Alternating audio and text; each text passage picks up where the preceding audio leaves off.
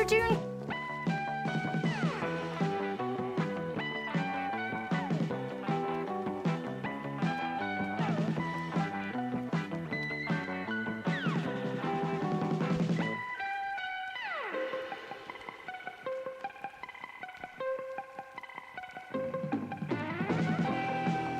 What you're doing?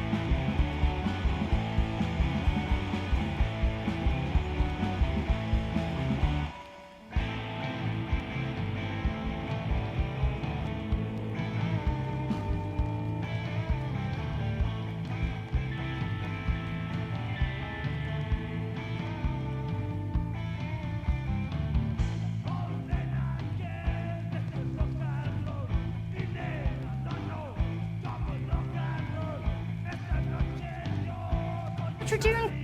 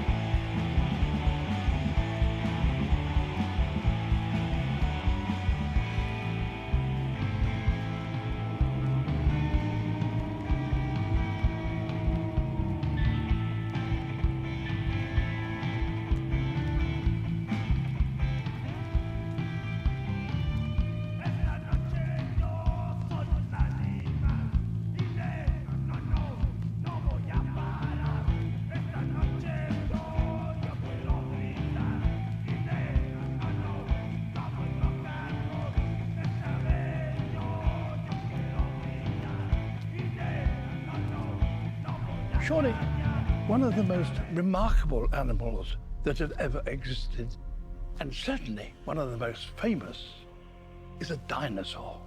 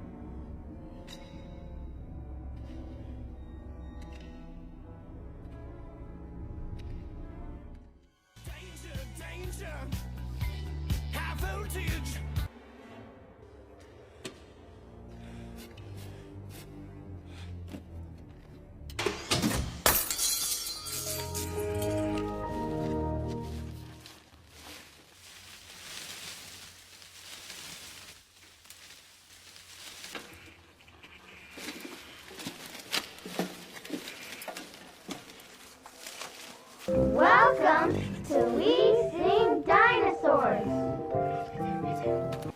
Deinonychus lived in the early Cretaceous period, after Allosaurus and before Tyrannosaurus rex. One of the most fearsome hunters wasn't big at all. He measured close to 10 feet long and only 5 feet tall. Deinonychus, with his powerful jaw. Deinonychus, with his terrible claws.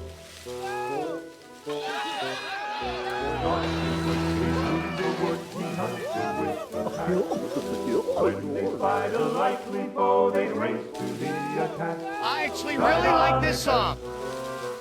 With his powerful jaw, Deinonychus, with his terrible This song claws. His arms were long to hold his prey, sharp claws were used to grip.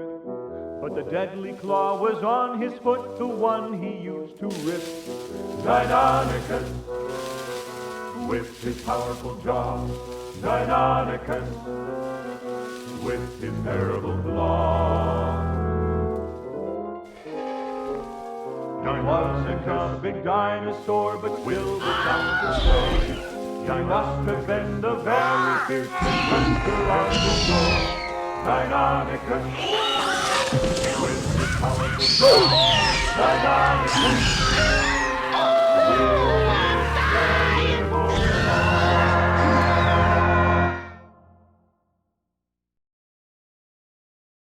Well, hello, everybody, and welcome back to Paleontologizing. It's really good to have you here today. Glad you could join me. And a very happy Thursday Birdsday to one and all.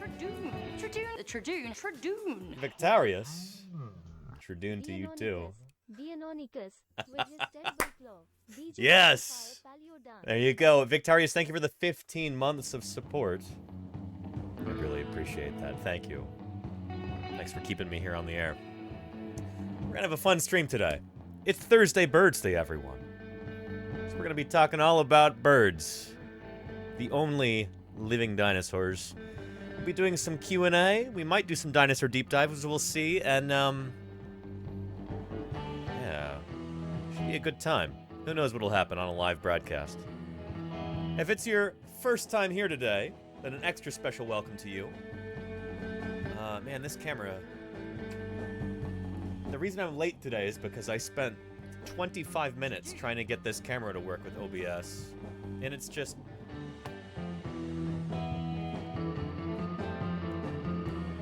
Hopefully the sound wasn't bad there. Anyway, yeah. Live broadcasts, open broadcaster, studios, OBS, yeah. You know how it goes. Anyway, welcome to Paleontologizing. My name is Danny Anduza. I'm a dinosaur paleontologist. You can probably guess looking at my office here. I work on dinosaurs.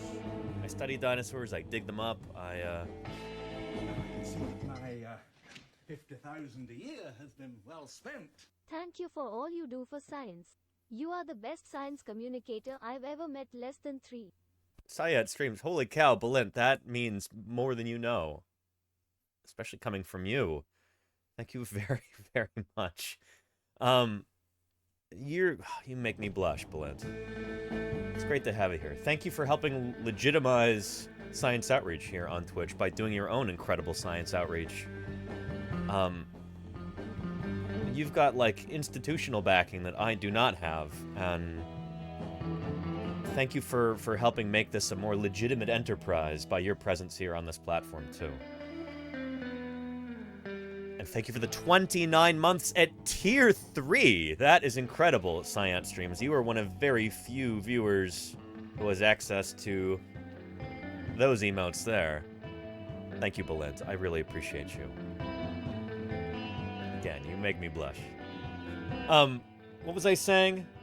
I'm Danny. I'm a dinosaur paleontologist. I study dinosaurs. I publish on them in the scientific literature. And I dig up dinosaurs during the summers. I was actually live streaming that this summer. If any of you are new here, and again, welcome, check out the VODs on YouTube. See some live dinosaur digs. They're no longer live. They've been recorded, but they were recorded live. Check those out. Dinosaurs are kind of funny. Salty Anchor, thank you for the follow. Welcome to Paleontologizing. It's great to have you here. Yeah. So if any of you have ever wanted to ask a paleontologist some questions, maybe about dinosaurs, because dinosaurs are what I work on as a paleontologist. Most paleontologists don't. We dinosaur paleontologists are actually few and far between.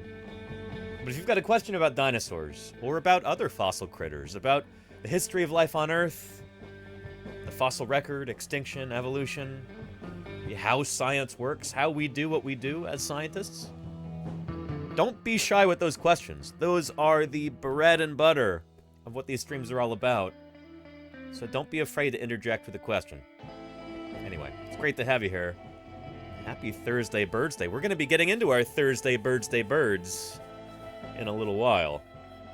Or a big while. It depends on what crops up here on this live broadcast, but I'm glad you're here. We're going to have a good time today. Let's check out the 3D printer. See what's on there right now. Ooh. You know what we were printing yesterday, more of our Tiktaalik. Printing the anterior torso, like the shoulders of the animal right now. And I'll show you in a little bit what the piece looks like that we printed yesterday. Yeah. And Thagomismer, it's great to have you back. Welcome, welcome. You have a headache? I'm sorry to hear that, but you'd be surprised what soothing can come from Thursday Birdsday. And Baja Smancer says dinosaurs might be dead, except for birds. Happy Thursday Birdsday. But paleontologists are sometimes live. Yeah, like right now. Yeah. Good stuff. Yeah. Anyway, let's go up through chat and say hello to everybody real quick. We've already lost the top of chat, but just going to continue down from Claire. Claire, how you doing? Welcome back. Good to see you, Claire. I need to send you that hard drive in the mail like we talked about. Maybe I can do that tomorrow morning. In fact, I have it right over here.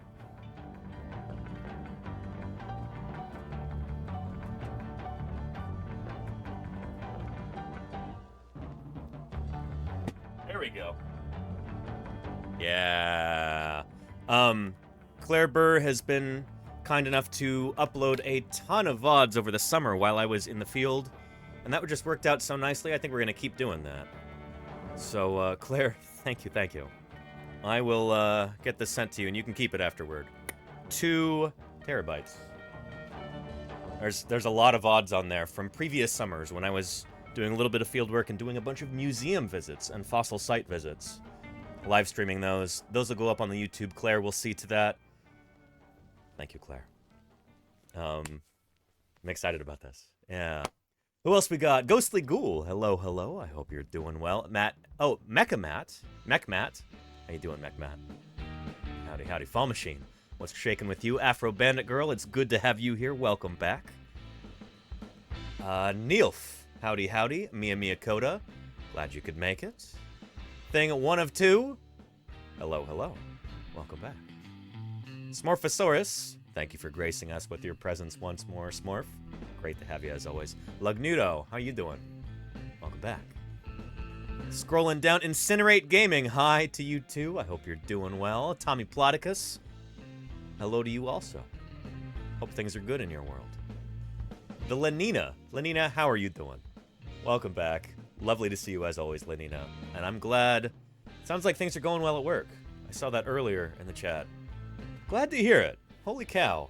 It's, so few people in this world have a situation where they, like, enjoy their work in their workplace, and I'm really happy for you about that, Lenina. It's awesome. It's rare. Go for Fluffernut. How you doing, Fluff? Welcome. Trappy Jenkins. Good to see you here, too. I'm glad you could make it today. Haraz, with the blue screen there. Yeah. Haraz, may blue screens never impose themselves on your monitors. That's my little blessing to you, Haraz. It's good to have you here. Okami Kuma, how are you doing? Welcome, welcome. Yeah.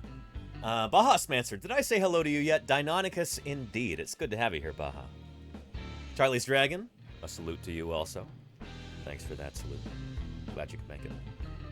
Nerdy Noodle, how are you doing? Welcome to Paleontologizing. It's funny, that username I'm not super familiar with. Have you been here before? You've probably been here before. I'm just now reaching that threshold where it's like it's hard for me to remember who's been here and who's not. So I apologize if we've had conversations before, Nerdy Noodle. I've forgotten them, but welcome back. It's good to have you here. Welcome back to Paleontologizing. Yeah. We might have to adjust the color on this scene here. It looks a little green right now. But, you know, we can blow up that bridge after we cross it. Green Herring, how are you doing? Welcome, welcome. The sleepiness is real this afternoon, says Green Herring. Getting some coffee so I can stay awake for Birdsday. All right, Green Herring. Excellent. My Thursday Birdsday bird. I don't know which photo I'm going to use yet, but they were both very, you can barely see the birds. And that's okay, you know? Yeah. And Lenina says, my dinosaur deep dive was a burb. What was that, Lenina? Did I miss it? Repost that, Lenina, so I could see it. Let me know, because I don't want to miss that. We'll get to everybody's Thursday Birdsday birds in the Discord. I'm excited about that. Science Stream's wonderful to see you, too. Hello, hello. And Dr. Irrefutable says, why, if it isn't Twitch's foremost paleontologist, where?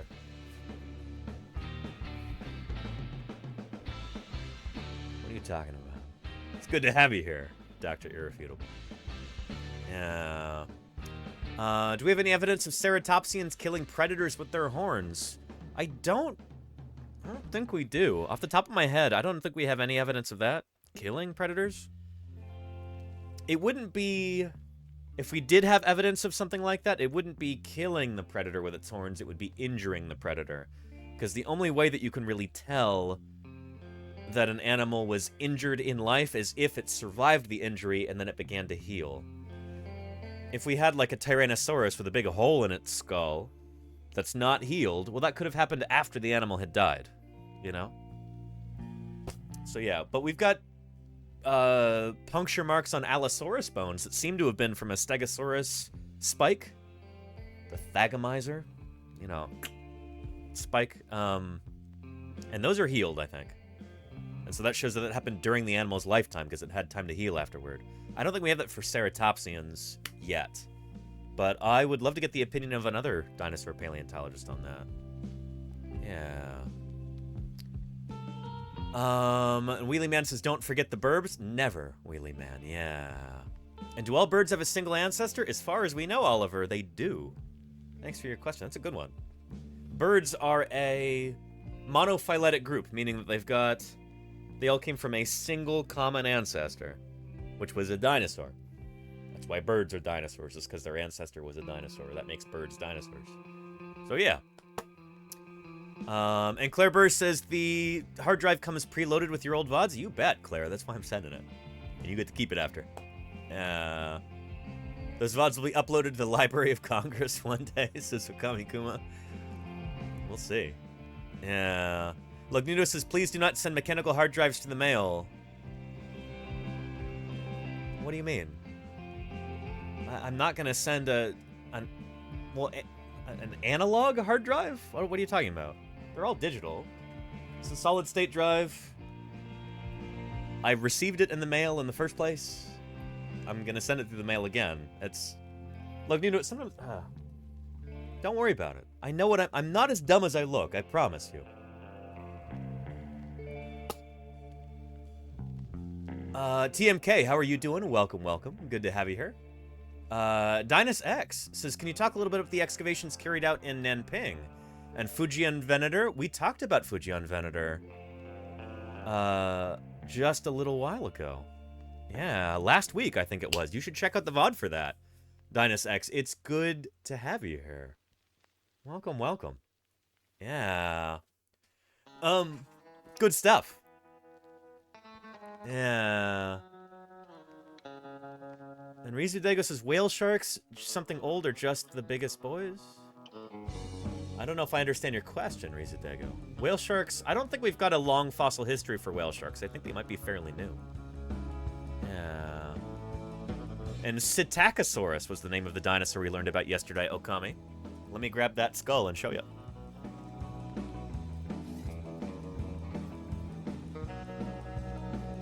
There we are. Psittacosaurus. Very excited about that. What a beautiful little dinosaur skull.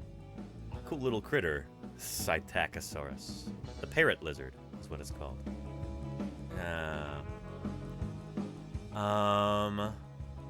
And blue screens are rare these days and usually not without any real problems afterwards. Right, Haraz, I got a blue screen last weekend. Computer was fine after I restarted it. So yeah. Eos squamata. That's right, Lenina. We'll talk about that. Yeah.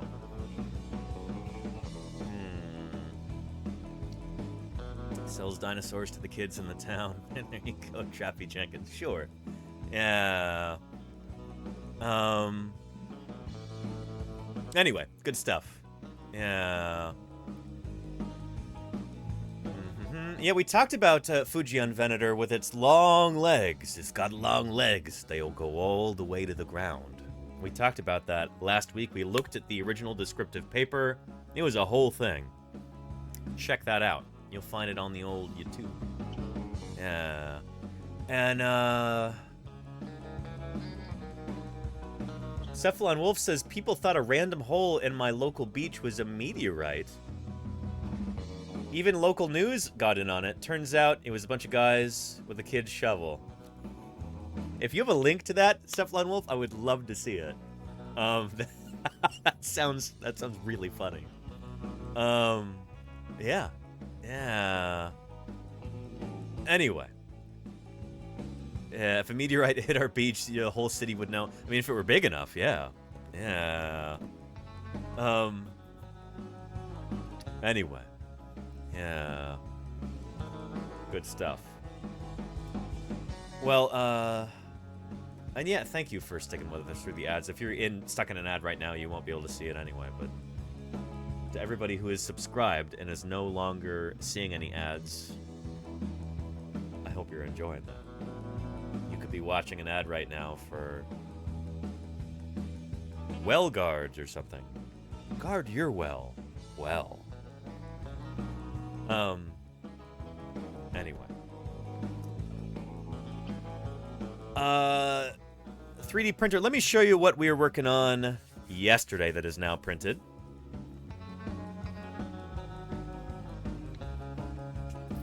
Here we go. Yeah. This is our snout of our Tiktaalik that was printed on yesterday's stream. Like that. So one piece was here, one piece was here, printing like that. We will stick these together. I'll be working on this after stream today and attaching the other pieces. But this is our lovely fishapod. Our a nice transition between aquatic fishes and land-living tetrapods. Hence, fishapod. Really spectacular. Spared no expense. Afro Bandit Girl, thank you. Gifted a tier 1 sub to Sundi's 86. Thank you, Afro Bandit Girl. I really appreciate that. Holy moly, look, we are off to the races. That's our first sub goal of the day, or first sub of the day, on our way to our sub goal. Thank you, Afro Bandit Girl. Yes. Anyway, this critter. Well, shoot. Let's watch a little video about it for those of you who are not in the know about this incredible critter. You've probably seen memes of it, maybe? Yeah.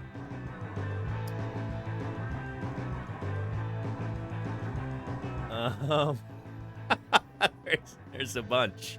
Oh, hang on a minute. Got two of them. Hey, shoo. There we go. Yeah.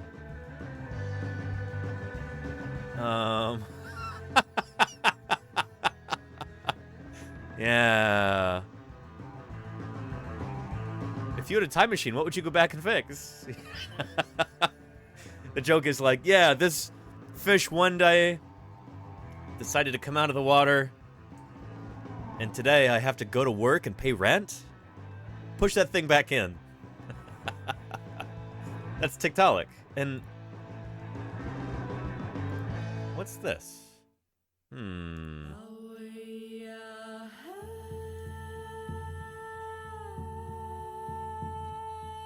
Yeah, give me a second here. And let's get this optimized for a streamin'. Yeah. The iconic four-legged. Here we go. Yeah. Play. The iconic four-legged fishapod that first transitioned from water to land 375 million years ago. Yeah. Most variations show Tiktaalik poking its head out of the water and ready to crawl ashore, while an out-of-frame hand threatens it with a stick.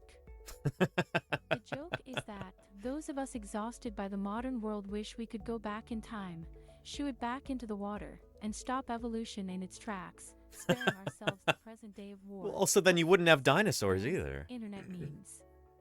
As it turns out, one of Tiktaalik's close relatives did just that, opting to return to living in open water instead of venturing onto land. Lungfishes. A new study by University of Chicago professor Neil Shubin, who co-discovered Tiktaalik in 2004, describes a fossil species that closely resembles Tiktaalik.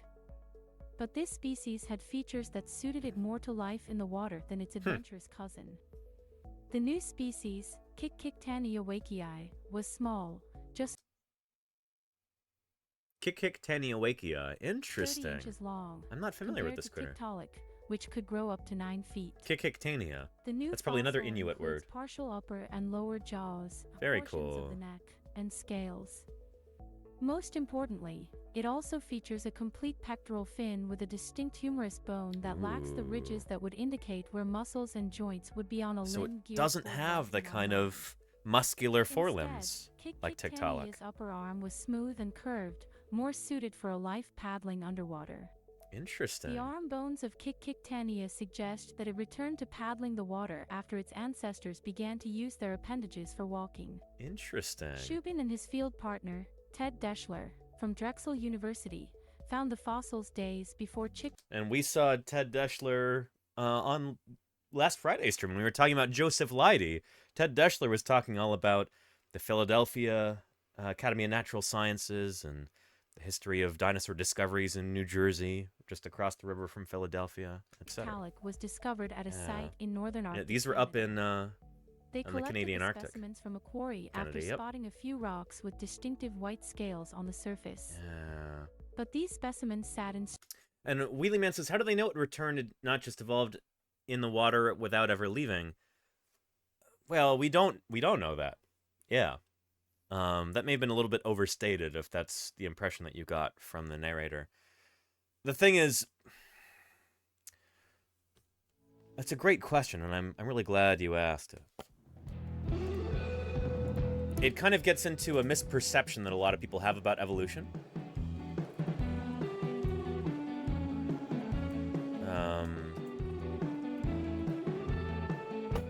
Yeah.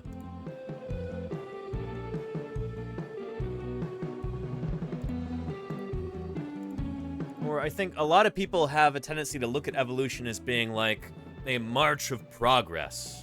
Rampaging in an unsuspecting world. Living creatures. Octavius King? Holy cow. What lives will they destroy? What depths of panic and terror will they create? Oh no! Little ornithischian dinosaurs. Octavius King. And their 61 raiders have arrived to wreak some sweet havoc. How did your stream go? I hope it was really, really good. Welcome back to Paleontologizing. What's shaking with you? If any of you are not familiar with Octavius King, then go check out their channel right now.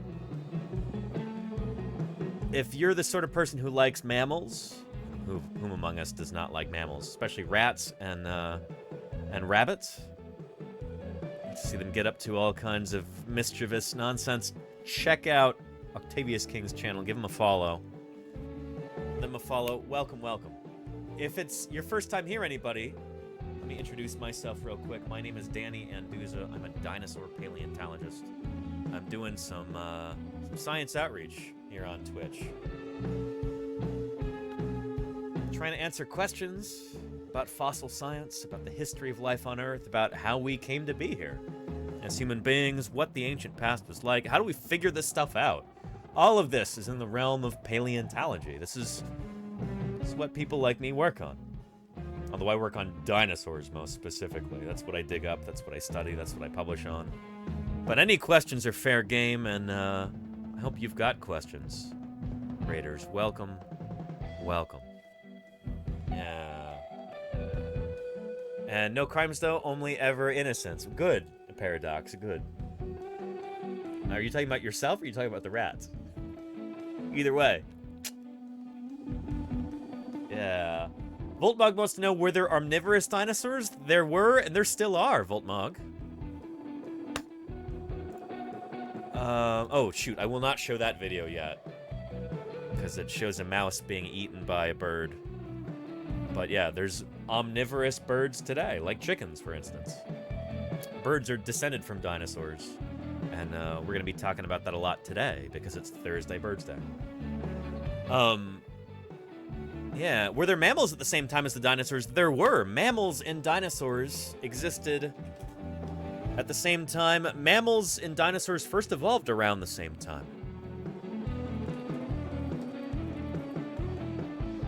Yeah. But the thing is, during the age of the dinosaurs, from the Triassic period up until the end of the Cretaceous, mammals were mostly little squeaky things, you know? Little mouse-like, shrew-like critters.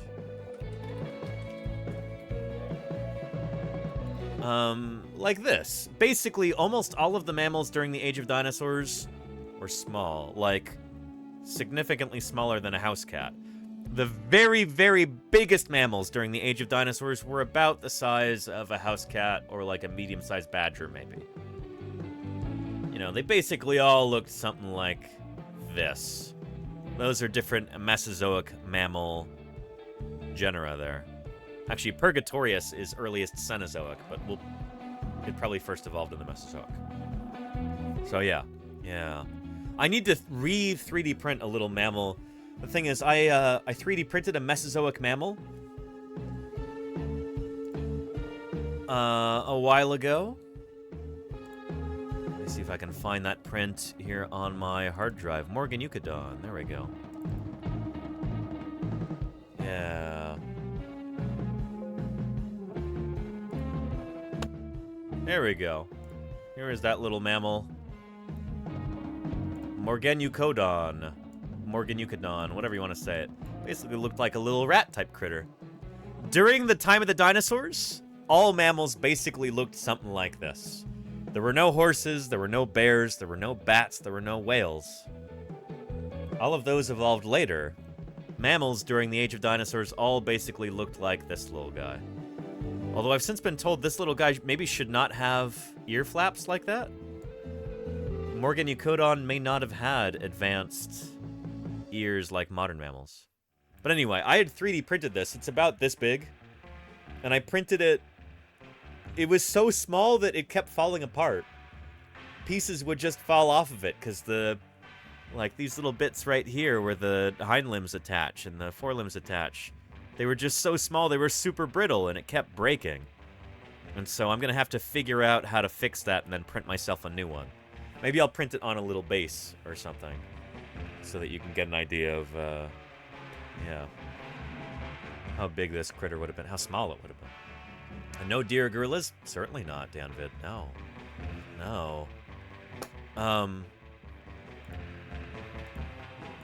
Anyway. Yeah. Maybe we can actually... Can I find a video about Mesozoic mammals real quick? Yeah.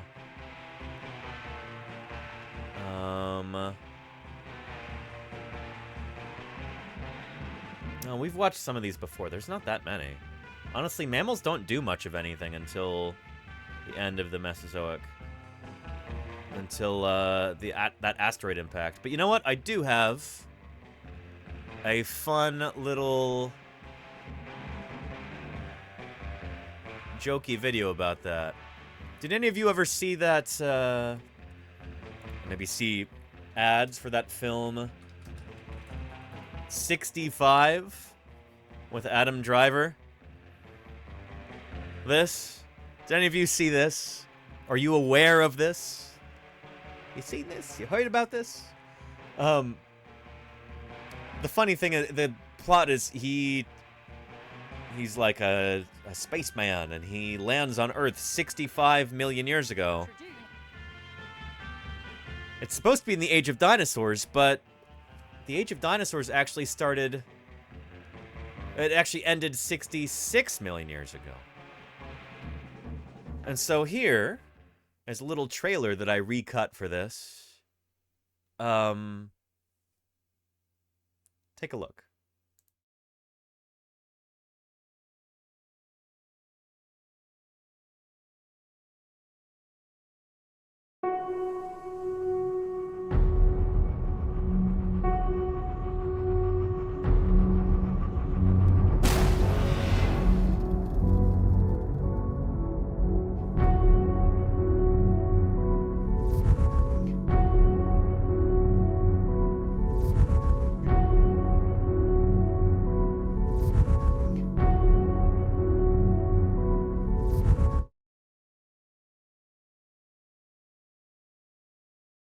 Location unknown.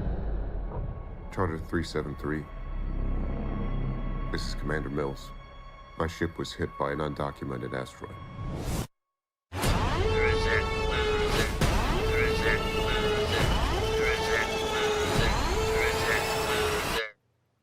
Send help.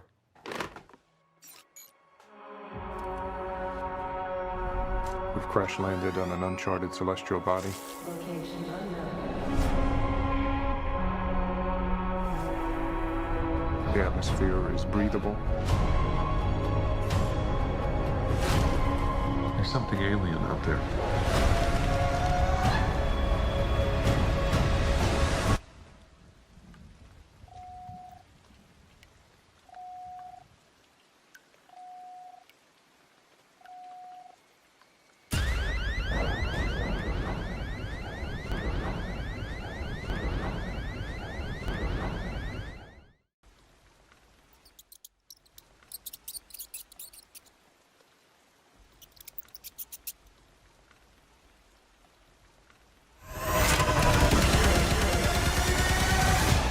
You need to be quiet. Quiet. And move.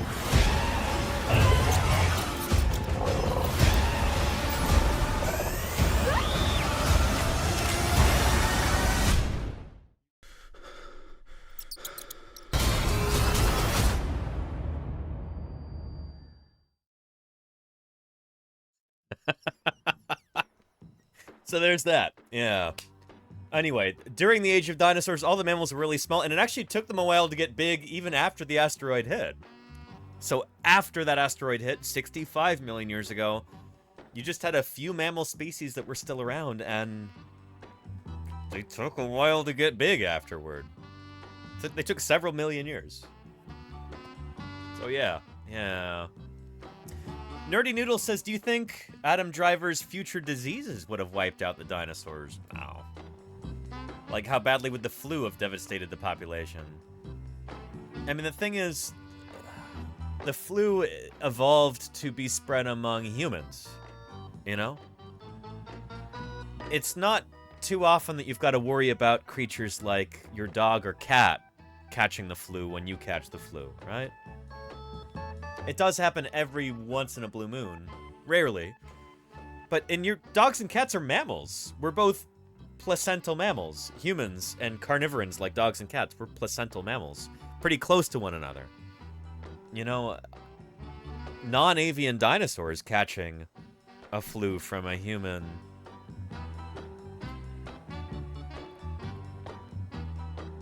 Not super likely, I would think. You know? Yeah. And Charlie's Dragon makes a good point, actually. Synapsids were on top in the Permian. The Great Dying, the Permian extinction, just led to a few 100 million years of dinosaur intermedium before we got back on our game. And you know what? Maybe the dinosaurs will return once again when humans are done destroying the planet. We'll have to see. Maybe you'll have giant ground-running descendants of crows and ravens that become top predators after we devastate Earth through climate change. Who knows? Yeah. Anyway, and they referenced the trailer at DragonCon. Did they? Do you have a clip, Rizudegu? Thank you, Lenina, for reposting that. If you have a clip, I would love to see that. Holy cow. That would be excellent. Because I posted that to YouTube, and it got some attention, I suppose. Not as much as I would like. But, yeah. Yeah. I did get quoted in an article about it. Yeah. I was contacted by a journalist for Business Insider magazine.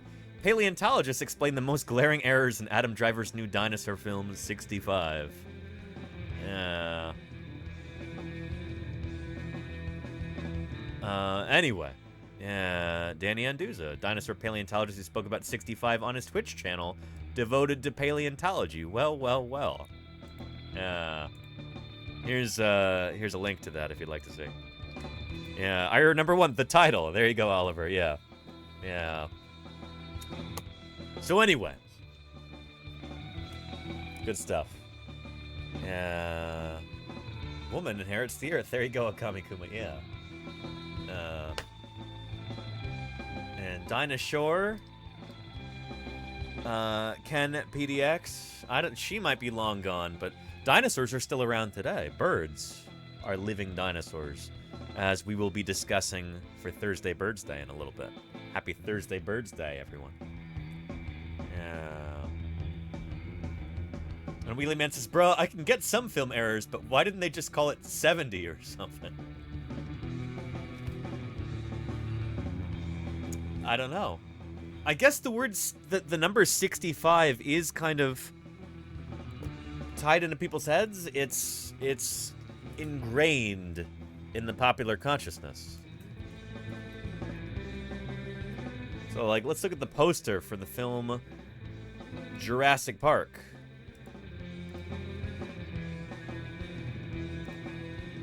There we go.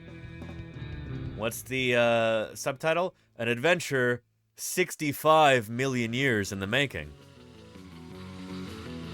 Which is really funny, because 65 million years ago, we used to think 65 was the date of the asteroid impact, 65 million years ago. It's been updated to 66. Some people actually right here in the beautiful sunny San Francisco Bay Area actually helped to revise that date. There's a geochronology team, the Paul Rennie Lab in Berkeley. Berkeley is just over that way. At the University of California, Berkeley. They were able to actually get some more precise dates on the asteroid impact, figure out it wasn't 65 million years ago. It was 66. And with any luck, we might actually be able to interview one of these geochronologists, which would be super cool. Shoot, that reminds me, I gotta check my whispers.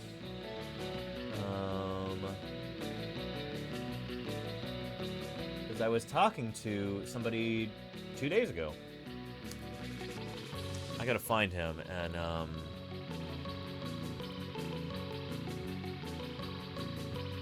yeah. There we go. Paul Rennie is the head of the laboratory here. And let's see, graduate student. What's his name? It would help if there were pictures.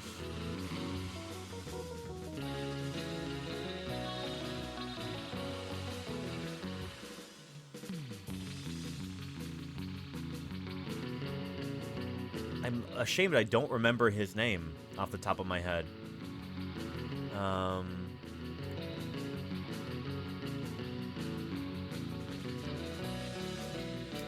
Is that him right there?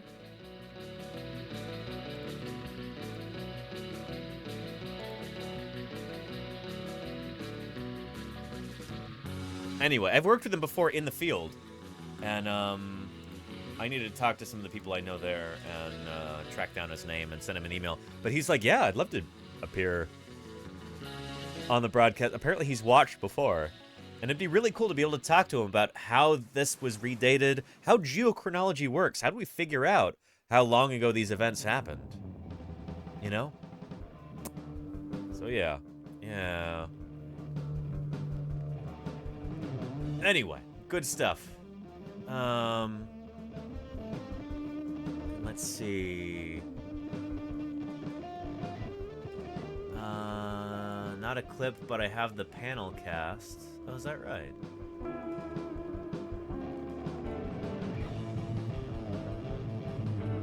Will Harris, David Moscato, Trevor Baget. I can't say I'm familiar with any of those names. But, cool, Rizu Dago. Thank you, thank you. Yeah. Charlie's Dragon says, although I'm sure the date was 67 million years ago when I was a kid, I don't...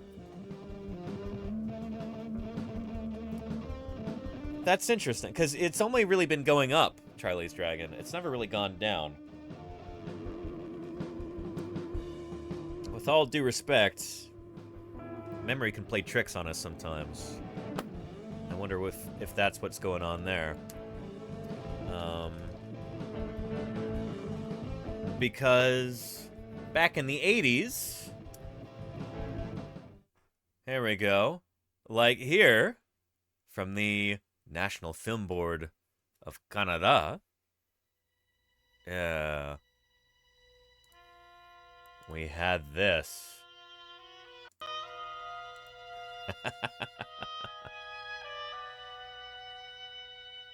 This 64 million years ago. This is from, what year was this first made? 1981. World, 64 million years ago. We now know it was 66. It's supposed to be the very end of the Age of Dinosaurs. America were underwater. Yeah.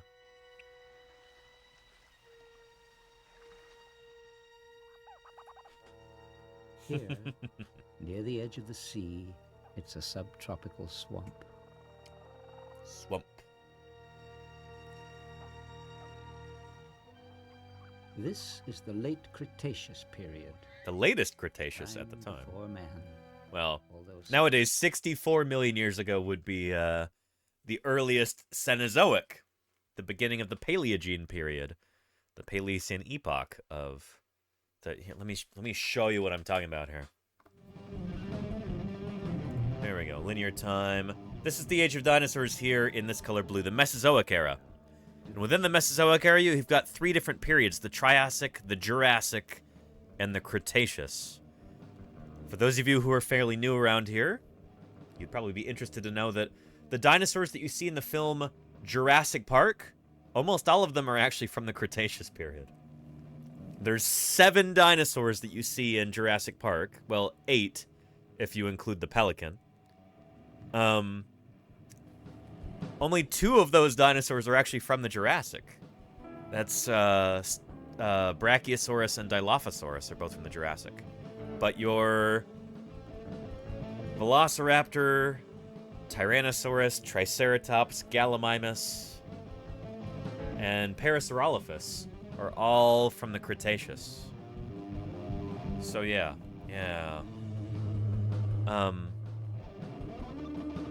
Anyway. Yeah. 64 million years ago would now be firmly in the Dainian stage of the Paleocene epoch of the Paleogene period in the Cenozoic era, the age of the mammals. Although you could really make an argument it's really the age of the birds, because birds outnumber mammals like 2 to 1 in terms of species. But, anyway. But you could say mammals are the dominant land animals on Earth.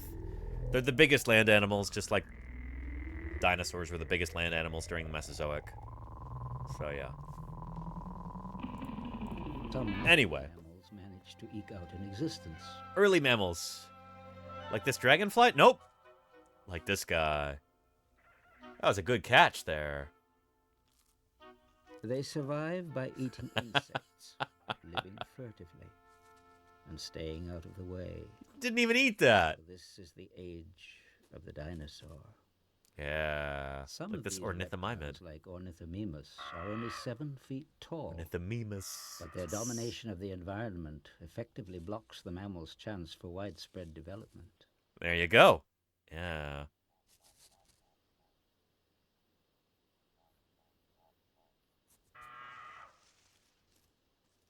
This guy should have feathers now. All over his body. So this critter right here, Ornithomimus. Ornithomimus here, should now look something like this. There we go. Should be even more bird-like, more ostrich-like. Yeah. That's a wonderful depiction of this creature. Really, really nice. Look like a big weird emu or something with arms. Oh yeah. Yeah. That a dinosaur has legs for days? There you go. Yeah, Nerdy Noodle. Yes, indeed. It's a long, leggy critter. Even as a juvenile. It's got those long, leggy legs. We think these were some of the fastest of the dinosaurs. Just like ostriches today are the fastest animal on 2 legs. These guys also would have been very, very fast. I mean, shoot, in honor of Thursday Birdsday.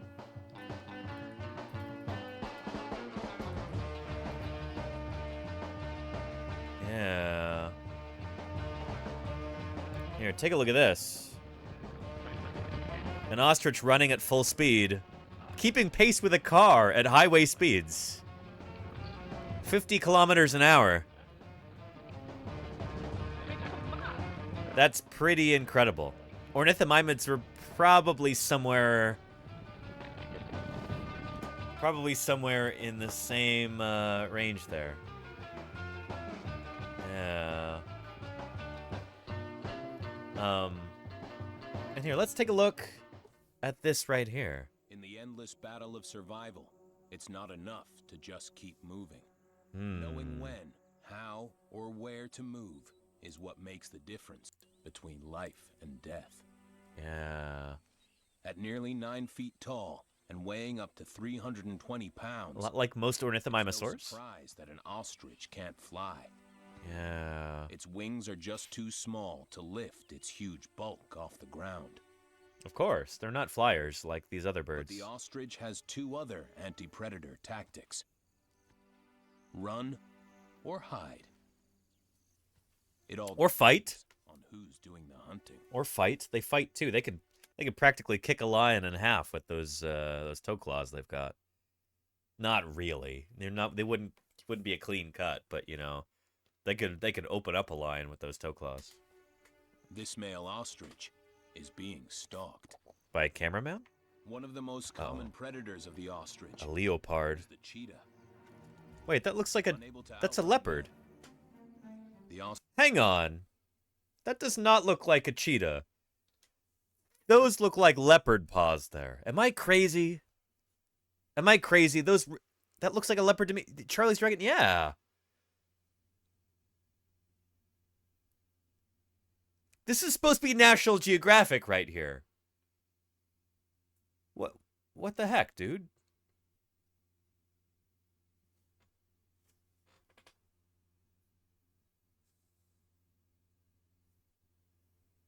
That's not ideal. That's not ideal. One of the most common predators. That's a leopard. That's either a leopard or a jaguar. It looks more like a leopard to me. Is the cheetah. That's a leopard. Unable to Look at the way it holds its tail. That's a leopard. outrun them, the ostrich will... And National Geographic did run lemmings off a cliff for a story. Spartan, that's a true story, but it wasn't National Geographic. That was Disney Corporation who did that for their Wonderful World of Color back in the 50s or 60s, I think. Yeah. In fact, here. Yeah. On Snopes.com, did Disney fake lemming suicide for the nature documentary White Wilderness? True! There's a link right there if you'd like to read about it. That is wild. Yeah. Anyway. will choose to hide in the long grass.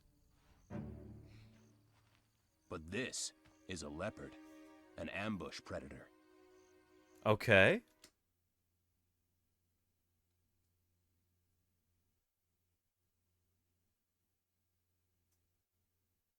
It is a leopard. Yeah, that's what we thought. Why did they say it was a cheetah at first?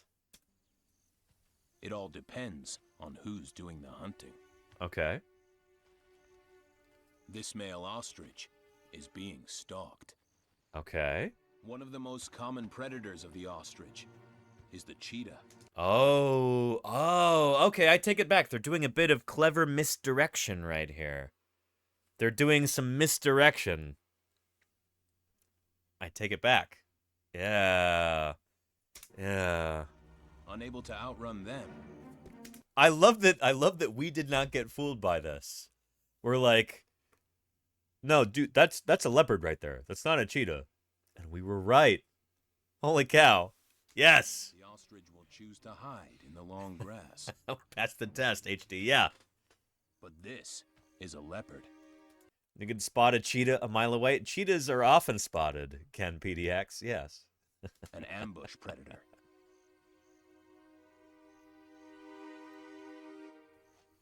A hide-and-seek maestro. Pretty kitty. There you go, Charlie's Dragon. Yeah, they are pretty. So the ostrich switches strategy. Yeah, run. With a top speed of 43 miles an hour. It's Cool the boy. fastest animal on two legs. Yeah, faster than Usain Bolt. Like twice as Elasticated fast joints almost. and tendons that store huge amounts of energy. Give the ostrich its speed and unique spring in his This ostrich goes faster than some cars that I've owned. leaving Well, not right almost there, all but at top predators speed. behind, with a flurry of feathers. Pretty cool. It's a pretty good alternative to flying. Even faster than you, Gimpleg?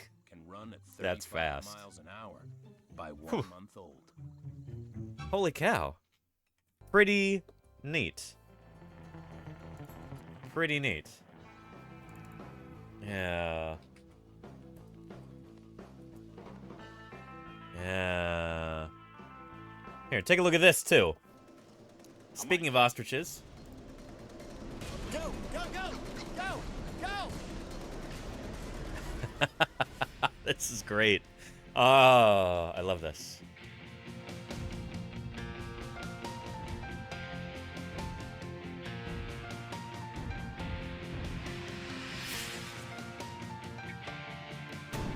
Yeah. Not even close. Look at how fast that bird is. Faster than a world-class athlete. No contest. The ostrich left Dennis in the dust without even trying. That bird Yeah. Well, I ended up going top gear because the ostrich started moving. I was trying to get away from it. Dennis's top gear is nowhere near as fast as the ostrich's. Yep. Here's why. Ooh. Speed is a product of downforce in stride length. Mm-hmm. With each step, the ostrich produces an explosive 1,900 pounds of Australian force to bolt. propel There it you forward. go, Bennington, yeah. That's more than twice as much as Is the it owing 900 money? pounds a human can generate. It's a pride thing, Mayor Space. The ostrich's ability to produce force rapidly was remarkable. We're talking the fastest numbers we've ever seen, and over 2 times What is this about? What? There's like a specific intonation that like football guys on football broadcasts, they sound a certain way, and I want to learn how to do this because it's almost like news broadcasters will do a similar kind of thing where I don't know, as somebody who does broadcasts 5 days a week, makes his living in doing this,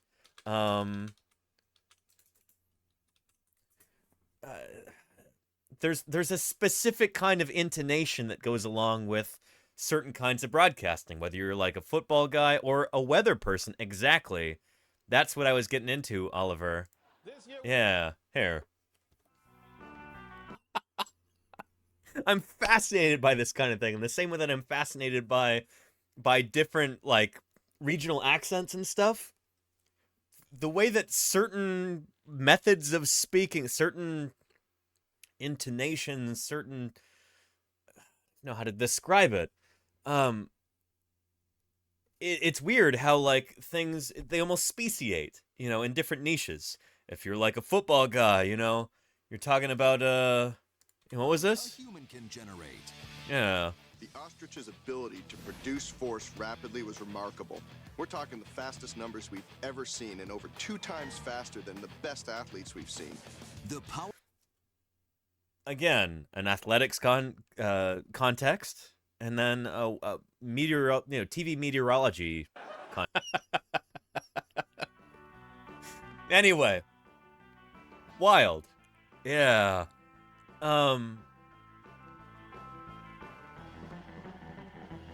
Interesting.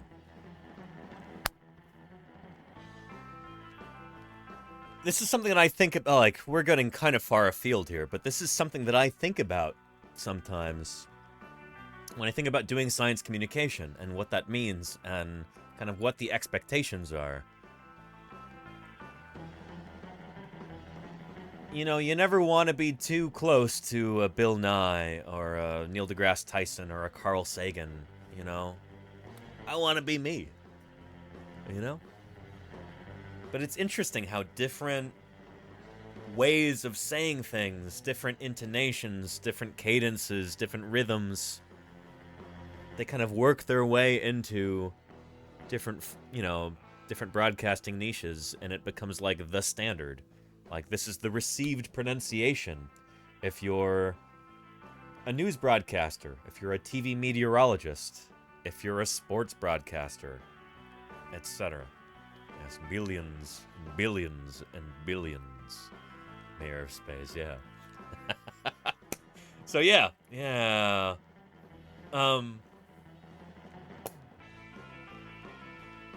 Anyway. Retroflex consonants? I don't know what that means, Brennington, but I suspect you might know more about this kind of thing than I do. Yeah. Anyway, let's continue with our ostrich video here. Powerful downforce allows the ostrich to take a stride up to 16 feet long, nearly 3 times greater than Dennis's. Yeah. This amazing power and massive stride is why these birds are, in fact, the fastest 2-legged creatures on the planet. What's more impressive is that even though Thelma breezed to victory going 26 miles per hour, her top speed is a blazing 45 miles an hour. 45, 43, you know. All, but he's no match for the fastest creature. What's a few miles per hour between paleonaths? I got him, but when I started chasing him, he was playing with me like your kid trying to catch you. You just like kind of play with him until they get close and you run away from him. The ostrich was totally just playing with me today. Final scouting report: great speed in the 40, but she's got no hands. Well, sure. Yeah. Anyway. Yeah. Jerry at Rick says, you'd love my English regional accent. Where in England are you from, Jerry at Rick? You from the West Country? You from the North? You from the South? Where are you from? I am fascinated by this kind of thing. I really am. Yeah. Lordy, how are you doing? Welcome back. How are you doing today, Lordy? It's good to see you. How you doing? What's the fastest neonath land speed? That might be... It might be the Roadrunner there, Gimpleg.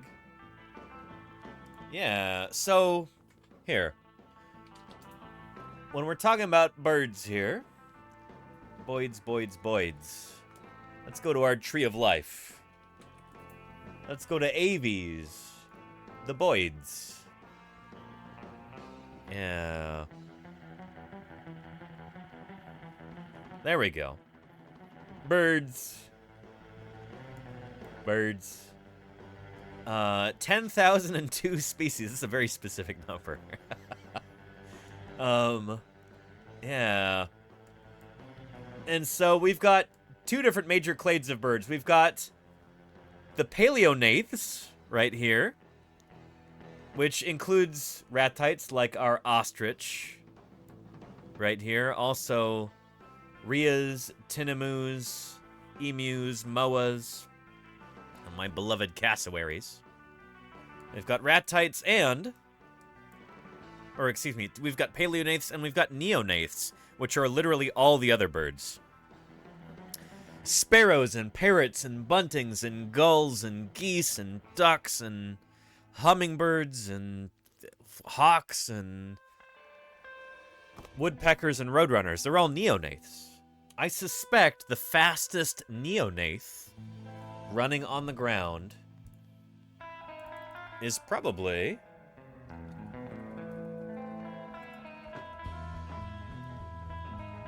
this critter. Yeah. Check this out. The dinosaurs' real descendants are birds. Yep. Because they fly, we rarely notice that they walk on two legs like we do. But the Roadrunner is an exception. Its comical human-like gait made it a cartoon character. Yeah. Meep meep indeed. To save energy for its sprint, the Roadrunner exposes a solar panel. This dark skin patch raises its body temperature. That's pretty cool, actually.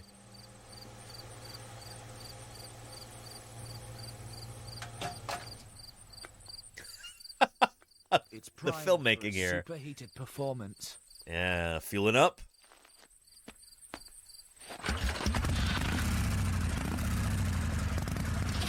They're so neat, aren't they, Ken? Welcome back, Ken. I don't get to see nearly enough Roadrunners. To the Roadrunner, our open roads are racetracks, good for chasing insects and lizards. Yeah. This is probably the fastest neonath on land. If our legs moved this fast, we would overtake any speeding bike. Yeah. Very cool.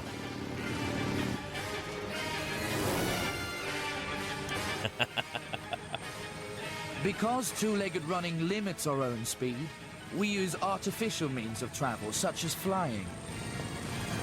But even though it can fly, the strange Roadrunner chooses to run on two legs for speed. I can see why running's fun. Yeah. Our machines take us ever faster, and we sometimes filmmaking. pay the price. Uh-oh. But when Busted. we smile at the Roadrunner's bipedal running, are we recognizing our own weird nature?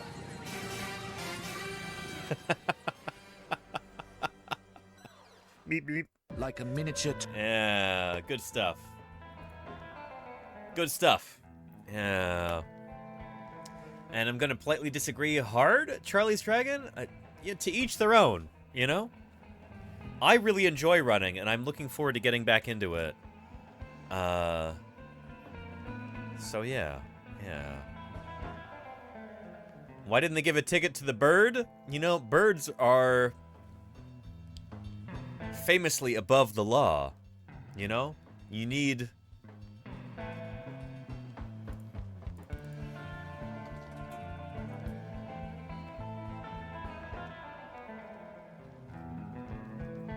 You know, famously, you need someone who is well-versed in bird law.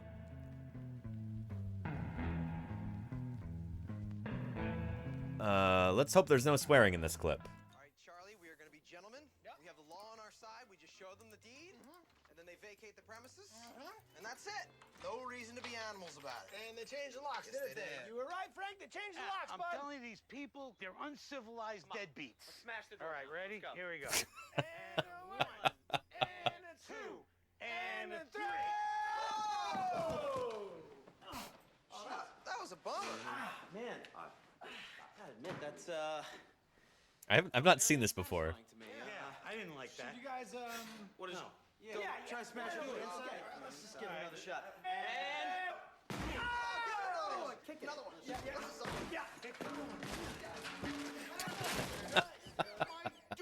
My door, deadbeat. My door. And what's the shyster lawyer doing here? Oh boy. So nice to see you again, Mr. Reynolds. I see that you're still just Is that the legal eagle guy? No, he's different. horrible. Yes, you're horrible too, and I hate your tie. Hey, You know what? This family Murder. behind me has 90 days to vacate. Until then, you can't touch them. That's bullbird, man. What do you got Let me there? handle this, Frank. It's not Nah, Bullbird. I'll He's tell you making a that few right good now. points. Yeah, Look, buddy, crap. I know a lot about the law and various other lawyerings. I'm well educated, well versed. I know that situations like this, real estate wise, they're very complex. Actually, they're pretty simple. The forms are all standard boilerplate. Okay, well, we're all hungry. We're gonna get to our hot plate soon enough. All right, let's talk about the contract here. I forgot. Where did you go to law school again? Well, I could ask you that very same I question. went to Harvard. Ah. How about you? Where? Yep. I'm pleading the fifth, sir. I'd advise that you do that. And I'll take that advice into cooperation, all right?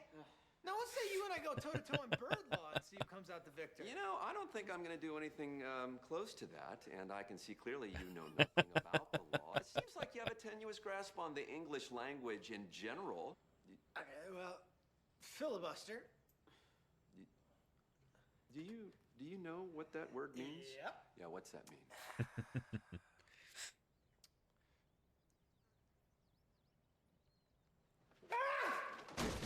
Oh, I thought it was gonna be more about bird law. I've heard all about bird law, and this clip did not deliver. I'm a little disappointed, gotta be honest. Anyway. A kangaroo court. There you go, Brannington. Yeah. What this does remind me of, actually, is...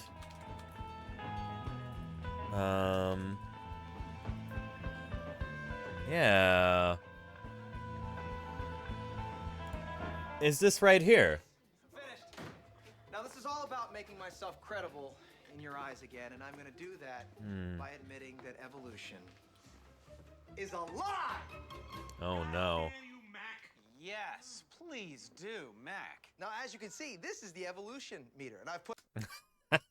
Anyway, there was apparently an episode about this. I've seen these clips before. This is something that we're going to be talking about in more serious terms toward the end of the month.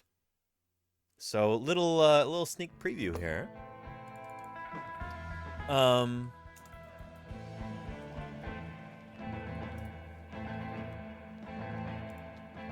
There's an interesting anniversary at the end of, toward the end of the month here. It's actually on my birthday. But we will be talking about this. We might even be doing an interview with another paleontologist about this. I still gotta confirm that with him. But we'll be talking about this. A dirter. Saying that you don't believe in evolution is almost saying we don't believe that the Civil War ever took place in the United States. Yeah. An extraordinary court case ignites a small town. This is a great documentary.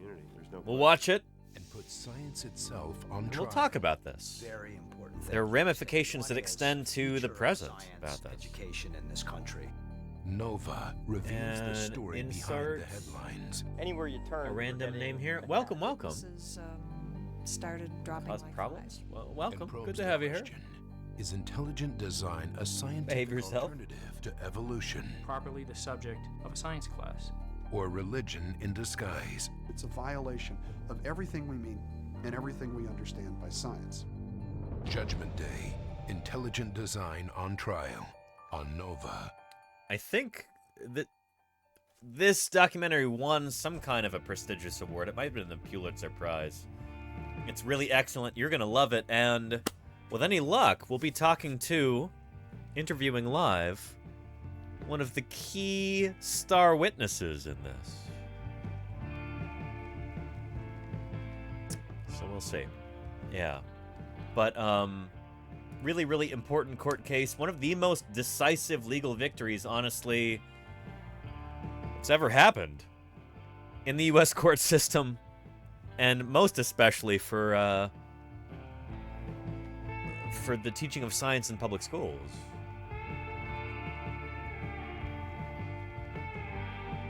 You'll see what I mean when we get to it.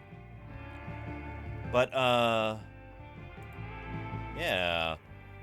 One of the critters that will be brought up during this documentary is something that we are currently 3D printing to bring it back to this. And, it says right here, Tiktaalik. In northern Arctic Canada. They collected the specimens from a quarry after spotting a few rocks with distinctive white scales on the surface. Yep. But these specimens sat in storage, Tiktaalik. mostly unexamined, while the team focused on preparing Tiktaalik. Yeah, Tiktaalik is our star. This is the critter that we've been 3D printing. I've got two beautiful pieces of this animal right here that we printed yesterday. We are printing more of it. We are going to have a gorgeous Tiktaalik specimen by the end of the week, I hope. In March 2020, Justin Lumberg and Tom Stewart, postdoctoral researchers at the University of Chicago, CT scanned one of the larger rock specimens and realized that it contained a pectoral fin. They could hardly believe it when the first grainy images of a pectoral fin came into view, said Lumberg. Very cool. Unfortunately, it was too deep inside the rock to get a high-resolution image, and they couldn't do much more with it once the pandemic forced labs to close. When campus facilities reopened, they had access to equipment that could trim pieces off the specimen and produce a better image. The resulting images revealed a complete pectoral fin and upper limb, including the distinctive humerus bone. And Octavius King, there was an actual court case between... I know you don't mean this way, but the term evolutionism almost makes it seem like... I don't know, I kind of cringe at that, you know? It's science. We know that living things evolve. They change through time. It's not an ism. It's not like a philosophy, a religion or something like that. You know, it's just science. It's what the data shows. But yeah, there was a really, really important court case in 2005, the Kitzmiller versus Dover trial.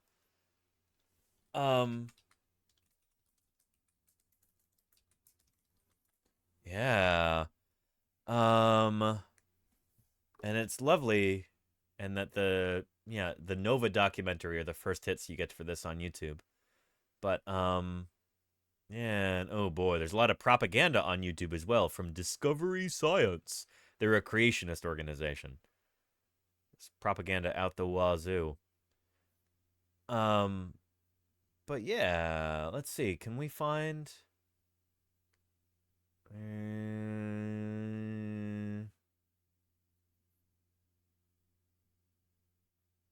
I don't know if we're gonna... Honestly, the best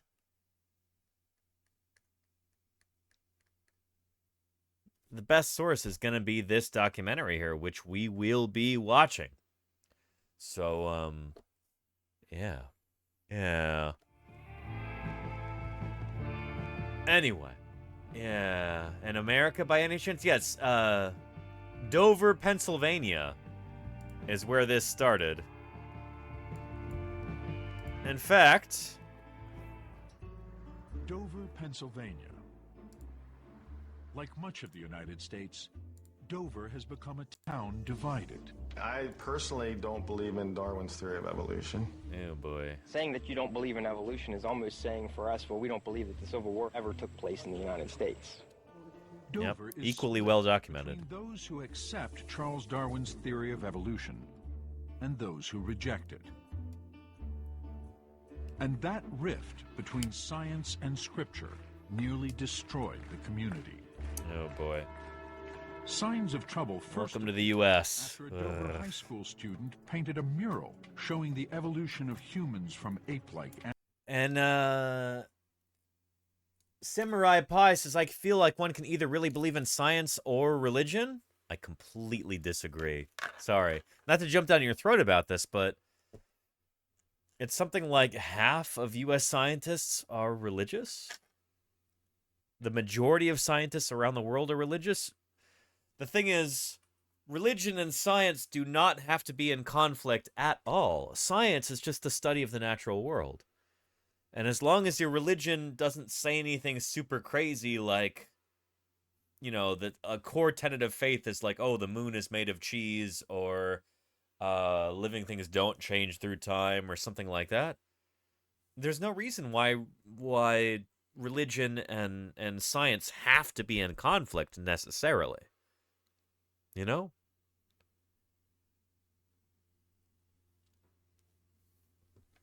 It's like saying that religion and, I don't know, gravity have to be in conflict. Or religion and car repair have to be in conflict. It's like, I'm sure there are plenty of mechanics, car mechanics in the world who are religious. The fact that they're religious, that they, you know, they believe in some sort of higher power or something like that, it doesn't have to be in conflict with the fact that they repair cars and understand how they work. In the same way we study the history of life on Earth as paleontologists, you know, we study fossils. That does not have to be in conflict with, you know, any kind of, well,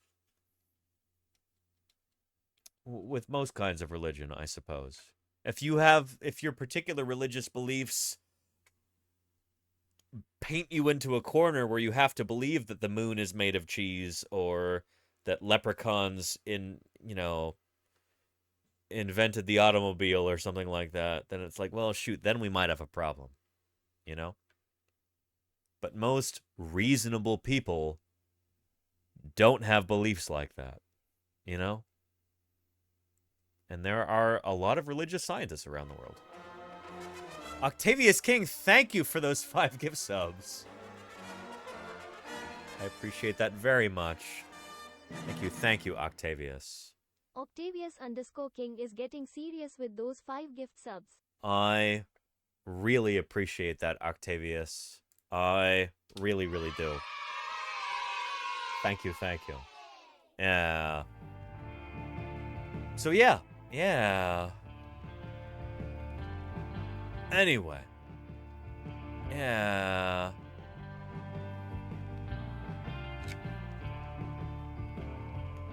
Anyway. So this is something we'll be talking about more when we get into this here toward the end of the month. Ancestors. It was a lovely piece of artwork, very well done artistically, and it did not offend me in any way. But some in Dover were offended by the idea that humans and apes are related. Oh boy. And that mural was and Jayco 5000, thank you for those 5 gift subs. Jayco 5000 is getting serious with those 5 gift subs. I really appreciate that, Jayco. Thank you. Holy cow, thanks to your generosity and the generosity of Octavius King, there are now 10 people total between the two of you, 5 each, who will not have to watch any ads for the next 30 days. Thank you very, very much for that level of support. I really appreciate it. Holy cow. Good stuff. Oh, good stuff. Excellent. Lovely. Yeah. Really appreciate that. Here. Signs of trouble first appeared after a Dover high school student painted a mural showing the evolution of humans from ape-like ancestors. It was a lovely piece of artwork, very well done artistically, and it did not offend me in any way. But some in Dover were offended by the idea that humans and apes are related. Oh boy. And that mural was removed from the classroom and destroyed. Flames soon spread to the local school board. Angry that only Darwin's theory of evolution was being taught, the board required students hear about a controversial idea at odds with Darwin called intelligent design. To just talk about Darwin to the exclusion of anything else perpetrates a fraud. But many say intelligent design is the fraud. Intelligent design is a science stopper. It makes people stupid. Yep. 11 Dover residents sued their school board to keep intelligent design out of the classroom. And almost overnight, Dover was catapulted to the front pages of the nation's newspapers. Yep. The front lines in the war on evolution. Yep. Tear communities apart. They set neighbor against neighbor. Nobody wants to do this. You do it when you have to. With Dover split down the middle, a federal court would decide if intelligent design is legitimate science or religion in disguise. And the verdict would have consequences that reach far beyond the classrooms of Dover. It's about religion, politics, and power. Up next on Nova, Judgment Day. Intelligent design on trial. Yes, and we will be talking about this at the end of the month. I think September 27th is probably when we'll start this. Maybe the 25th. We'll see. But yeah, we'll be starting it around the anniversary of the date that the trial started, which is right around my birthday, too. We're going to be having a super fun birthday stream there also. I got some new photos from my grandmother. Nana, if you're watching. Love you, Nana. It's good to see you here. Hope you're doing well. Photos of me when I was a kid, you know, with various dinosaurs and stuff like that. So I'll be showing off some of those on my birthday, too. It's going to be a lot of fun. But yeah. Anyway. But yeah.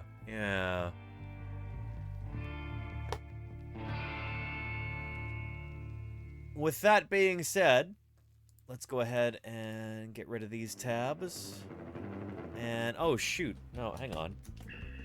We were supposed to get back to Tiktaalik here.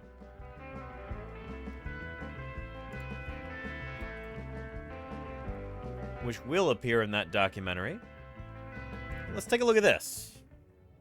Tiktaalik's heavy-duty fin still help to... This is the critter that we are 3D printing right now. Tiktaalik, I managed to clear away some of the supports on this, clean it up a little bit.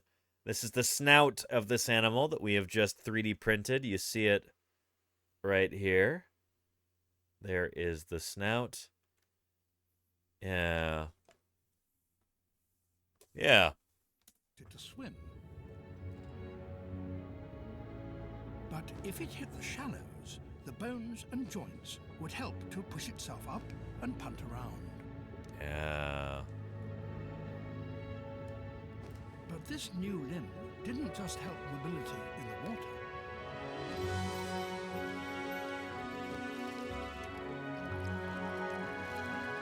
It became the driving force behind one of the most spectacular events in evolutionary history. The derp is strong. There you go, Ken. Yeah. The arrival of the first vertebrate animals on land.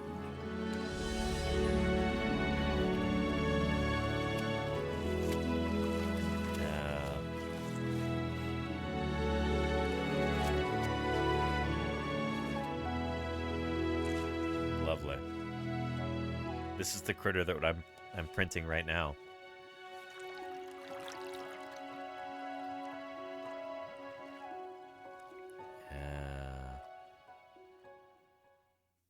Very cool stuff. Not Ichthyostega, but a different fischipod there. Shoot, maybe we'll find... Here's another quick video with Neil Shubin here about this critter. let's take a look. Yeah. And Lenina says, "Don't do it." Wait, what is this, Lenina?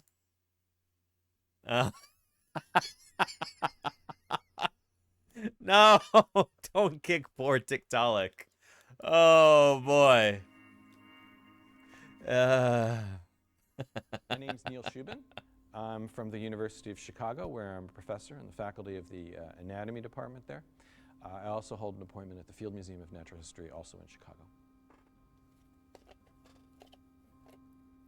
So you have to understand the setting.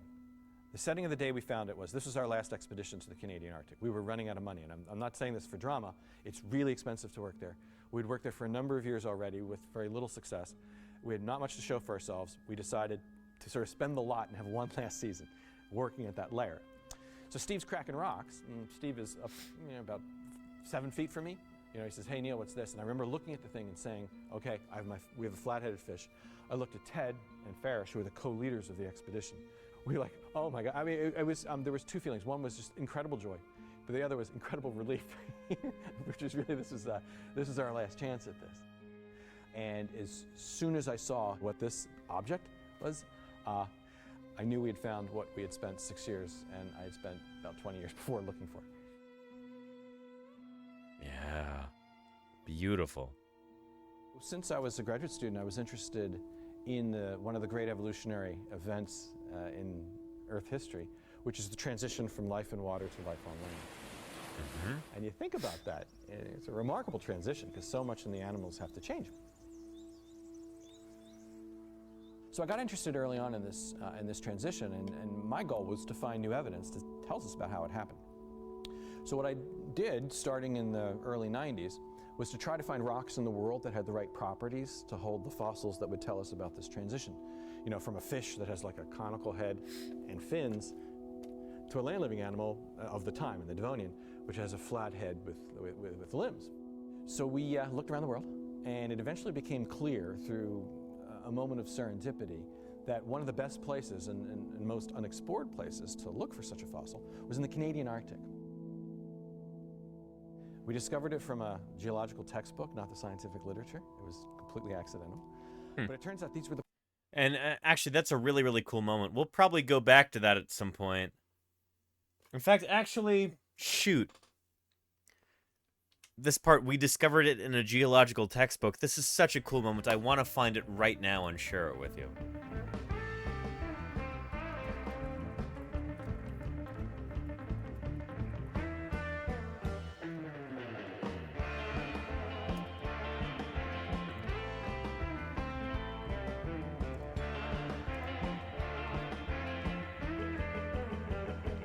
Here we go. Looking. And...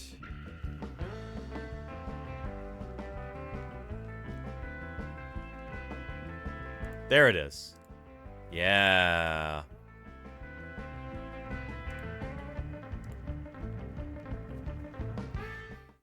Here we go.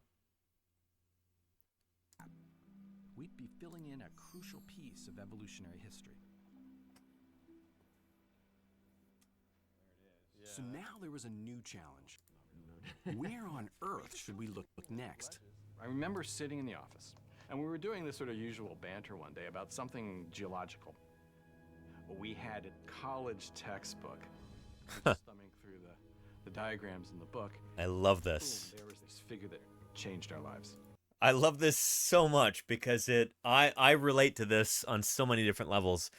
I've had moments like this with colleagues in the past where it's just... you're just kind of shooting the stuff with your colleagues. You're talking about this or that, and you pull a book off the shelf, and you're looking at some diagram, and then, bow! There's something that just kicks you right in the head, and you have a revelation. It's amazing. It was a book, and boom, there was this figure that changed our lives. Yeah. It was a map of North America, which highlighted 3 areas of Devonian rock of just the right type to hold fossil fish moving onto land. There were our Red Hill rocks in Pennsylvania. Been there, done that, worked on those very rocks. Then there were rocks in Greenland, which Jenny Clack had already searched. But it's that little. Finally, there was this strip across northern Canada, and these rocks were 10 million years older. I remember seeing that and saying to myself, holy cow, this is what we're looking for. My heart was racing when I saw that because no paleontologist had worked on that, expressly looking for early tetrapod. Then you dug out the aerial photos, and that's when I got kind of terrified. I remember seeing this for the first time thinking, you gotta be kidding me. You know, look at all this snow. How do you work there? Yeah, shoot. Yeah. All right, so 1, 2, 3, 4, 5, 6, 7, 8.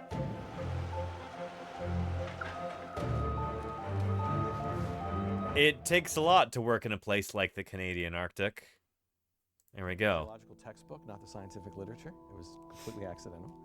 But it turns out these were the perfect rocks of the right age and exposed at the surface to produce such an intermediate. And fighting snow with guns, they've got polar bears up there. They were informed by the Canadian government that they needed to have like a shotgun in the middle of camp just in case there were a polar bear that decided to get froggy and decided to eat everyone. This is standard procedure. Yeah. You're required to have a gun there. Exactly, Baja Smancer. But this is what we're printing, by the way. Holy cow. Yes. Yes, this is the snout up front. You see that? You see that beautiful curve right there of the snout? That's at the front of this animal right here. This is what I'm printing right now. This is what is on the printer. There are the shoulders of the animal that are currently printing right here. Very excited about that. Yeah. Whose snout was that? Tiktaalik. Insert Tiktaalik. Beautiful. And what it looks like is you have a flat head with eyes on top, and then you essentially have the body of what looks like a fish, a stubby fish, because it has scales and these stubby fins. Yep. What's great about Tiktaalik, it's a real melange of characteristics of fish and land-living creature. And the shape of the head, the proportions of the head, and the bones and so forth are very much like a land-living animal. And then other parts are fish-like. What's remarkable about the fin is when you take out the fin webbing, it has bones that correspond to upper arm, i.e. humerus, forearm, i.e. radius and ulna, and even portions of the wrist, the so-called proximal carpal. So a real remarkable transitional creature. It had both lungs and gills. And what's exceptional about this is just how ordinary it is. I wouldn't want to shoot the bears, just scare them off, you know? Would likely predict. I don't want to hurt any bears. So what this does is it tells us a lot about the shift from water to land, along with the other creatures. And so there are hundreds of other fossils that colleagues around the... And so somebody in chat was asking, is this Ichthyostega? Not quite. This is Tiktaalik right here. Yeah. Yeah. The world have found. It tells us a lot about how this great transition happened. When Tiktaalik was announced in the pages of Nature, we had 2 articles, which was nice because it gave us a chance to do a lot of description, basic description of the creature. Well, it hit a lot of the infant, the adult. Ontogeny. Yeah, there you go, Crazy Nut DK. Thank you for the 23 months of support. I appreciate that more than you know. Thank you very, very much. Welcome back to the channel. Thanks for keeping me here on the air for the past 23 months. Holy cow. That's a long time. That's a long time. In April of 2006 when it came out. So much so, I was dropping my son off at school the day it was announced, and his teacher said, hey, bring in the fish. So I brought the cast of the fossil, which we had made at that point. I remember showing it to the kids, and I said, hey, guys, what do you think it is? One kid said, oh, it looks like a crocodile. And you could see why he said it's like a crocodile, because it has flathead eyes on top, and you can even see teeth on the side. Another kid corrected him and said, no, it's a fish. It's got scales, and it has fins. And I said, hey, you're both right, because they got the concept right immediately, you know. There's actually video of this, and I'm excited to show you. Well, maybe we'll watch it after this. And so, you know, if only adults in Louisiana would get what kids got really quickly in a preschool. Yeah, in fact, shoot. Louisiana, he's talking about in Louisiana, the state government was voting on removing evolution from school textbooks at the time, like removing it from the curriculum. which is insane. It's like teaching kids that gravity isn't real. Like, just completely bonkers.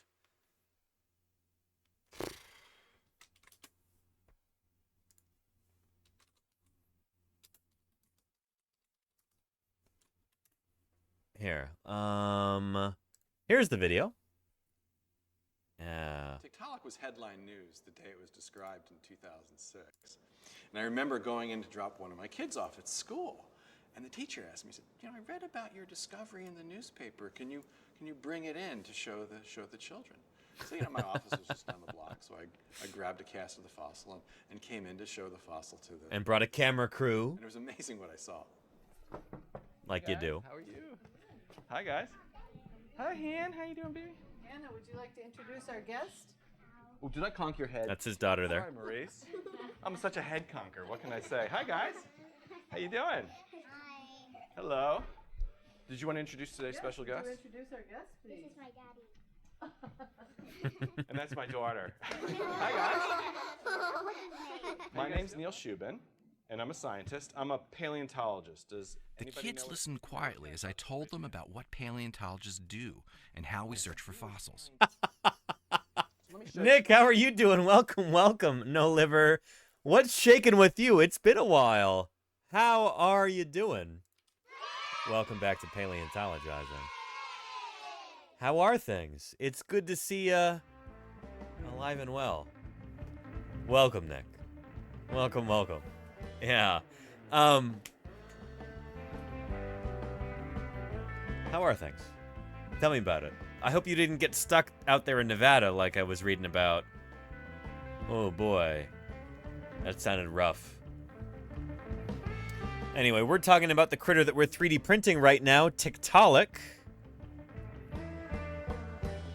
And here is Neil Shubin about to reveal that to a bunch of students in his daughter's class. I can relate to this hardcore because I,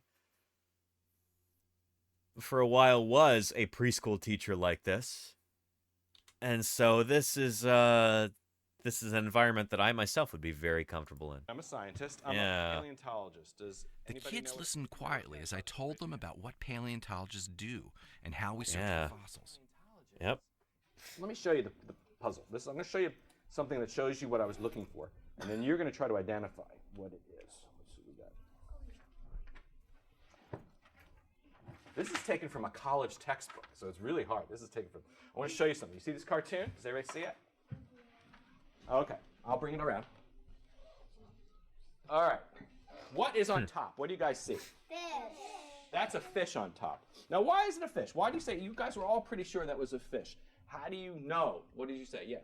Why is it? Because it has fins and stuff. Yeah, it has fins and scales, and look at the shape of its head. It's like an oval, and they don't really have a neck over here. And it doesn't Ooh, no neck. That's right. Now, Bingo. what's on the bottom? No, I don't know about dinosaur. A crocodile. It looks like a crocodile, yeah. It's an early land-living animal. So how do you know it's not a fish? It has legs. It has legs. What else? What about its head? It's dotted oval. That's right. So I was looking in the fossil record to understand how fish Kids are on it, yeah. creatures Rose's that hand. walked on land. And in the Arctic, in the North Pole, we found a fossil. And I want to show it to you, and I want to ask you what you think it is. Here's the body. All right, there's Ooh, the this body. is what we're 3D printing right now. See? And here is the head. Now don't answer what it is yet. I just want you to look at it. Is it real? This is the cast of the real specimen. Yeah, the teeth are sharp. All right. Okay. Somebody raise your hand. Who not you. You know what it is. It looks like a lizard. Because it kind of has like triangle head. That's right. That's why we were so interested in it. What do you see on the body? Like scales. That's right, scales. What else? What are these?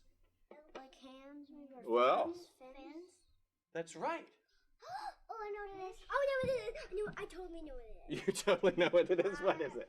It's like a fish that walks on land. Yeah. In a word. She got it. These are kindergartners here, I think. Kindergartners are maybe probably kindergartners. Yeah. is that this fossil, which we named Tiktaalik, has some features that belong to fish and some to four-legged animals or tetrapods. Yep. What's really amazing is that this is an animal that Darwin would have predicted. A real mix of characteristics, both fish-like and tetrapod-like. It's what we call a fishapod. Like a fish, it had scales on its back and fins with fin rays. But like an early tetrapod, it had a flat head with eyes on top. And when we look inside the body, we see these huge interlocking ribs that would fit together to probably support lungs during breathing. And when you put the body together with the head, what you see, it has a neck where the head can move independently of the body, you know, allowing the animal to peer outside the water, avoid predators, and find prey. Pretty cool stuff. This visit had a profound impact on me because what it showed as a true example is the power of fossil evidence. And when you give the fossil evidence to children and let them interact with it, they get it. They got seeing a transitional fossil. I didn't have to describe anything. The evidence itself was what it was all about. That's pretty awesome. That is pretty awesome. And that's exactly what Neil Shubin talks about right here. Yeah. And I said, hey, you're both right, because they got the concept right immediately, you know. And so, you know, if only adults in Louisiana would get what kids got really quickly in a preschool. In preschool? Holy cow. Yeah. Well, me. Only source is those kids are smarter than people on Twitter. I mean, you're not wrong. Yeah. Yeah. This transition from life in water to life on land is not just some esoteric twig on the evolutionary tree. It's very important for us. It's very important because this event is part of our own evolutionary history when our common ancestor was a fish. So that this proto-wrist we see for the first time in Tiktaalik and its evolutionary cousins, something that became our own wrist. This neck that we see for the first time in Tiktaalik and its evolutionary cousins is something that was to become our own necks. Inside our organs, inside our genes, inside our cells, carry artifacts of the history of life, carry events like this, of which this is just one of countless events in the last 3 billion years. There you go. Pretty cool. And it is such an honor to be able to print this right now. Again, here's the snoot of this critter right here.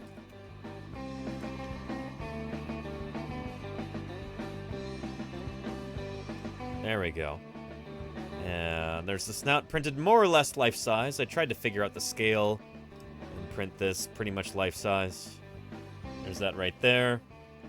I'm printing the next parts right there. I'll show you those tomorrow. Yeah. Interesting stuff. Very cool. Yeah. Oh, and Lenina, thank you for reposting that from Nick. Miss both Burning Man this mirror and both Dillingville and Rock Springs because summer is fossil season for us in SoCal too. Oh, Nick, I'm glad you missed that. I'm glad you didn't get trapped there. Yeah, spent all summer pulling out a lot of Pleistocene fauna out of the ground. Sad I missed you guys out there. Maybe next year, Nick. Maybe next year. If it hadn't been for that great dinosaur who saved us from the American forces, we would all be dead. And Nescalo, thank you for the 8 months of support. That's a dire story there. But thank you for keeping me here online for the past 8 months. Good stuff.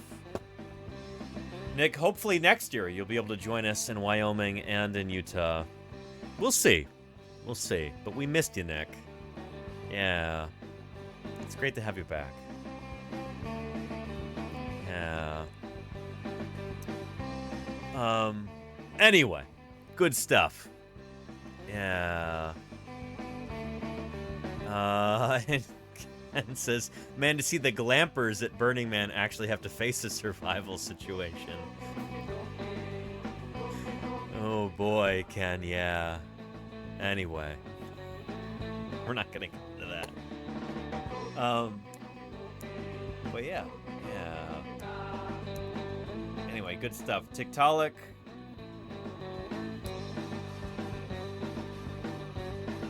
Very cool. Yeah. And, insert a random name here. Says, I think the skull behind you had a neck. Too big fenestra. Fenestrae, if there are two of them. Like, too big fenestra? You talking about our Camarasaurus skull here? We actually do not have good evidence that these animals had a trunk, but this is an idea that's been floated before, kind of jokingly almost. Let me show you. Here. This is a skull of the dinosaur Camarasaurus, the most common sauropod dinosaur from the Morrison Formation, late Jurassic of North America, Camarasaurus. This is the nares right here. So the nostril would actually be probably right down about here. Got a little bit of a fleshy tube that went up to that. The skulls of these dinosaurs are built to be extremely lightweight as possible, because they are held aloft atop a very, very long neck.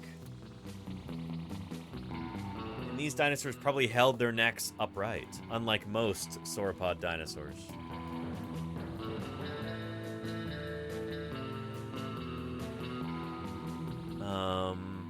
That's not a bad depiction of Camarasaurus there at all. Yeah, by Bob Walters. There's a lovely Camarasaurus supremus right there, very big. This is an adult. That skull there would be, excuse me, from a juvenile. Yeah. Anyway, these animals actually held their necks aloft. And we even have a clip of that. Let me find that for you.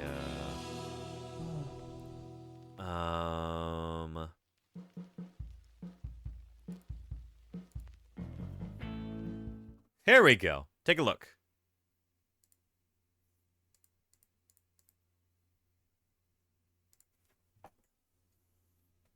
Nope. Yeah.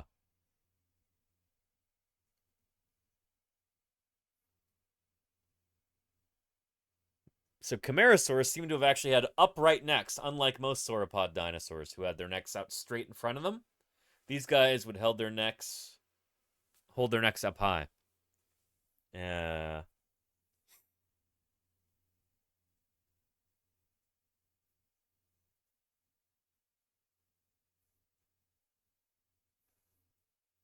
Yeah.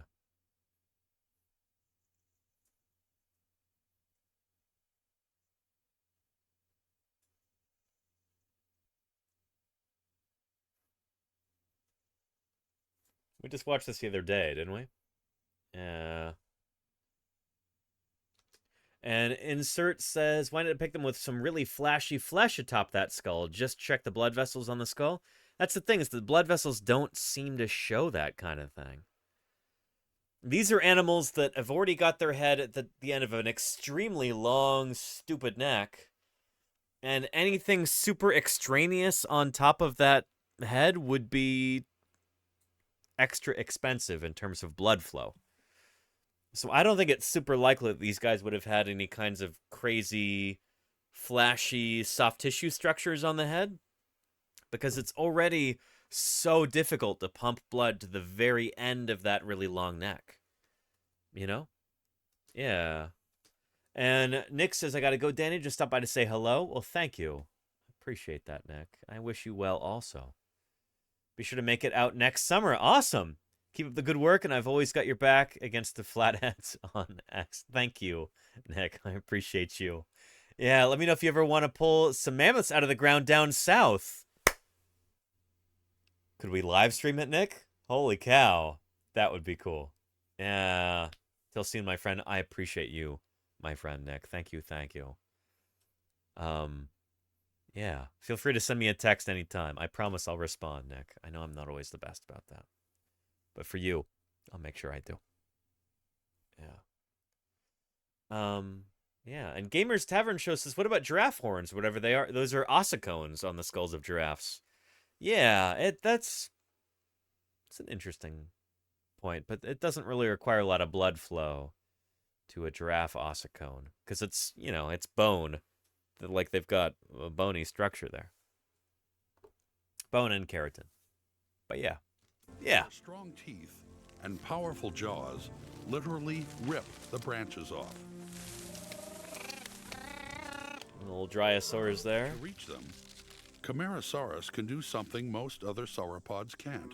Yeah, it can actually hold its neck upright. Prey in its neck are strong, yet hollow, which makes them lightweight. A network of cable-like ligaments helps Camarasaurus hold its head in an almost vertical position. Yeah. Sauropods don't chew their food, they gulp it. To digest it, they swallow stones called gastroliths. Which, this is no longer really held to be true for sauropods. The general consensus is moving away from this, that sauropods use gastroliths to digest their food. There's probably other reasons why they'd have stones in their gut region preserved, you know, in the fossils. It's probably like, because here's a giant rib cage in a river, and crud is going to collect inside of it as the river tumbles stones and things into the rib cage, you know? It's probably not actual gastroliths here. Grind the food in their stomach. Yeah. Because Camarasaurus consumes large quantities of vegetation faster than it can process it. Yeah. Its belly is huge. Yep. The Dryosaurus makes short work of the scraps. They chew their food. They chew their food to speed digestion. Yeah. Anyway, yeah. I hope that makes sense. The thing is, with dinosaurs like Camarasaurus that would have held their necks way up high in the air, it just doesn't make a lot of sense for them to have all kinds of, like, crazy, you know, soft tissue structures supported there on the head. They very well may have been brightly colored up there. But the idea of, like, them having a trunk, it hasn't really been suggested for Camarasaurus in particular, but for brachiosaurs and for diplodocid sauropods. The thing is, what good would that be? Elephants use a trunk in order to pick off bits of vegetation and then shovel it into their mouth so they can chew it. These guys have already got teeth that are specifically evolved for cropping in the front. They've got teeth for biting. Their teeth are not evolved for chewing. Their teeth are evolved for biting, nipping, snipping, grasping branches. A trunk just doesn't make any sense for these animals. Because their teeth are already designed, evolved for gripping. You know? Yeah. So you know, the trunk idea is, it's fun, it's funny, and we all love it, but it just doesn't make sense biologically. It just really doesn't. So yeah. Yeah. But yeah. Anyway. And insert says trunks are solely for elephants. They had something else. Yeah, they had teeth for biting and nipping and snipping. There's another idea that I've heard before that maybe they had kind of fleshy lips for kind of pulling the branches toward their teeth, which that's a lot easier to envision in the trunk for me. Maybe, but I don't know. We'll see. I mean, we need more work on these critters. Yeah. Anyway. And wouldn't we see some evidence if there was one in the skeleton to support the musculature? I mean, that's kind of true, Gamers Tavern Show, yeah. The thing is, with an elephant skull, we know where the trunk attaches.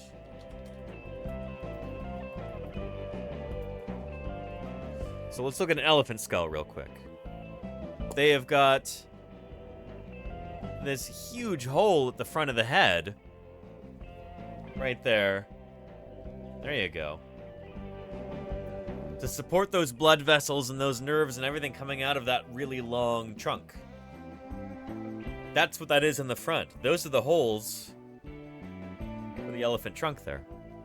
That's where it comes out of. Now, we have something sort of... You could say it's superficially similar in some sauropod skulls. In Camarasaurus, maybe not as much.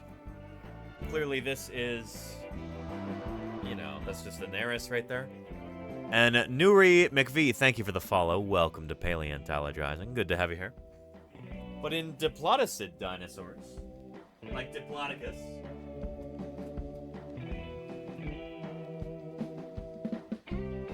here's the skull of a juvenile Diplodocus right here that I have 3D printed. We do have something interesting in there in the front. There you go, yeah. Look at that. Right up there, up front. So this, of course, is the eye socket. It looks really big because this is a juvenile right here. An immature individual. There's the nares. There's no narial bar right there. Both of the nares, both the nostrils, the bony nostrils combined into one. And so some paleontologists looked at this and they went, oh, shoot. It looks kind of like that of an elephant, you know? So, maybe these critters did have a trunk, kind of like an elephant. But the thing is, elephants have got a very, very short neck, and they need that long trunk in order to be able to reach leaves and branches and stuff like that. Sauropods have extremely long necks, especially diplodocids like this. It just doesn't make a lot of sense. It doesn't make a lot of sense to pump a ton of blood up a 30-foot neck in order to be able to just have a little tiny trunk in the front. It just doesn't make a lot of sense at all. It really, really doesn't. And also just the whole sauropod skull right here is totally different from an elephant skull. This is a lightweight, very airy, very minimalistic kind of skull here. Completely like that of an elephant, which is extremely bulky, very, very heavy, very strong. This skull is light and wispy. It's barely there, honestly. When I was assembling this, holy cow, the pieces were so thin. I was really afraid I was going to break them. So yeah, and you want an extremely lightweight skull if it's at the end of a 30-foot long neck, you know? You don't want a super heavy skull because it'll be dragging along the ground. You want something that's very thin, very airy, very lightweight. And one of the ways to do that, to have a very thin, airy, lightweight skull while still keeping it from falling apart, is to kind of strengthen up certain areas and make certain areas more lightweight and less bulky. And that's what these guys have done, where you've got a big thick maxilla right here, big thick maxillary bone. This is relatively solid. This is, you know, they're doing the chomping right here with those peg-like teeth. This needs to be super strong up front.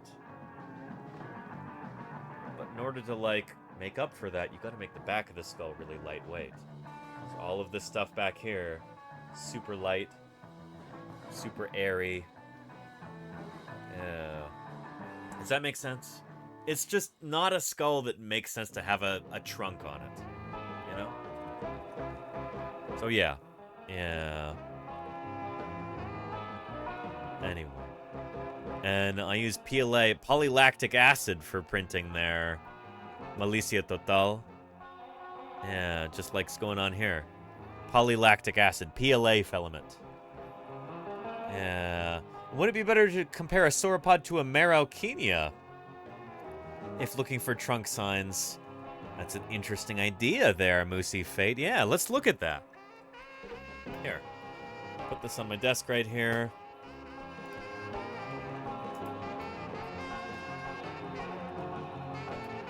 Yeah. So the skull of Marocchinia, there you go. It has got very solid teeth. Oh, if anybody's wondering what we're talking about.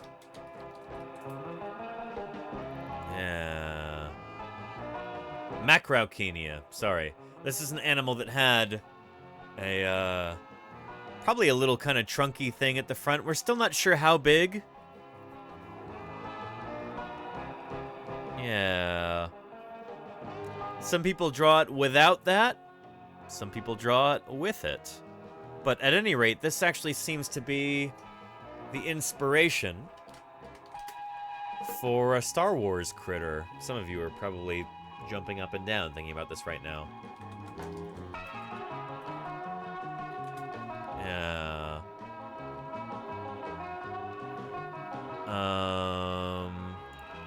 Here we go. You remember this, right? Yeah.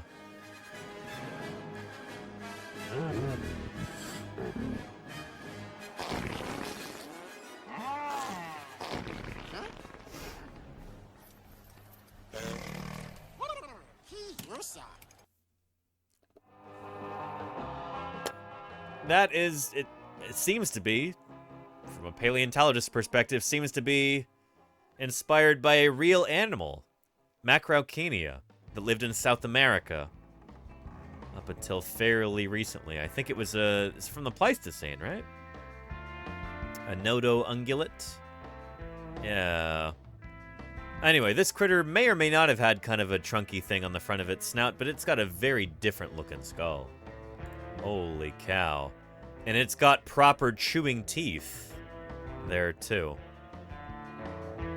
I mean, look at that. Look at how broad those teeth are. And it's got teeth all the way to the back of its, almost up to its orbit. Compare that with that of a Diplodocus. Its teeth end right here. Just teeth for nipping in the front. Not for chewing. Yeah. So, yeah. Yeah. Anyway. Interesting stuff. And Swiggle says, no molars, no need for a gripping flesh tool, right? That seems to be the case. It seems to be the case. So, yeah. Yeah. Anyway. It means Diplodocus bited the stuff and this chewed exactly, insert yes. Diplodocus just a biter and a gulper. This critter was a chewer. You see those chewing teeth there in the back? Yeah. Does that make sense? Yeah. And Freelancer says, nipping at your dinner, not very efficient? On the contrary, Freelancer, it's exactly the opposite. The idea that these guys did not chew their food seems to have made them so much more efficient. Because you don't have to stop and, like, pause and, you know, chew your food for hours and hours. You could just swallow that stuff whole. If you've got a big gut where you do all the digestion, you can consume all of your day's food so much faster and then have time for walking around and finding mates and doing stuff like that, you know? So yeah, yeah. It seems like that may have been one of the keys to success for dinosaurs like this and why they got so much bigger than mammals ever got on land. Yeah. It's back right up here. And, yeah. Here, I think we have a command about this, right? Here we go. Yeah, an evolutionary cascade model for sauropod dinosaur gigantism. So there's a really neat figure in this right here. There we go. Yeah. Fast food uptake, small head, no mastication, no chewing, and no gastric mill. These are all things that lead to a very high body mass. These are things that increase efficiency. Not chewing your food, for sauropod dinosaurs at least, was one of the keys to their success. It was a key to increasing efficiency there. Yeah. And Makeaway says, my dogs do that. Just inhale food. Like, did you really enjoy that? Yeah, there you go. So for mammals, they're probably just pooping out a lot of those nutrients because they didn't properly process them by chewing them. Sauropod dinosaurs were just built different. They, yeah, they were actually, they specifically evolved for this kind of thing.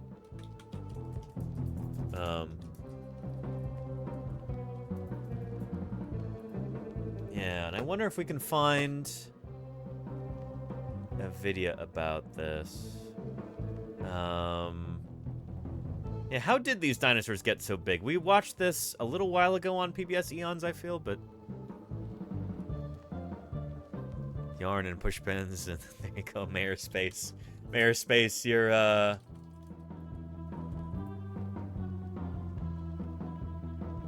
you're referencing this, aren't you? Oh boy. You see a connection between this and this? Really?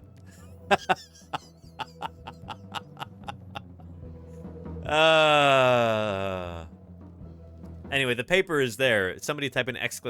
oxygen if you'd like to see it. But yeah, that's paleontology, right? Not quite Valiant Cheese, but yeah. Here, let's take a look at this. These are usually pretty good. What I'm so fascinated with extinct dinosaurs, I think, is that some of them were just so big. It is hard to imagine like too big almost around on the surface of the planet that size. Speaking as a mammal that's about 2 meters tall, I gotta say, it's hard to grasp what it would be like to be in the presence of a creature as tall as a 5-story building. And yet, they existed. From the Jurassic to the Cretaceous periods when our ancestors were the size of voles and shrews, dinosaurs like Supersaurus, Sauroposeidon, and Argentinosaurus were shaking the earth. So how did they get to be so big, and why did we mammals never even come close to dinosaurs in size? And Insert says, how is not chewing food and not getting some nutrients, how does that make you bigger? Well, they didn't do the chewing in their head. Their gut basically did all of the processing there. Or if you've got an enormous fermentation chamber for a gut the size of a house, and that does your digestion, then that's a lot more efficient because you don't have to... It's like you've got a wider aperture in the front. You can take in more food more quickly, and then it can just sit in your gut and ferment for a week or something like that. You know? That's much more efficient. Yeah.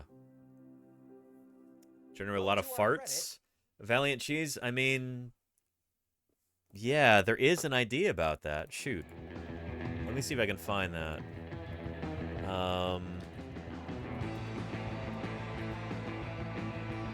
Yeah. I think it was Peter Dodson talking about this.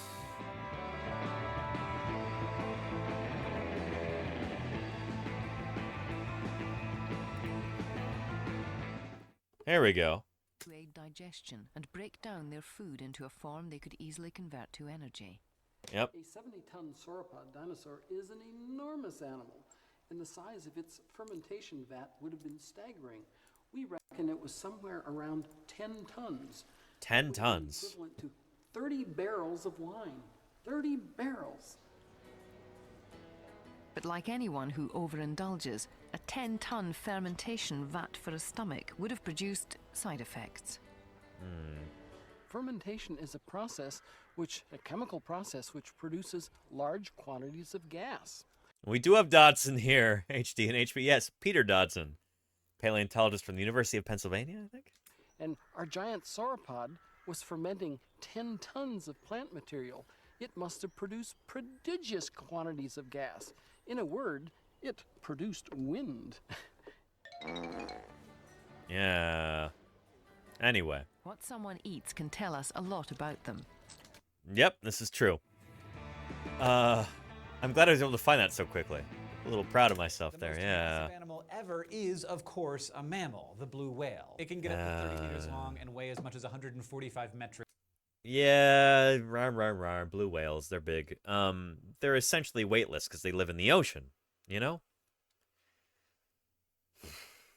Whales cheat. Tons, more than twice as heavy as the most massive known dinosaur. But to be fair, the rules of biomechanics are different in the water. Buoyancy and blubber can do amazing things, allowing sea creatures to grow to sizes that would be impossible on land. But when it comes to the largest terrestrial animals, mammals were never any competition for the non-avian dinosaurs. Not even There's always close. been some debate about what the biggest dinosaur was, but the current record holder for the largest specimen belongs to the newly named You want to be a blue whale when you grow up? Nova Silence, I wish you the best of luck there. Titanosaur patagotitan. Experts estimate that this Cretaceous herbivore stretched over 36.5 meters and weighed upward. There's some estimates that Argentinosaurus was significantly bigger than this.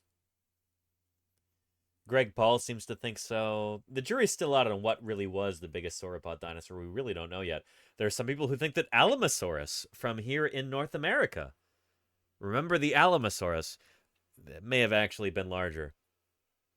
Of 64 metric tons. By contrast, the biggest mammal that ever walked on land was the hornless rhinoceros, known as Paraceratherium. It weighed a mere 15 tons and stood about 5 meters high at the shoulder. Look at that little guy. From Romania to China at the end of the Oligocene epoch, long after the non-avian dinosaurs disappeared. So how can two such successful and prolific types of animals end up having such different size constraints? Part of it has to do with how they reproduced. Paraceratherium was a placental mammal like us, meaning that it gestated its young inside its body. Nova Silence says, when I was a kid, Brontosaurus and Brachiosaurus were things. Has that changed since then? Not really. I don't know. Brontosaurus, some of us think that's no longer valid. It wasn't valid for a while, then some paleontologists say it's valid again. Brachiosaurus has not changed. Brachiosaurus, at least in the sense that the one from North America is still called Brachiosaurus. The one from Africa is now called Giraffatitan. But yeah.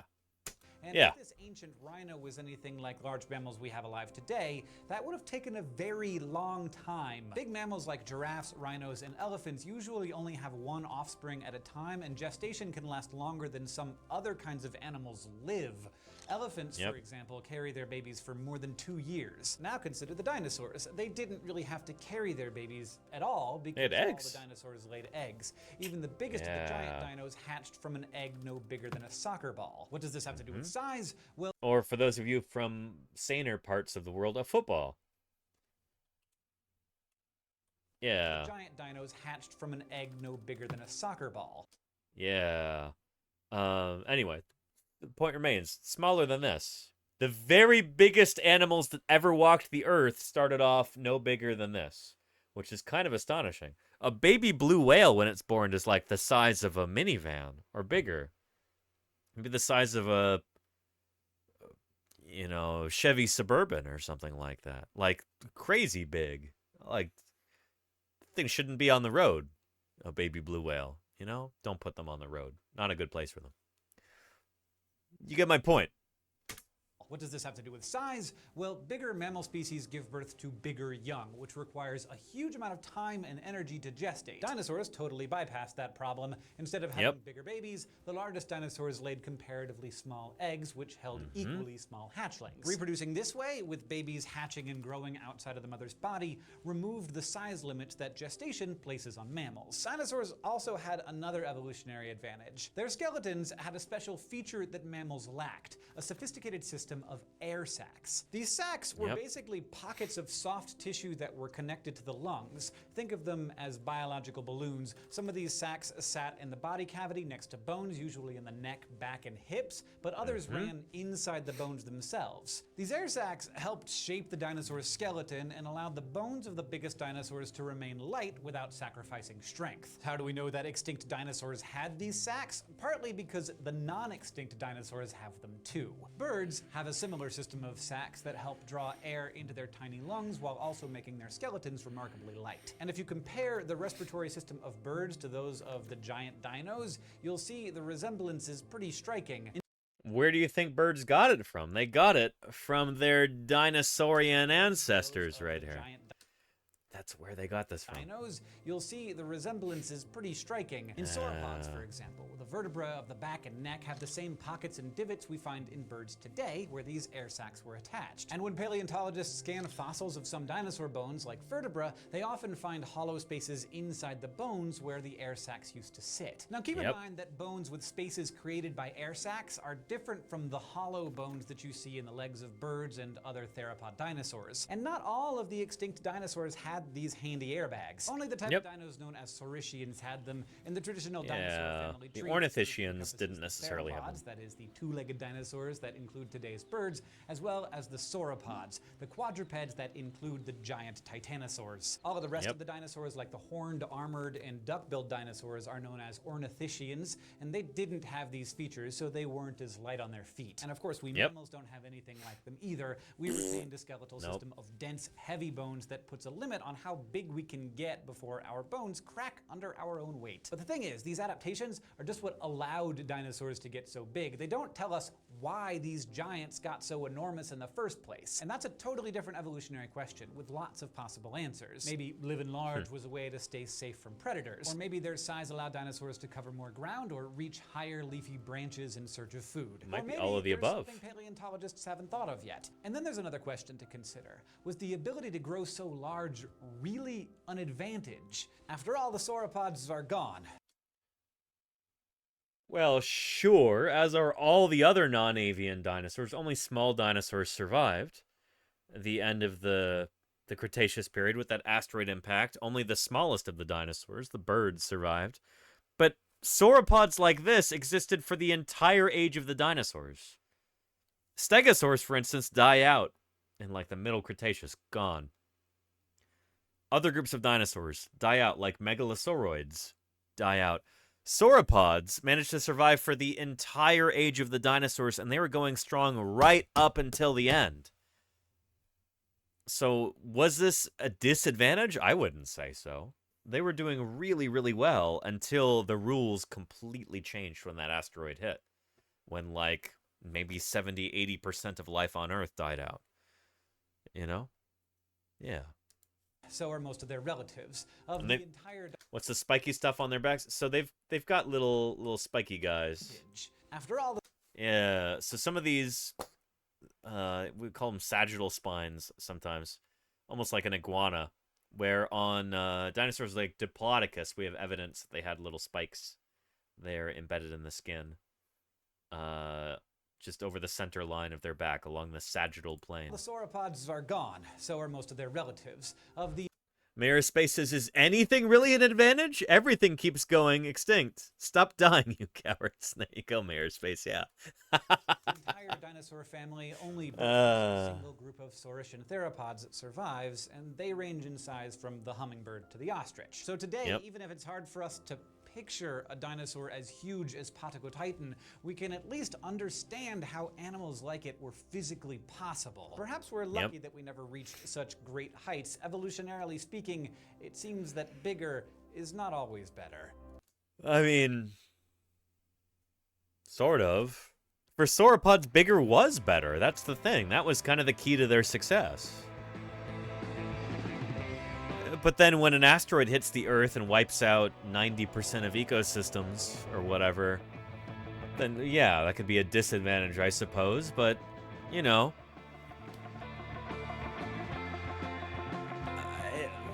that's a freak occurrence. That's like a really bizarre, strange accident. You know? It would be like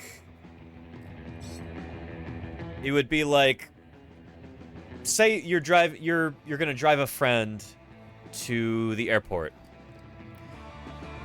and they're like, "Why are you putting your seatbelt on?"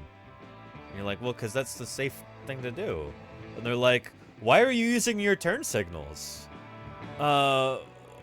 You know, why do you still have your airbags enabled in your car? Why haven't you removed them illegally?"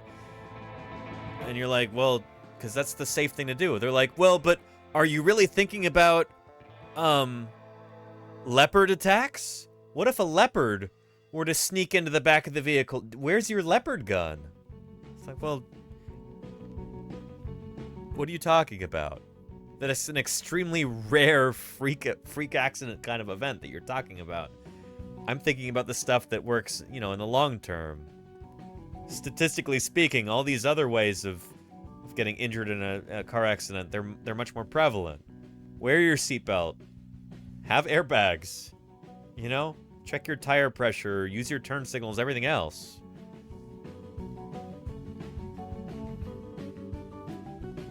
But, you know, maybe 1 out of a billion times you get eaten by a leopard while you're driving. I don't know. That's basically what happened to the sauropod dinosaurs. There was an enormous rock from outer space that hit the Earth. And it seems to be the only mass extinction in Earth history that was caused by an asteroid like that. A freak accident. If it hadn't been for that, we would still have sauropods today. You know? So yeah. Yeah. And Z Black Rider says, can't discount the Deccan traps? Watch me. Yeah, from what I understand, basically the Deccan traps had the opposite effect at the end of the Age of Dinosaurs. They may have actually made the extinction less severe than it otherwise would have been. We know the Deccan traps were doing their thing, but...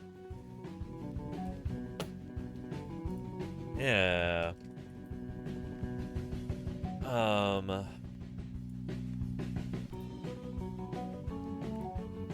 Yeah, here's a really cool paper here, published by somebody I did fieldwork with back in 2011.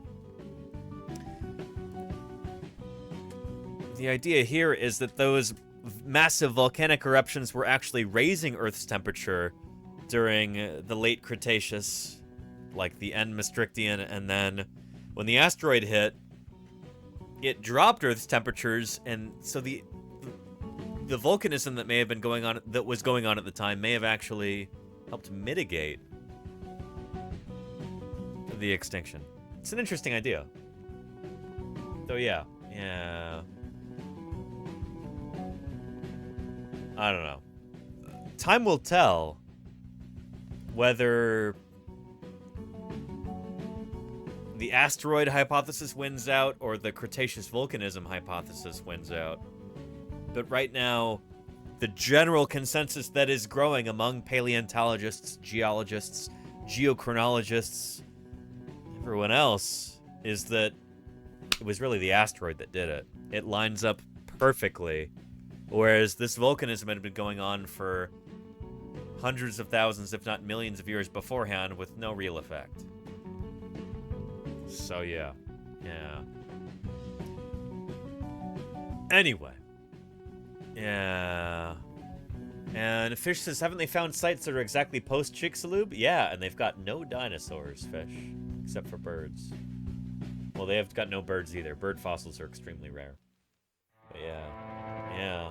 I've worked in sites that are post-KPG boundary. No dinosaurs in them. Except, sometimes, you do get little tiny bits of dinosaurs, but they've clearly been reworked. So there'll be like a Triceratops tooth that's clearly been tumbled around, reworked. It's been excavated by stream action or something like that from earlier sediments and then redeposited. But you never find any fresh dinosaur bone post-KPG. So yeah. Yeah. Anyway. And, so yeah. And kind of cool activated comics? You bet. Yeah. It's funny, there was an article in the New York Times a while ago.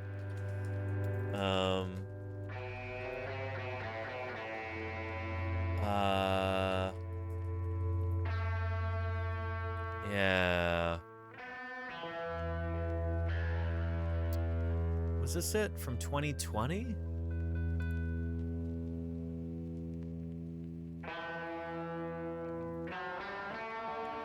I think it was. Yeah. Oh boy, and they're gonna try and paywall us here. So there was an article that came out a few years ago in the New York Times kind of talking about this, but it was kind of like a character study, popular science kind of thing. You talk to almost any paleontologist nowadays, and if they work on Cretaceous Paleogene extinction stuff, they'll tell you, yeah, it was almost certainly the asteroid that really did it. Yeah. Anyway, and Holy Lifton says, I found out tonight that different ages are marked by large extinction events. They are, Holy Lifton. That's how these big divisions here in the geologic record between the different eras, the Cenozoic era and the Mesozoic era, these are marked by a mass extinction. There's a mass extinction that happened here. Same with the Mesozoic and the Paleozoic down here. Mass extinction at the end of the Permian. Yeah, and this kind of gets back to our boy Georges Cuvier. Yeah.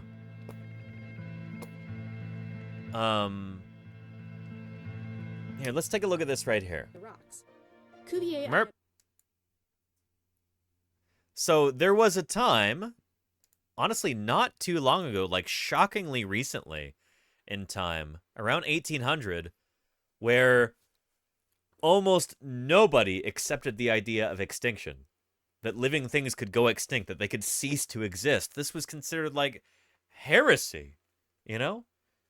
It was like, well, Almighty God would never allow any of his perfect creations to cease to exist. How dare you suggest anything like that? But it was the discovery of those extinction events that really kind of paved the way for learning about the history of life on Earth. And Georges Cuvier was instrumental in this. Georges Cuvier was a French scientist in the 19th century who was an expert at comparing animal species by their bones. One day, he noticed something strange. Some of the fossil bones he was studying didn't quite match those of animals that were alive in his day. This discovery was very puzzling. In Cuvier's time, most people thought that all life had been created at once and had stayed the same through many, many generations up to the present day.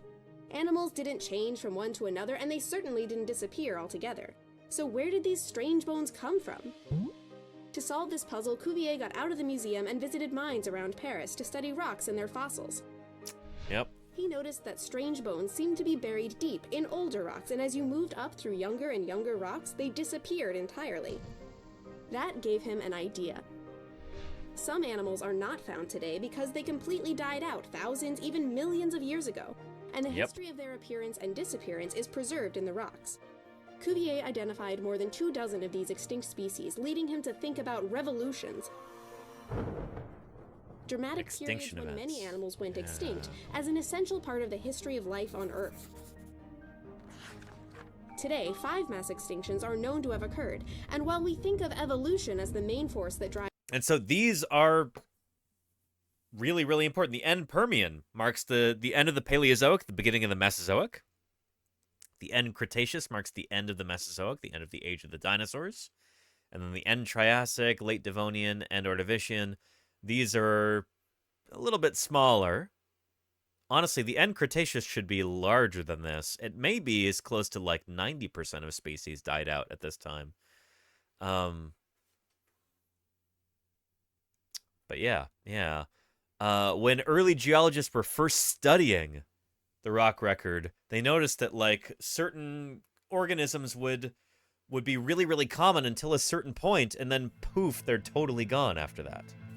And a good example would be not just dinosaurs, but find this in here. Is it in here, or do I have it elsewhere? Darn it, it's elsewhere. These critters.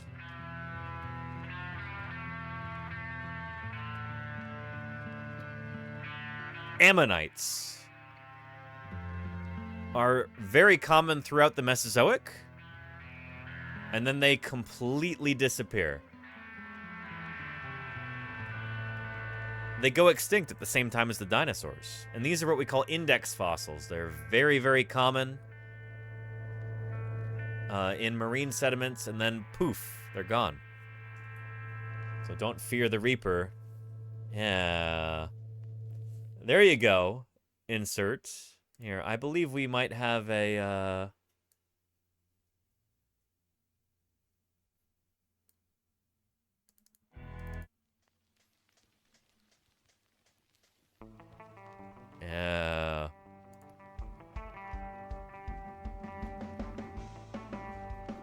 these critters completely wiped out at the end of the Cretaceous. So yeah. Yeah.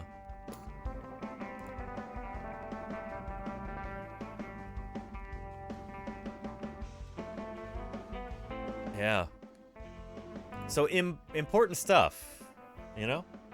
And Cuvier was one of the first to discover this. Yeah. Drives new adaptations and forms. There we go. Dramatic periods when many animals went extinct as an essential part of the history of life on Earth. Yep. Today, 5 mass extinctions are known to have occurred, and while we think of evolution as the main force that drives fake ammonites, that makes sense, Retro mass Roadshow, yeah. extinction events also play a large role by creating ecological niches for different species to occupy. You might say that thanks to Cuvier, our knowledge of abrupt changes in the history of life is rock solid. There you go. Yeah. Unfortunately, I missed Cuvier's birthday this year. It was in, what was it, like August 30th or something? Completely miffed that. But we'll be talking more about his death day. Cuvier, discoverer of extinction. When did Cuvier die? May 13th, 1832. We'll be celebrating the life of Georges Cuvier in May. So, stay tuned for that. Yeah. And thing one of two, yeah, Nautilus. They're actually not related to ammonites very closely. They're much closer to octopus, apparently. But yeah. He died on your birthday? There you go, Ken. Uh-oh. Ken, are you the reincarnation of Baron Georges Cuvier?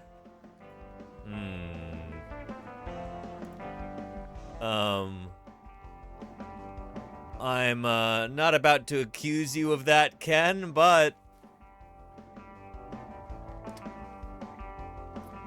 maybe see the resemblance there.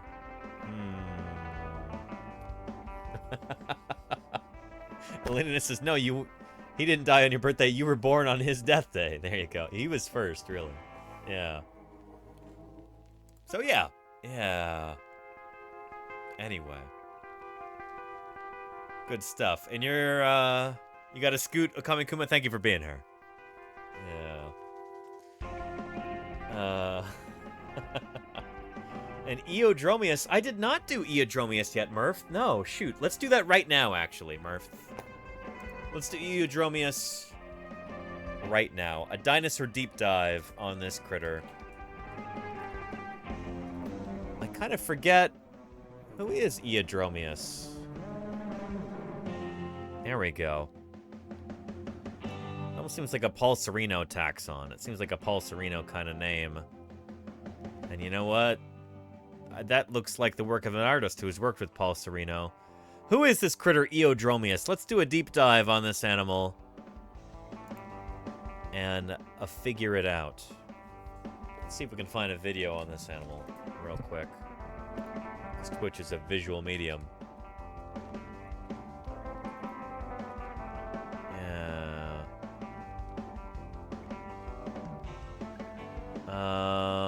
Here we go.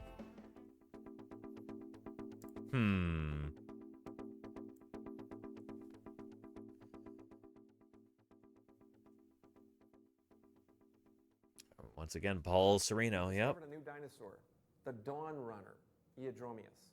Only about 3 or 4 feet long, and most of that is tail and neck, maybe 15 pounds maximum. It was a bipedal, 2-legged predator. It chased down its prey, grabbed onto it with nice grasping hands, and munched on it with recurved teeth for slicing flesh. It is the best view we have of... It looks like a Todd Marshall illustration right there. I really like Todd Marshall's work. But yeah. Where the predatory lineage comes from, where they began. It began 230 million years ago in a beautiful scarred badlands today in the foothills of the Andes of Argentina. And we are announcing a complete new dinosaur, Eodromius. It has others alongside it. We discovered some of those years ago. Eoraptor, a small, we think a plant eater now, a small plant eater about the same size, and Herrerasaurus. We think that Eoraptor was a plant eater now? Is that what Paul Sereno just said? Eoraptor, a small, we think a plant eater now. Really? You think these teeth are for eating plants? I know the idea is that now this was a basal sauropodomorph, but these do not look like the teeth for eating plants.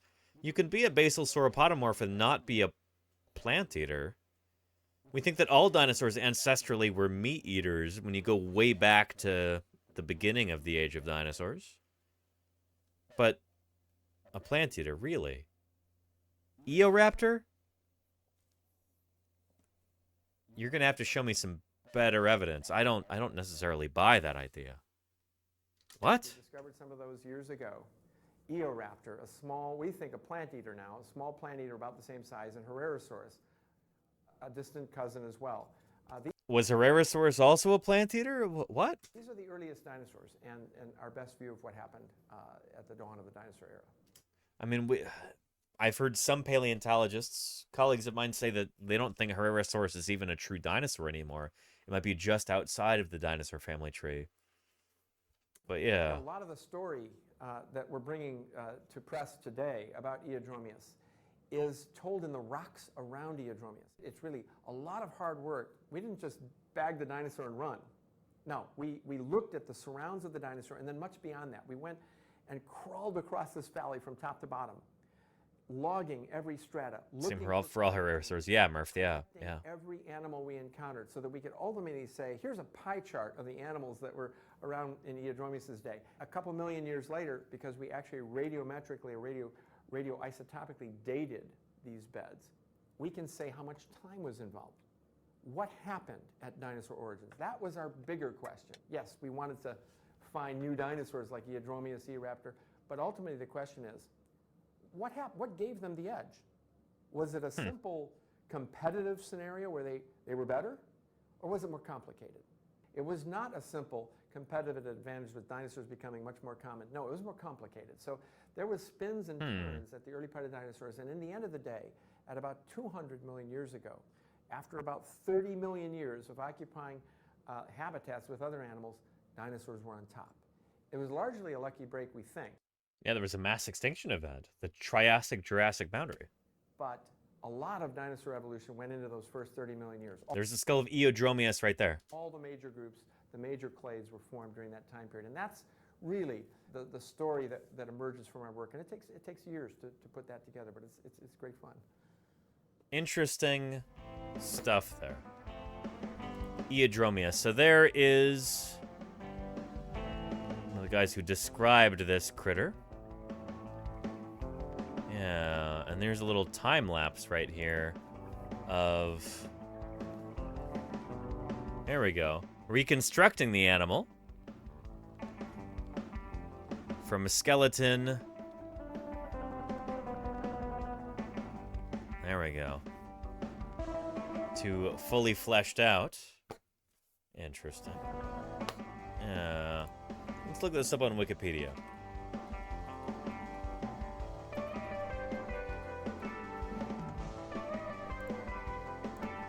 There we are. And we've got, shoot, most of the skeleton of this critter? That is pretty nice, actually. Holy cow. Everything except for a couple of ribs, a couple of gastralia, the thumb claws, a few bits of the skull, and then some of the tail vertebrae. And some of the the unguals. Very nice. Very, very nice. Not a big critter. Certainly not. The first dinosaurs all seem to have been pretty small. Only later do they get really big. I'm surprised at how short this article is. Let's take a look at the original descriptive paper. Yeah.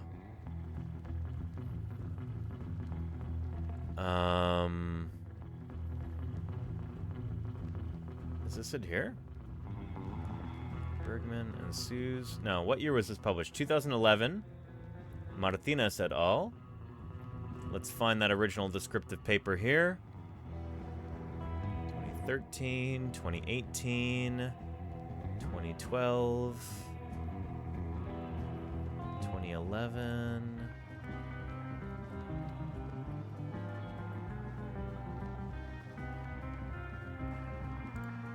There we go. That's it there.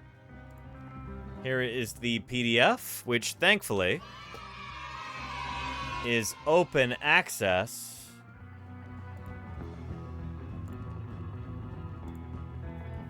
And here it is here. Beautiful. A basal dinosaur from the dawn of the dinosaur era in southwest...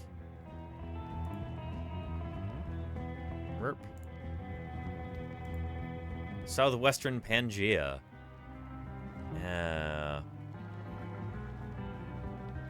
Like most papers in science reports, this is going to be pretty short. But there is the skull right there of our new critter, right? No. B is the new critter. This is Eoraptor here, I think. This is Eodromius. Yeah. Nice. I wonder if something about Eodromius led authors to think that Eoraptor, to reassess that animal and think that it was mostly a plant eater. Yeah.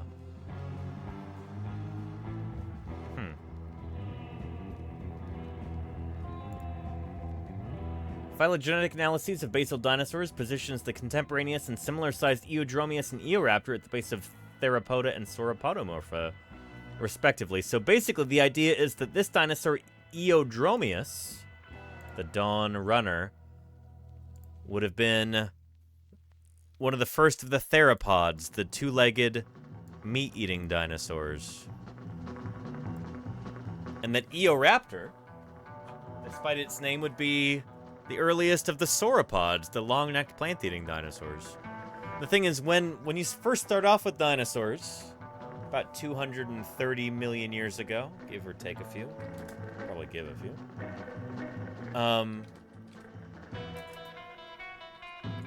they all probably looked something like this. All of the first dinosaurs seem to have walked on two legs. They had sharp teeth. They probably mostly ate meat, like here. And only later do dinosaurs start to diversify from this. Kola Yoyun, thank you for the follow. Welcome, welcome. Only later do dinosaurs start to diversify into lots of different shapes and sizes. All these interesting morphologies. But they start off basically looking like this. It's interesting stuff. Yeah. So the first dinosaurs all walked on two legs. Being two-legged is a primitive trait in dinosaurs. All the dinosaurs that you see walking on four legs, that's something special they had to evolve, which is pretty neat. Yeah. And Rizadego says, seems like a limited nutrient cycle with everything eating meat. No, that's the thing, Rizadego. Dinosaurs were not the dominant organisms in this ecosystem. There were lots of other critters doing other things.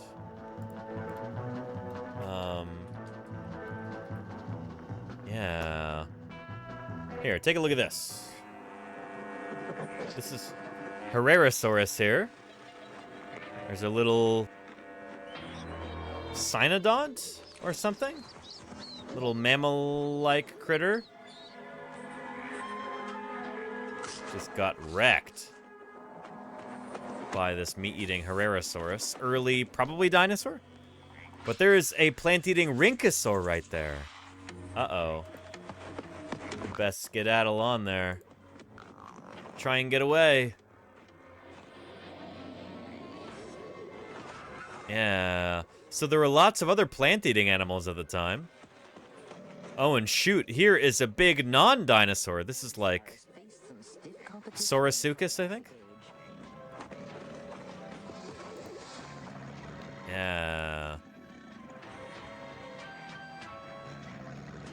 This is not a dinosaur here.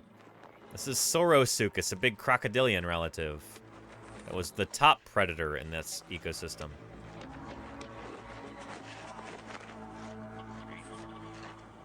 Yeah. Yeah. Yeah. So I hope that makes sense.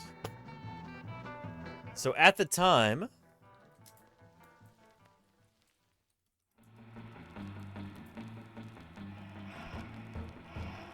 At the time that the first dinosaurs were doing their thing, there were lots of other critters also doing their thing. So this is an artistic depiction of this fauna. You have a dinosaur here, and a dinosaur here, and a dinosaur here. The rest of these guys are not dinosaurs. So you've got plant eaters, you've got meat eaters, you've got amphibious omnivores, you've got cynodonts, mammal relatives. Yeah. So yeah. It's not like we would have had a limited food chain at the time. No, I like all kinds of different critters exploiting different ecological niches, doing different jobs, plant eaters, meat eaters, critters in between omnivores, etc. So yeah. And insert says, why do artists always portray ancient animals fighting? I mean, they were resting 95% of their time? They don't always. Paleo artists don't always depict ancient animals fighting.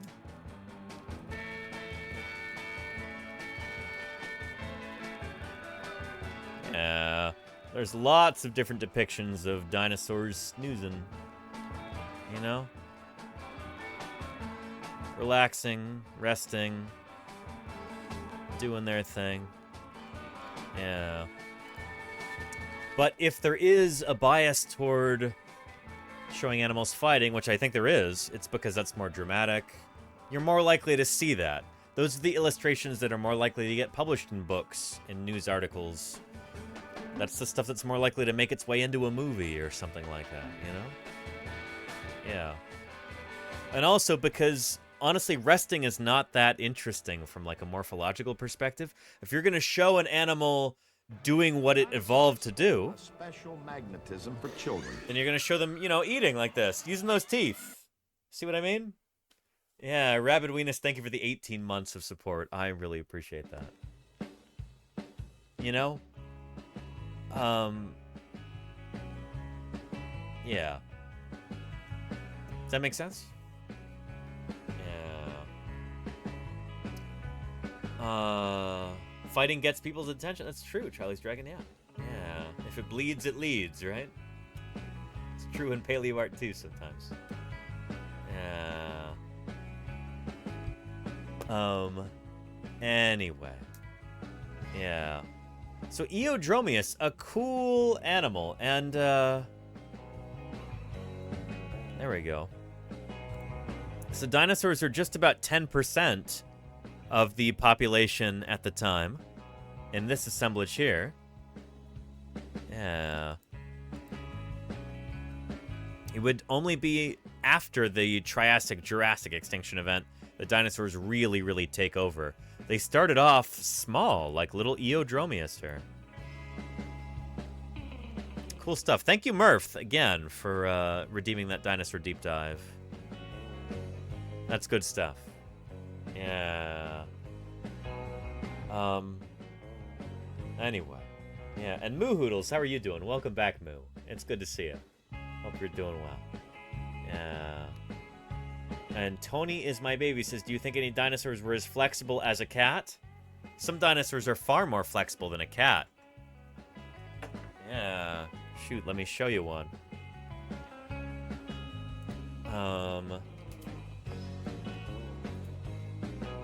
Yeah. I mean, check this out. Here's a modern dinosaur. Retracted, extended. Retracted, extended. And they could practically tie their necks into a knot. These are, they're pretty cool critters, you know? Yeah. I'm glad you're doing well, Moo. I am too. It's good to have you here. Yeah. And, oh, and very cool. You saw the Perot Museum in Dallas. That's awesome. I've heard it's an awesome museum. Very, very cool. So they had what we call a fish tank or a viewing lab there where you could watch fossil preparators doing their work. That's super neat. Anyway, birds like this are indeed living dinosaurs. And I think this is the perfect time to get into Thursday Birdsday here.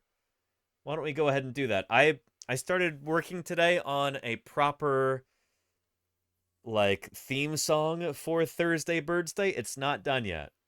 I just started it today, but man, am I excited about it. It's going to be fun. I think you're going to like it, everybody. But for now, we're going to play this cold open video for Thursday Birdsday, and we'll get started with the Thursday Birdsday festivities here. You ready? Let's get into it. I'm going to fast forward through the timer thing at the beginning, so here it goes.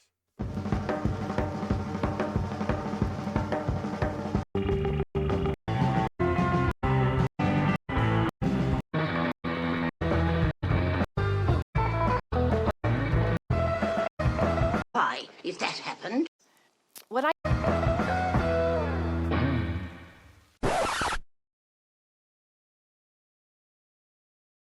We now recognize that birds are dinosaurs. What I study is the long, deep evolution of birds from Mesozoic dinosaurs. the very concept is unimaginable. Why, if that happened, we wouldn't have a chance. How could we possibly hope to fight them? We couldn't, you're right. You're right, Mrs. Bundy. Hurry up, children, finish your lunch. Are the birds gonna eat us, Mommy? Birds have been on this planet since Archaeopteryx, 140 million years ago. Doesn't it seem odd that they'd wait all that time to start a war? Who said anything about a war? All I said's Troodon probably fed on our ancestors, the early mammals. It is the most intelligent, adaptable, and successful hunter on the planet.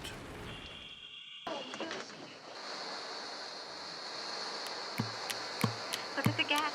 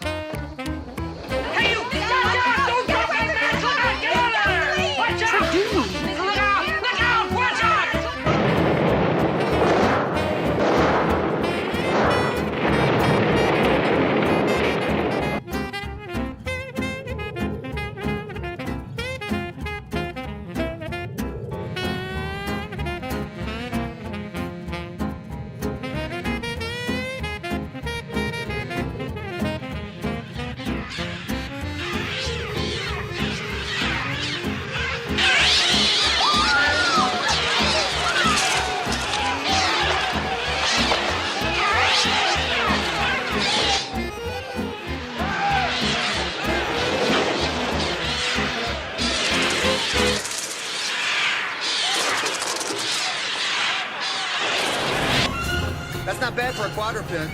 You gotta check your mirrors, just side of your eye. Side of your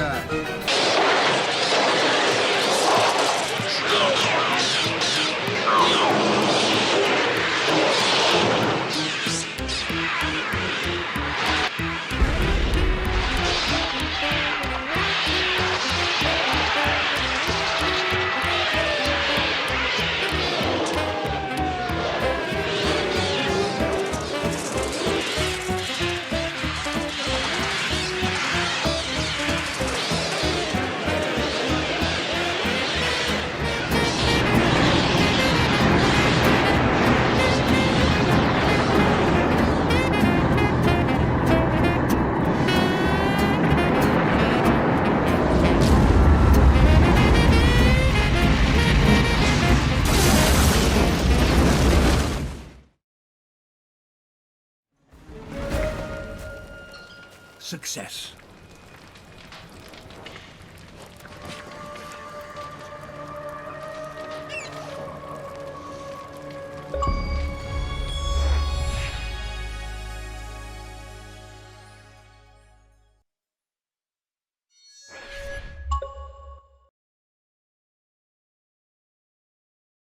Well, well, well. Tradoom. Welcome to Thursday Birdsday, everyone, and a very happy Thursday Birdsday to you and yours. This is the day where, most weeks, we celebrate birds, the last living dinosaurs.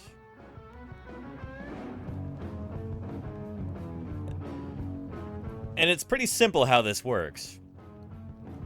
There are birds all around us today. There are actually almost twice as many species of birds as there are mammals. You could really make an argument that we're still living in the age of the dinosaurs, because birds are dinosaurs, and birds outnumber mammal species roughly 2 to 1. But anyway, there's birds all over the place. They're everywhere. Thursday Birdsday works like this. While you're out and about, away from the computer, you know, it's important to go outside, get some fresh air, touch grass, etc. While you're outdoors, you're going to see some birds, most likely. See if you can snap a picture of one of those birds. It doesn't have to be a great photograph. My photographs of birds, my bird photo this week is not good. Really not good. But take that photo, regardless of how blurry or far away or bad it might be, it doesn't matter. It's a bird and you spotted it. Post that to the Discord. We'll discuss it. That's what we do on Thursday Birdsday. So yeah. To get us started, well, no, maybe we'll do that later. Let's get rid of some of these tabs. That way we don't crash the browser here. Yeah.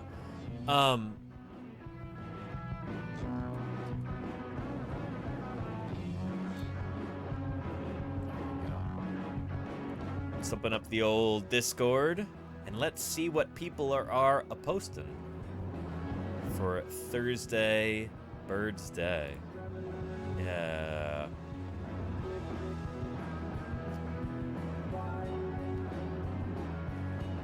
First one is from Lagnudo. A plush penguin. There you go. Is this a Linux penguin there? Yeah. Penguins, really interesting looking birds. This doesn't quite count, but that's okay. Yeah. The idea is to get out of your house, your apartment, your wherever you live, your barracks, your dormitory, your nunnery, your whatever. Go out and get away from the computer for a while. Spot some birds in the wild. You know? Yeah. And from a respectful distance, Activated Complex doesn't pay to get too close to certain dinosaurs. True. Yes.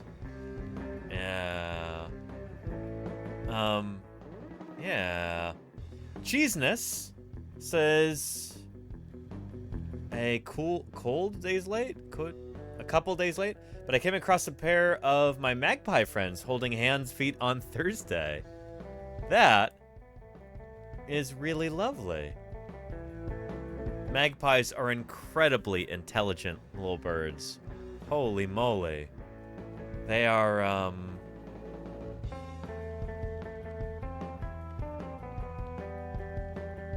they're pretty cool critters. Magpies. Very intelligent animals. Let's see if we can find a little video about that, maybe. Magpie intelligence. I've witnessed magpies do incredible things before. Here, take... And just being able to talk to him about this and, like, see this park through his eyes. That's kind of what we get to do through this video. This is really neat. Right into the combat zone. So right now... By the way, which Australian city is this right here? Any Australians here in the chat? Which Australian city is this? Is this Melbourne? Is this Sydney? Is this Perth?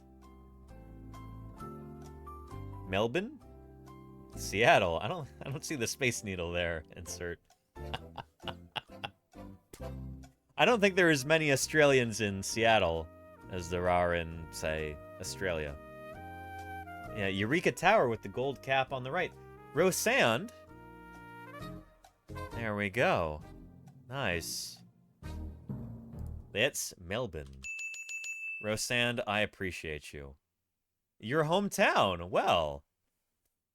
Lovely. Well, shoot, from one hometown to another. I hope you're having a lovely time down there in Melbourne. It's already the future there. It's got to be Friday morning already, right? Your Friday morning is off to a wonderful start. Here in San Francisco, it's still Thursday afternoon. So yeah. Where Danny's chocolate bilbies came from? I'm still enjoying those, Rosand. I still have... Oh boy, we'll be talking about those more as Halloween comes around. But yeah. Yeah! I might need to photogrammetrize one of the chocolate bilbies before I eat it. It'll probably go bad before next Easter. It'll probably expire. But I want to photogrammetrize it with my phone and 3D print a chocolate bilby when we talk about bilbies next Easter. Thank you again for your incredible generosity there, Rosand. Thank you, thank you.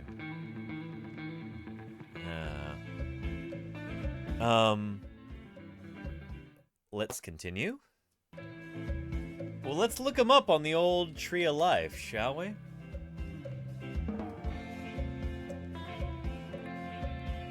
So, I am more familiar with our North American magpies, like the black-billed magpie, whom you will actually see on the starting soon screen here. Let me show you. See if you can spot the magpie. You ready?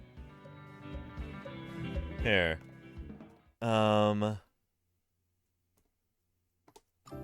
Spot the magpie. Here.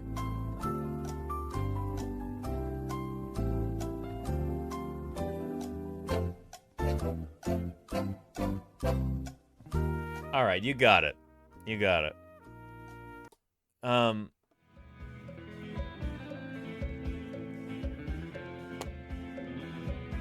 That is a black-billed magpie, which is a true magpie. Pika Pika. Or Pika Pika. If you're a Pokemon fan, I suppose. The black-billed magpie, that's the same one you saw there. This is not closely related to an Australian magpie, I suppose? So I am told. Australian magpie. Holy cow, not even close. It's not even a member of the same family. It's a songbird. Related to butcher birds. It's a kind of butcher bird, basically. What? Not even a true magpie. Interesting. And yet, they're still pretty intelligent. Birds, they're pretty smart in general. That term, bird brain. You know, it's just like the phrase, oh yeah, you know, I eat like a bird. You know, I don't eat much. Holy cow, some birds eat half their body weight every day. That would be like me eating 100 pounds of veggie burgers in a day. You know? Holy cow. So, I eat like a bird. That actually means you eat a tremendous amount. So that's false. Bird brain, also. False. Birds are incredibly intelligent animals. Yeah.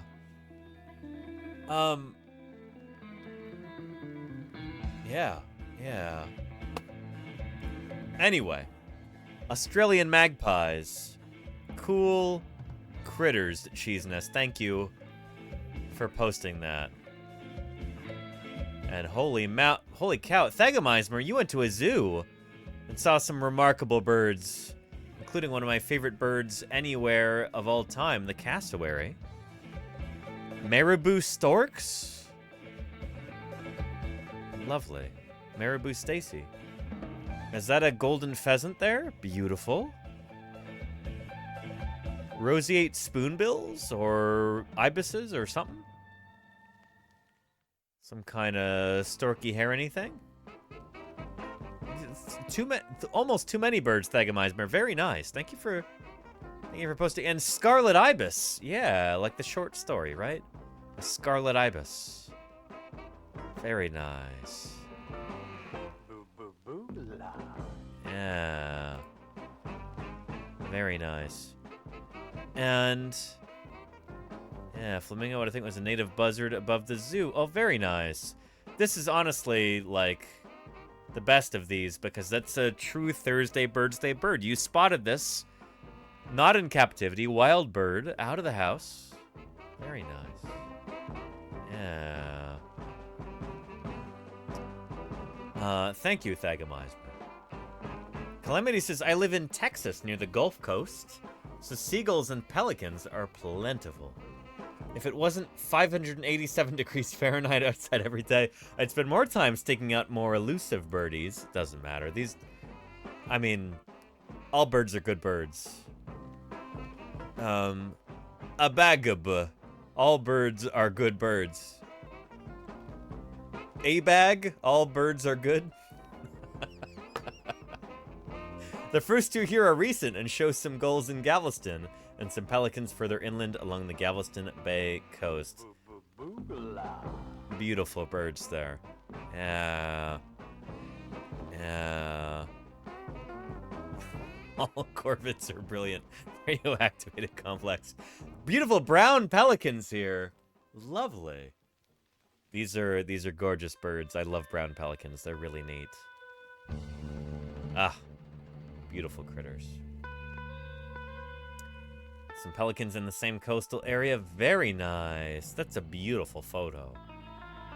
I'd be pleased to have this on my wall. That's lovely. What a cool critter. The brown pelican. It's fun now to have a reason to specifically look for colors in birds. Oh, very cool. Calamity, I'm looking forward to your future Thursday Birdsday bird photos, colorful as they may be. Yes. Good stuff. Good stuff. And Lenina, how you doing, Lenina? Says, I posted a grackle last week, but then I managed to snap these of one mid-molt. This is a much better representation of why I lovingly call them scraggly rat birds. Look at them.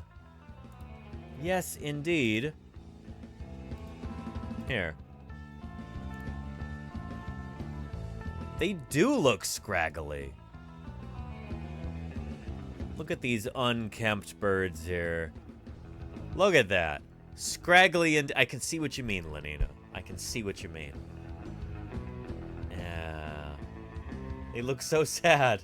I don't know if I'd say sad. I'd say flustered. There are fewer than 40 full-time dinosaur paleontologists. And Holy Lifton, thank you for those 5 gift subs.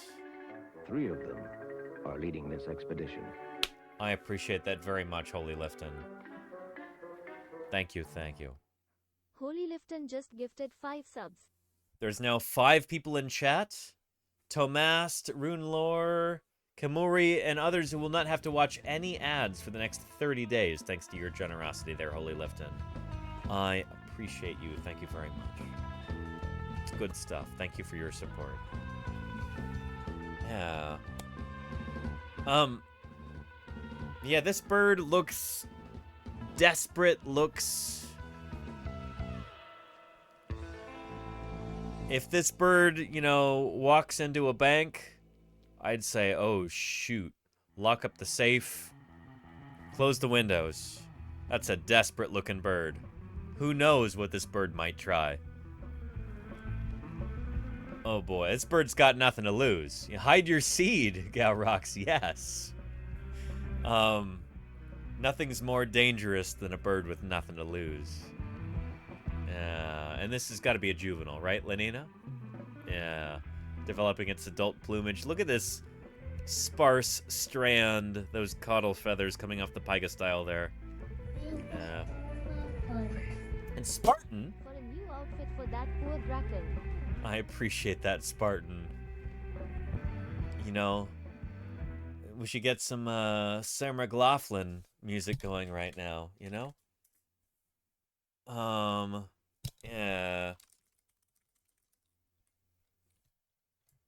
Here.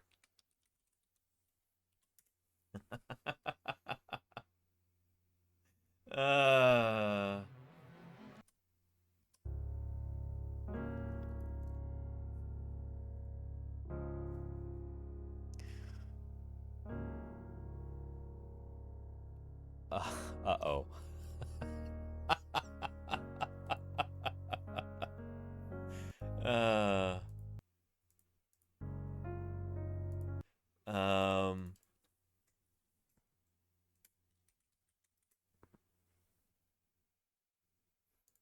There we go.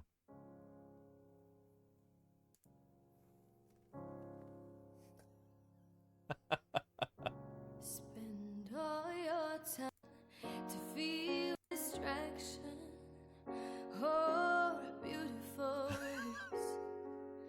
Memories seep through my veins. Let me be in. For just 300 bits, you can help provide new feathers to a poor grackle like this. Please, find it in your heart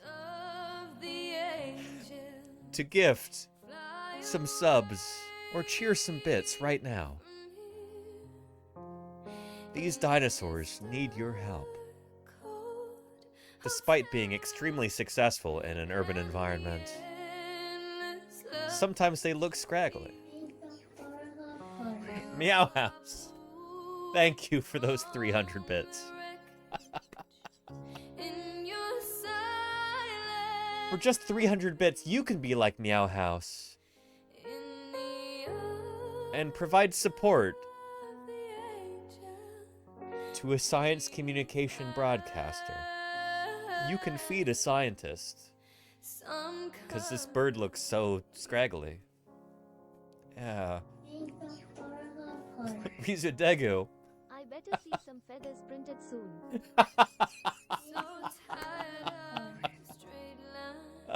Nova Silence Twitch, thank you for the 300 bits. The music really works. It does, Claire Burr. Holy cow. I had to do this more often, you know? Thank you, Jayco 5000 for those 300 bits. For just 300 bits, less than the price of a gift sub, you can help a starving paleontologist. Golganak, thank you.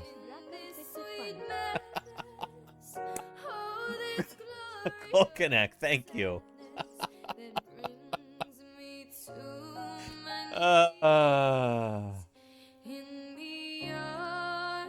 For just 300 bits, you can feed a paleontologist. Though it may not seem like much, 500 bits goes. 500 bits? 500 bits will pay for several somethings. I don't know. Mark Melbourne, thank you for that gift sub. If you're feeling a bit cheated, try blaming the dinosaurs. Oh boy, Ken, thank you for those 100 bits there. I really appreciate that. For the dinosaurs, I appreciate you, Dark Angel. Yes. Yeah. And the arms of the grackles. Yeah. What did you start, Lenina? Thank you, Lenina, for your wonderful picture there. These really, I can see why you call them scraggly rat birds, but they are beautiful, and these birds will grow up to be masters of their domain, exquisitely evolved, or adapted, I should say. Adapted, not necessarily evolved, to living in a human environment, but man, do they do well. Grackles, yeah, but they start off looking a little scraggly looking. Thank you, everybody, for the support. Holy cow. Yeah. And grackles eat all the crickets this time of year. That's good stuff, Lenina. Yeah. That is good stuff. Yeah, grackles are neat. I like them too, Samurai Pie. They got a lot of roof smarts. Yeah, street smarts, roof smarts, whatever smarts they need. Activated complex. Yeah. Moving on, Mayor of Space says this is a plaque found at the Audubon Center for Birds of Prey in Maitland, Florida. They've got Microraptor there! Holy cow! That's Microraptor, the four-winged dinosaur. Holy moly. Yeah. Here, let's take a look at this. Birds of prey are raptors, this is true. Eagles, hawks, owls, falcons, and kites. Yeah. The word raptor, comes from the Latin word rapere, which means to take or seize by force. Birds of prey are reptiles. Or birds of prey and reptiles. It should say birds of prey are reptiles, because they are. But birds of prey and reptiles share many features inherited from their ancestors, the dinosaurs. That's not totally true, because modern reptiles that are not birds are not descended from dinosaurs, but whatever. Birds are considered living dinosaurs. This is true. Bird feathers and reptile scales are made up of keratin, the same substance that makes up your fingernails.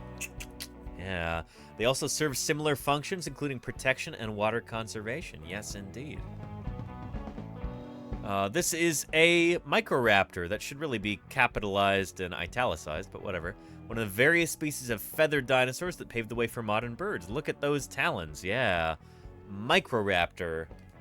I can't believe you managed to make your Thursday Birdsday bird Microraptor, Mayor Space. This is brilliant. Microraptor. What a cool critter. Yeah. Here, take a look at this. 125 million years ago, in the part of China that Microraptor called home, the ground was fertilized by volcanic ash that encouraged the growth of lush vegetation. Yeah. Tall Don't encourage that trees add a vegetation. vertical dimension to the landscape, and the Microraptor, meaning small thief, takes advantage of them. Oh, yeah.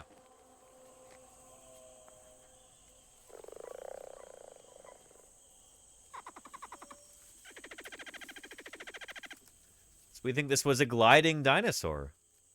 It's got big feathers on its arms and its legs. Yeah.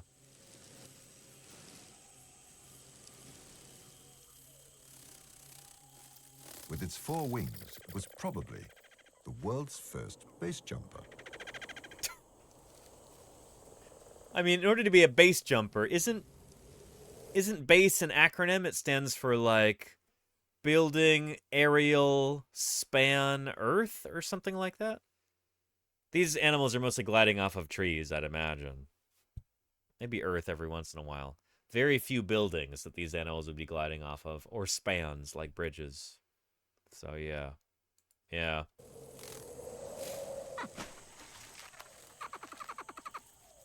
Four wings offer an advantage. No antennas around. There you go. But not for walking.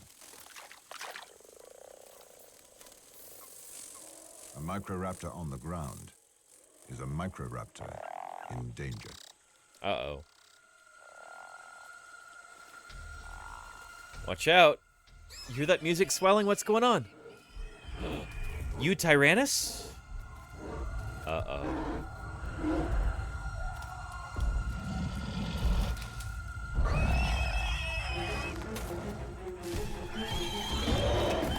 Oof.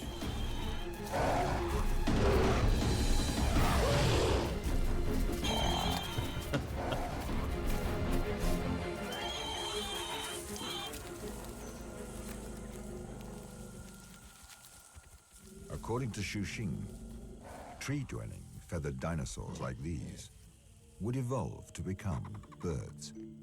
Well, I mean, that one wouldn't, because birds had already evolved by the time Microraptor was around, but, you know, it's part of the same kind of milieu, I suppose.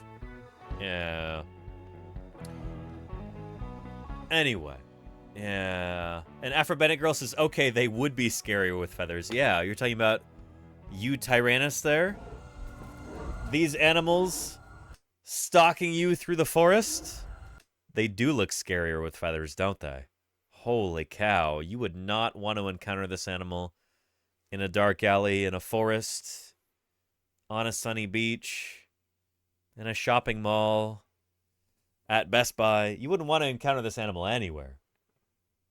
At the dentist's office, Murph, there you go, yeah. Oh, boy. Yeah. Yowza. Yeah. Anyway. Yeah. Anyway, very cool Mayor Space. Microraptor. That's super neat. I'm really glad that they had that there. That's pretty neat. Yeah.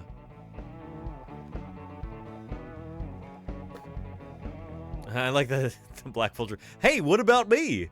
Are there any other dinosaur features you can find on these raptors? New World vultures and condors, while considered raptors by diet and behavior, are genetically more closely related to storks than to birds of prey. Same with falcons. Falcons are more closely related to parrots than to, like, hawks or eagles. Yeah. Anyway, very cool, Mayor Space. Thank you for sharing there. That's neat. And I've got so many more to do. This is my actual Thursday bird. They were eating Cheez-Its at the Detroit Zoo. Not an exhibit. These are Cheez-It Phagus birds? Now, you might have the same birds here that I have for my Thursday Birdsday bird. I took pictures of 2 birds. I got to decide which one I want. But these look like house sparrows, Passer domesticus. They all look like females. Very nice, Mayor Space. Very nice. Yeah. Ms. Art Rules has got an acorn woodpecker. That's a No, that's not a sauropod. Sorry. There's an acorn woodpecker at the top of this light pole. First, I thought this was a sauropod neck. Nope. An acorn woodpecker right there.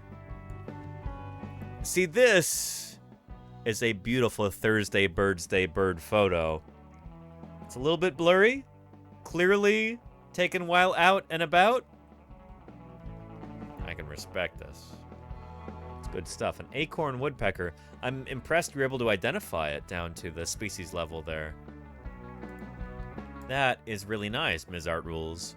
Very nice. Yeah. Very cool. Yeah. And Gers, I have been in a house. Well, not a house, but a classroom building like that before. Gers, yeah. Yeah. And yep, house sparrow is invasive in the U.S. Bingo. 2 of the wild American flamingos that were blown north by Hurricane Idalia. Jay Joyce, that's amazing. From the Yucatan Peninsula and ended up in a farm in Franklin County, Pennsylvania. One of them was recently injured by a bite from a snapping turtle and is being looked after now by wildlife rehabbers. Check that out. This is what we would call a vagrant bird. This is a bird that's been blown off course by a storm far from its natural habitat. Wow. I wonder if they can get enough food up there in Pennsylvania. That is pretty wild, Jay Joyce. Wow. Very cool. Very cool. Flamingos. Cool birds. Cool birds. Yeah. And green herring. Oh, we're in for a treat, as always with green herring. Let's see what this is. Got one of my most wanted lifers on Sunday. So green herring, a true birder here. Respect. A rare emigrant American avocet. They were right by the tidal basin in the District of Columbia, of all places, completely unbothered by the hordes of tourists walking by and all the bird paparazzi stopping to photograph them. I believe this bird was a male. A female would have a slightly shorter, more upturned bill. Females have more upturned bills? That's interesting. And he was still partially in his breeding plumage, the rusty coloring on his head and neck. I watched him for over an hour as he hung out, preened, and even did a little foraging, till the sun started to set, and he tucked his long, elegant beak into his back feathers and went to sleep. Pro bird tip, if you go to ebird.org/alerts, you can see rare birds that have been reported in your area.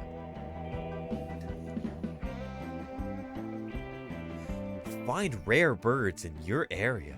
Click here now. ebird.org/alerts. There it is. Yeah. That's how I found him and many other rarities. That's really cool, Green Herring. That's really cool. An American avocet. I gotta tell you, I see these all the time. I live on the West Coast, of course, and the beautiful San Francisco Bay Area. We get these all the time in Oakland and Alameda, along Lake Merritt, along the Alameda shoreline, etc. Not to brag, but really cool that you saw one there. That's awesome there. Green Herring. Super, super cool. Yeah.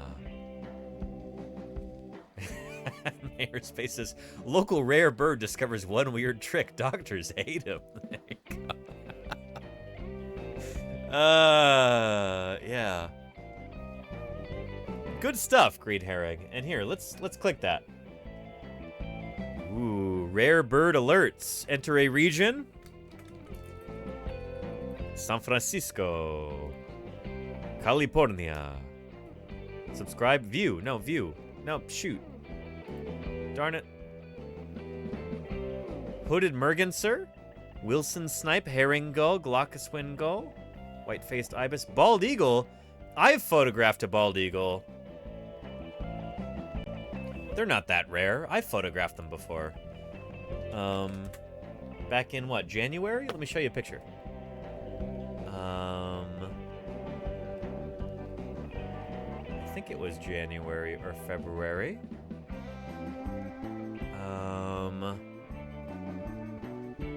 Where was that eagle? I don't know if I'm able to find it here. We've got so many bird photos. Can I do a search in text messages? Because I know I had... Oh, I don't know if I can. Shoot. Anyway, I photographed a bald eagle in Alameda, California, just across the San Francisco Bay from San Francisco. But anyway, yeah, we actually talked about that at one point on Thursday Birdsday. But yeah, I've seen bald eagles in the Bay Area. But thank you, Green Herring, for once again another beautiful Thursday Birdsday bird. I'm glad you got a new first instance. A new lifer. That's pretty neat, Green Herring. That is pretty neat. Good for you. Very exciting. Yeah. Bird showing up out of season will also count as rare. Oh, that makes sense, Green Herring. Okay. Yeah. Very nice. Well, thank you for sharing once again. Nova Silence says, this is Archibald and Nina. They are common bronze-winged pigeons native to Australia. They've been happily bird married and living in our driveway for the past 7 or more years. They've raised many babies over the years. Salute to them. Holy cow. An endemic species. Bronze-winged pigeons native to Australia.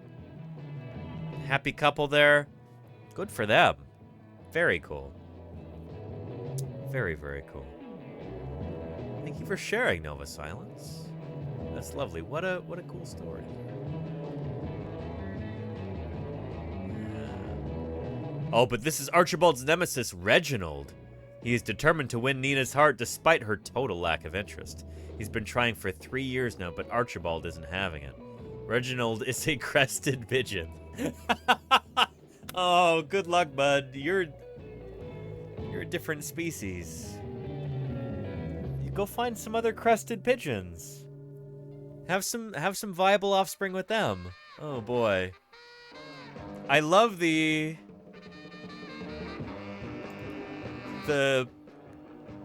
telenovela going on here. Nova Silence.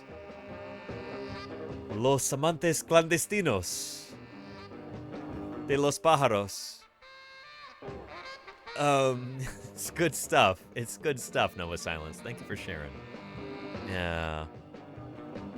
The drama, indeed, Green Herring, yes. And Noisy Friar Bird. You've got multiple Thursday Birdsday birds. Nova Silence, pace yourself. A Noisy Friar Bird. What a wild critter. Look at that big red eye. That's an intimidating looking bird. Looks like it'll look directly into your soul with those big red eyes. I think they look super dinosaur-y with their naked head and big crest/bump on their beak. Can't argue with that. Yeah. Yeah. Huh. Nice. And kookaburra. So many birds. Oh man, kookaburras.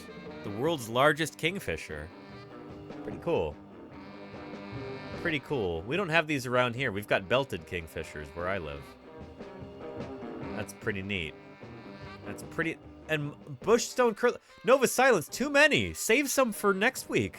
Gonna run out of Thursday Birdsday birds. These are all too beautiful. These are too good. Shoot.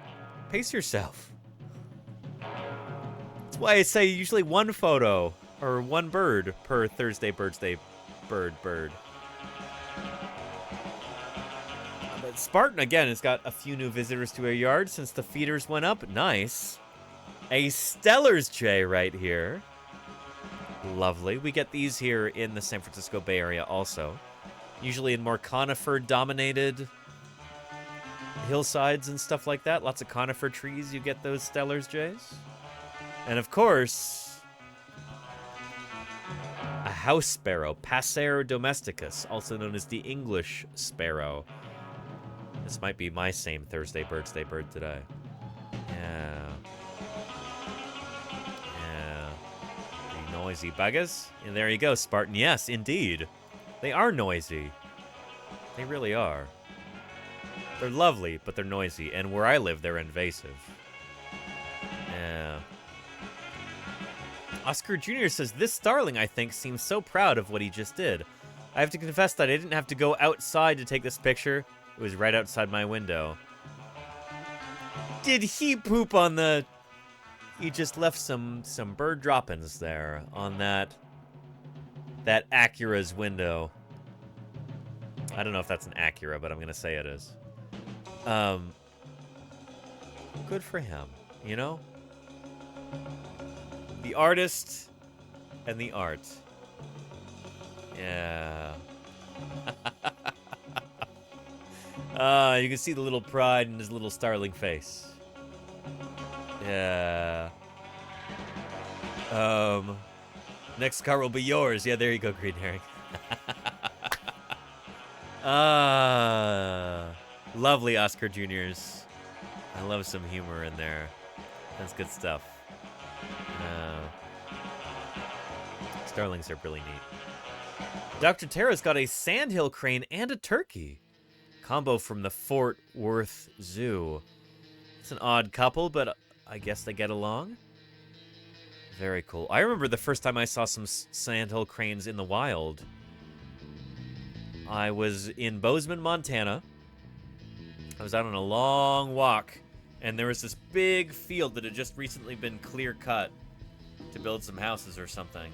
And there was just this whole group of sandhill cranes out there calling, and their calls are really neat sounding. Yeah. They're pretty wild. I remember hearing this noise and going, "What in the world is that?" And walking over until I could find them. Yeah. Very cool. Very cool. They are dinosaurs. All birds are dinosaurs, Claire Burr. You know this well. But they do sound kind of like a, yeah.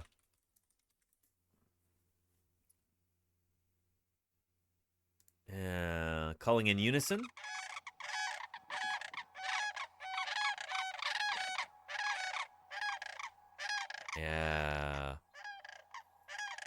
I wish I could find one slowed down. Maybe we can slow it down here. Playback speed 0.5. It doesn't really change the tone, unfortunately, on YouTube, but that's okay. Sounds like a French police car. There you go, Tommy Platygus. Gets your attention, right? Yeah. Very cool, Dr. Terra. I hope they enjoy their incarceration together, this turkey and this sandhill crane. Wonder what they did to deserve getting put in the slammer like that. Yeah. Yeah. Thing says Lovebird. His name is Luigi. Look how cute this bird is. Very, very cute. It's always easy to love a lovebird. Look how sweet this bird looks. Wow. Wow. Yeah. Yeah. And Risu has got some starling. What kind of starlings are these? Risu, are you Australian as well? Are Australian starlings different from European starlings? Shoot. Let's look up starlings on our Tree of Life and see what we got. Starlings. How many different species and how different are they? Yeah, there are a lot of different starlings. All right. And good night to you too, Afro Bandit Girl. Thank you for being here. Yeah. Starlings, 35 species. Wow. And minings or minas are a kind of starling? Minings. Yeah, finch-billed mina, glossy starling. Very cool. Glossy starlings. Matte starlings. Oh no, never mind.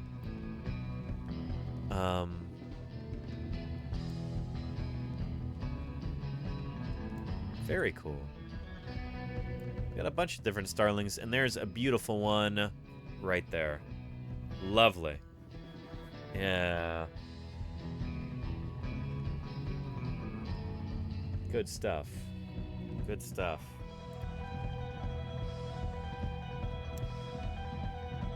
Bet Medler says, submitted on behalf of my less technically inclined mother, a fellow paleontologizer and loyal Thursday Birdsday viewer, Bet Medler. And Mom, thank you for being here. Appreciate you. Paleontologizing, salute to you. Ruby-throated hummingbird in northern Minnesota. Looks magma-throated because of the sun shining through the feeder. There you go, yeah. Wow. That is something. It does look magma-throated.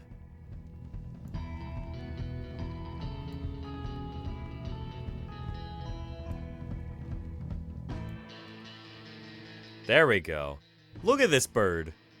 Oh, boy. Really red. This is redder than red. That's nuts. Wow. Very nice. I like that the feeder's a giant strawberry, too. That makes me smile. Yeah. I just filled up my hummingbird feeder again yesterday. Make sure I do that every week. Make sure it's nice and clean and full for them. We get ruby-throateds here in the Bay Area also. That's really lovely there. Thank you for sharing, Bet Medler and Mama Medler. Mama Medler or Bet Mama? Anyway, thank you. Appreciate you. What a beautiful bird. Lovely. Ruby-throated hummingbirds are, they're really fascinating creatures. All hummingbirds are.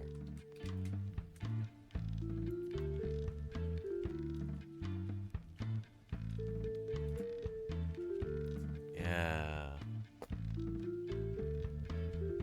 Take a look at this video from Leslie the Bird Nerd. In the tropics of Central and South America, there are over 300 hummingbird species. Holy cow. Next to flycatchers, they are the second largest family of birds in the world. Of all these hummingbirds, only a little more than a dozen species come to North America for the summer, with the majority of them ending up on the western portion and only one species east of the Great Plains.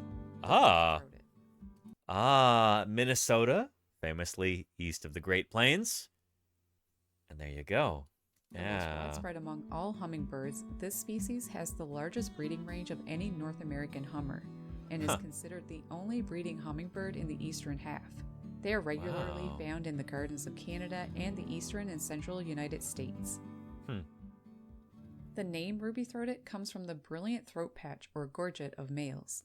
Yeah. A splendid ruby red with dazzling ears. I love this because you look at this, and this is a theropod dinosaur, you know? One of the smallest of the theropods, but a theropod nonetheless.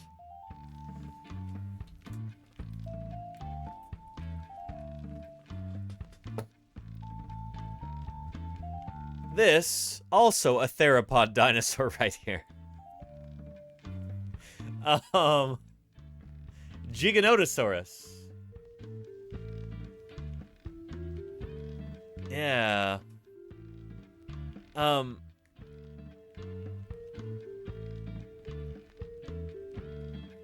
Theropod dinosaur? Theropod dinosaur? Theropod dinosaur. Pretty neat.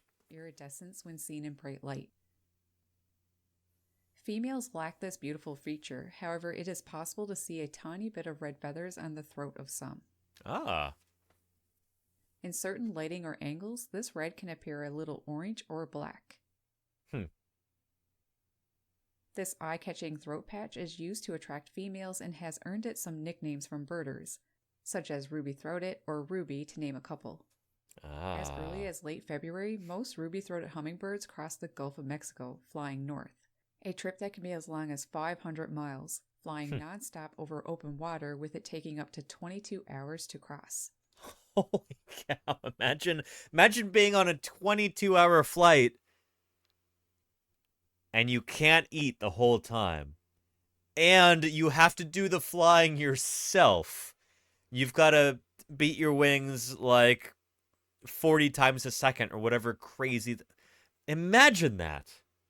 What an incredible animal. And no in-flight movie, Galrox, yeah, which could be a blessing or a curse, depending on how you look at it. But, nuts. Nuts. That's crazy. What an incredible creature. Flying nonstop over open water, with it taking up to 22 hours to cross. Quite remarkable for such a small bird.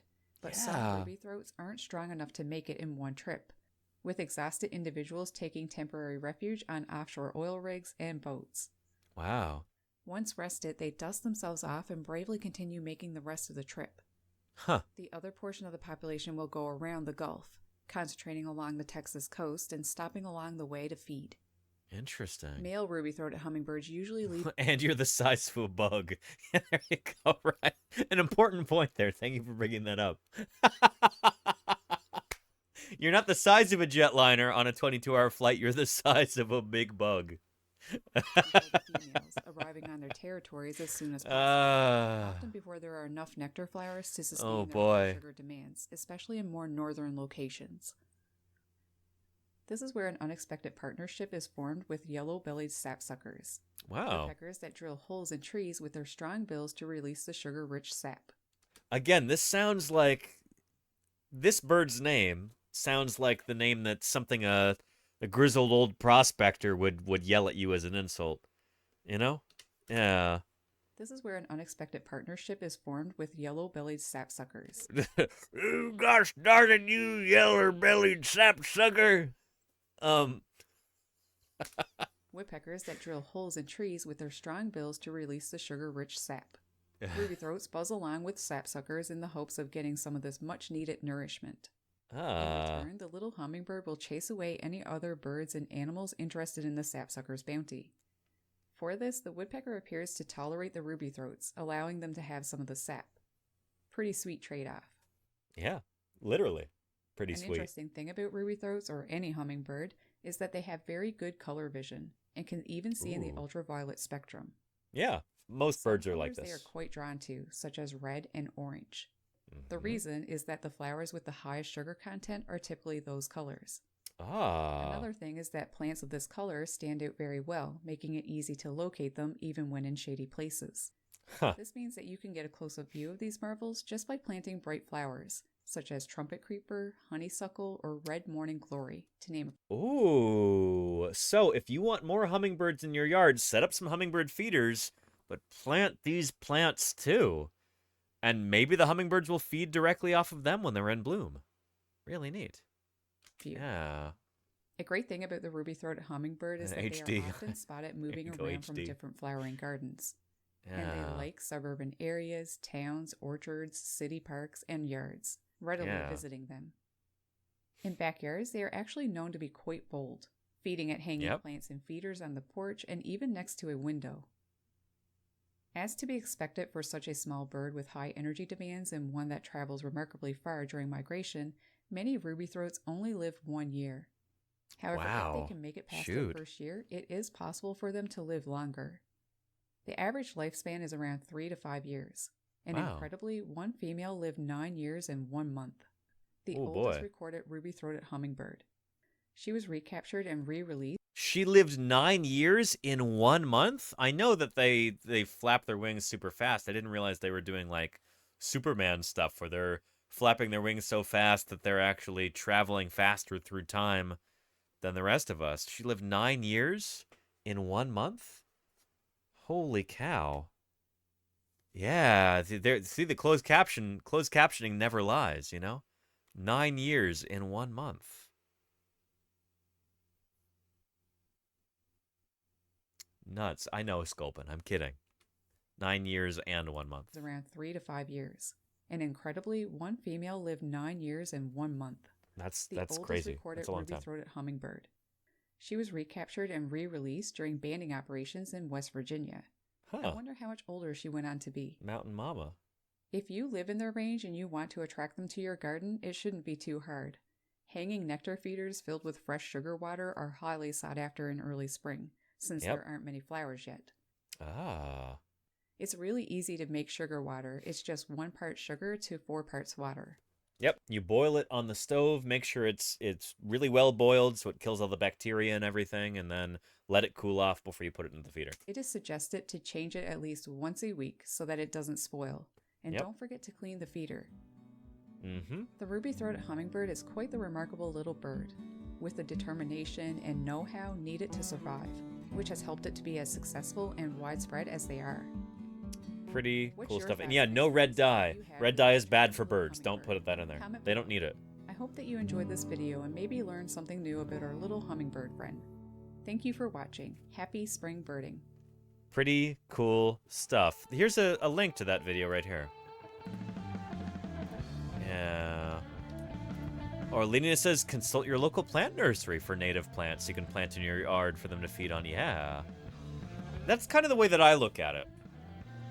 Where, you know, you can have... Possible for them to live longer. You can have hummingbirds visit your feeder. But for them, it's, you know, they're just drinking pure sugar water like this. This is probably like them eating McDonald's every day. When they go to an actual flower, it's like, ooh, that's a gourmet experience. That is something rare and tasty, you know? They're not just eating Hot Pockets out of the microwave, they're eating something, you know, curated by the earth itself. Or something. I don't know. I like to think that hummingbirds feeding on flowers, you know, they're not eating as much, but it probably tastes a lot better than just pure sugar water, you know? Yeah. And Claire Burr says, have we developed a formula for nutritious hummingbird syrup? Yeah, it's just sugar and water, literally. 1 part sugar, 4 parts water. You boil them together on the stove, cool it off, and you're ready to go. Pour it into the feeder, you know? So yeah.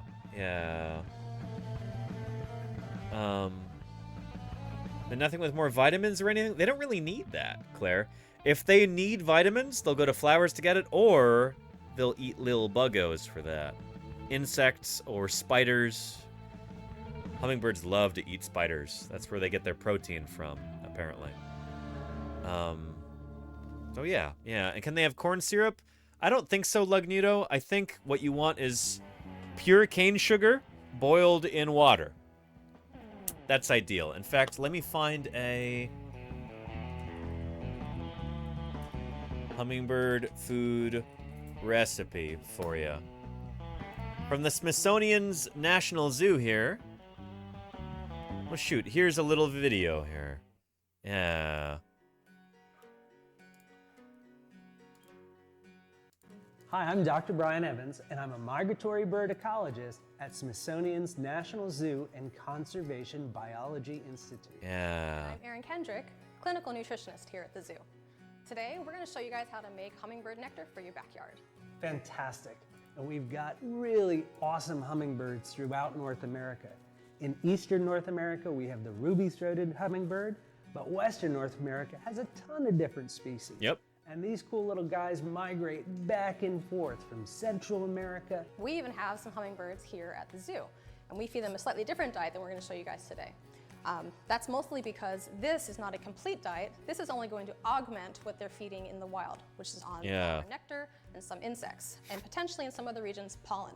But today we're just doing sugar. So hummingbirds eat insects too? They do. They're actually pretty insectivorous. Wow, cool. Yeah. So today we're They'll just catch insects in midair. It's pretty neat. mixing sugar and water to make a nectar for your backyard. There you go. This is super simple. Which is just And like, it's almost insulting how simple this is. 1 part sugar, 4 parts water, you boil it. regular tap water. You don't need to do anything special with that. It doesn't need to be filtered. You don't need to boil it. Just plain tap water at the room temperature. Then we've also got sugar.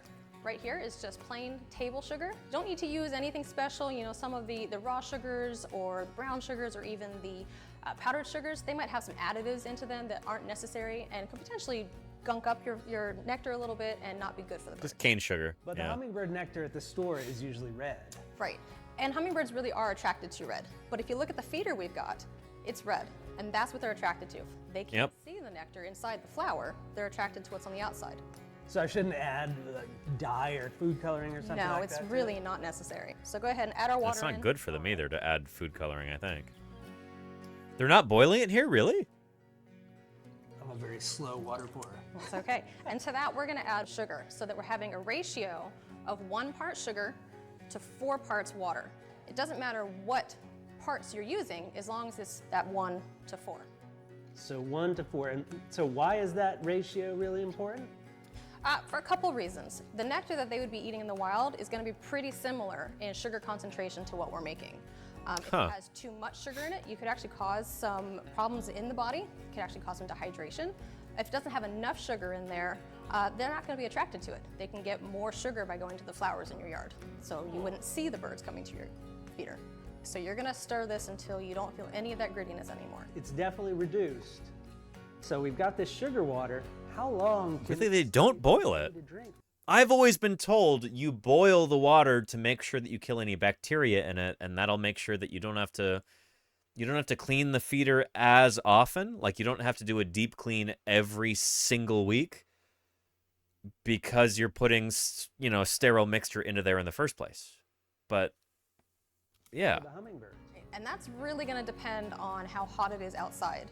So we would say you definitely don't want to let it go more than 2 days. So you really want to be changing this and cleaning your feeder every other day in order to make sure that it's clean and safe for the birds that are eating from it. Really? How do I clean it?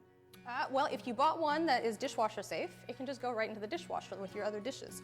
Okay. Otherwise, just some warm water, a little bit of soap, like you would wash your own dishes in the sink.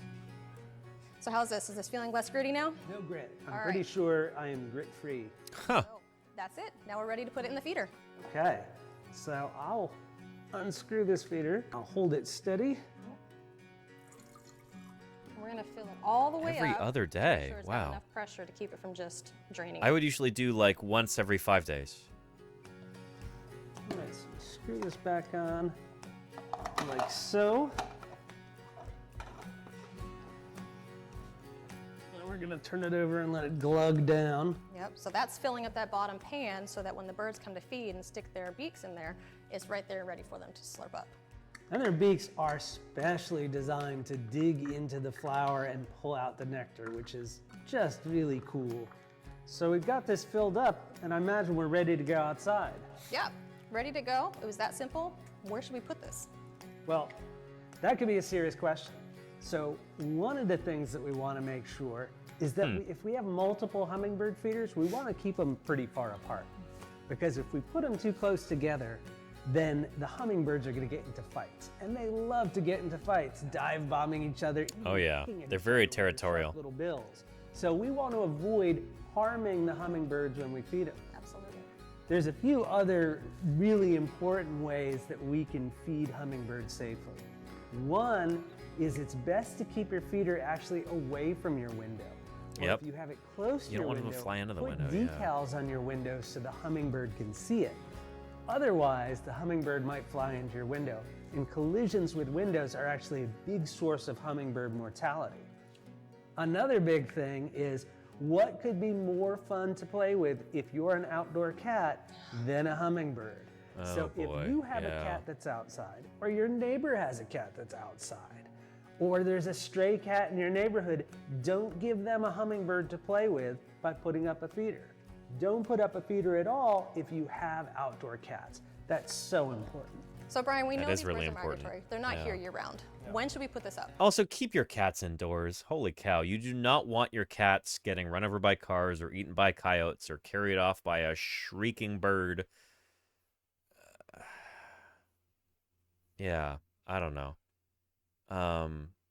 Growing up, I had a neighbor who had a dog in their backyard, very fast dog. It was like a greyhound pit bull mix, and this dog would multiple times a year just tear apart neighborhood cats who wandered into the yard. Just kill them, rip them apart, and eat them. Don't let your cats out. If you love your cats, keep your cats inside. It's better for the cats, it's better for the birds, it's better for the lizards. It's better for everybody, you know?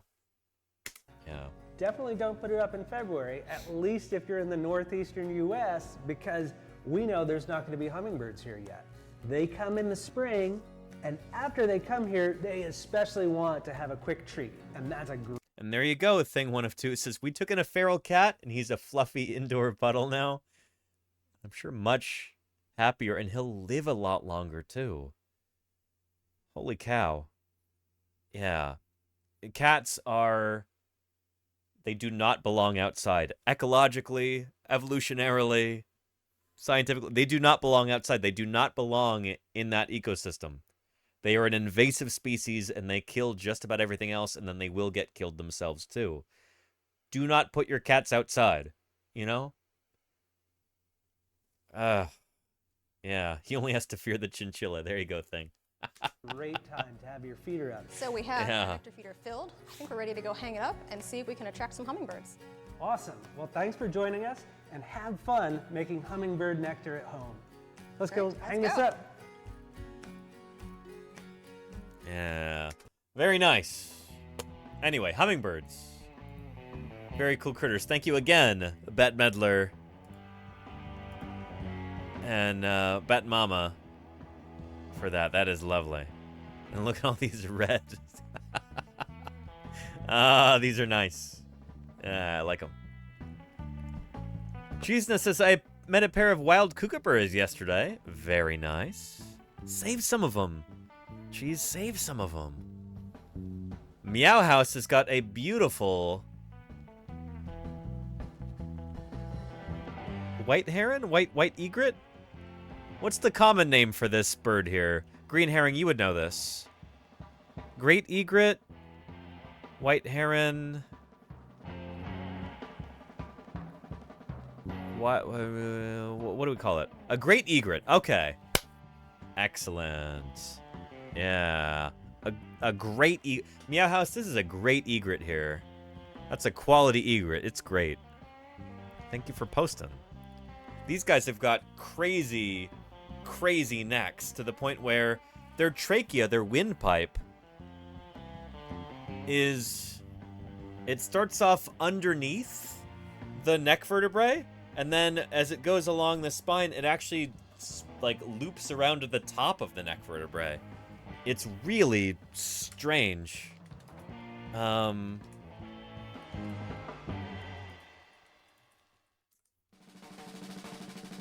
We talked about this a little while ago, but this is a member of the same family.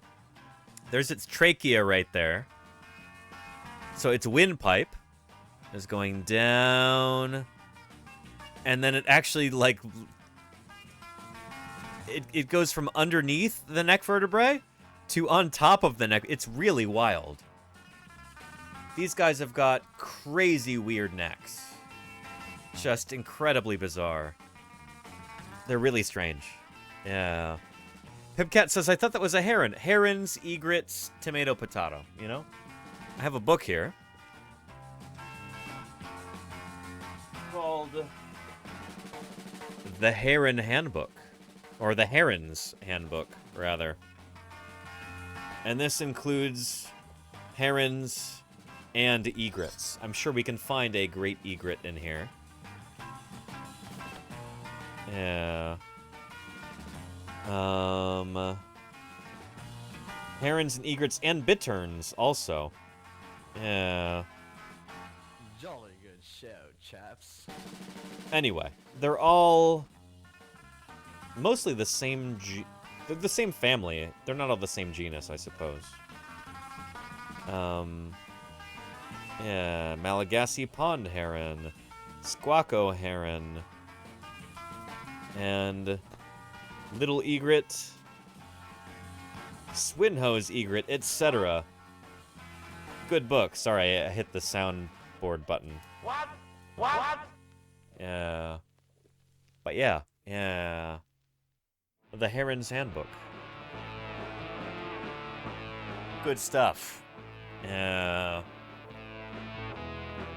Anyway, Musa says, are there any animals you don't know anything about? Sure. I'm sure there are, and I've never heard of them. That's why I don't know anything about them. Yeah. And Samurai Pie says, you really have a great collection of books. Thank you, Samurai. I appreciate that. I pride myself on having an extensive library here. You can't even see most of it. We got more books over here. We got more books over there. There's books. There's books galore. But yeah. Anyway, a lovely Thursday Birdsday bird from Meow House. A great egret. Very nice. Shoot, let's look at egrets, great egrets, real quick. On the old Tree of Life. There. Great egret. Yeah.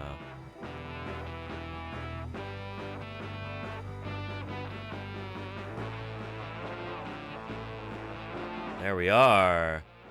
Casmerodius albus. Where are they native to? A large, widely distributed egret. They are found. Different species are found in Asia, Africa, the Americas, and Southern Europe. Different subspecies, I mean. There's one in New Jersey there. A Jersey egret. Yeah. Good stuff. So we've got egrets and we've got herons. Yeah. On the same branch. I don't think herons are... No, shoot, herons are they're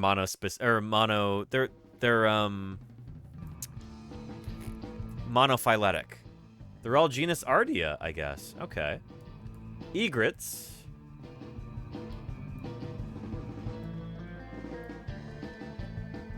Yeah, okay. Anyway. I didn't realize that herons were monophyletic like that. Huh. Cool.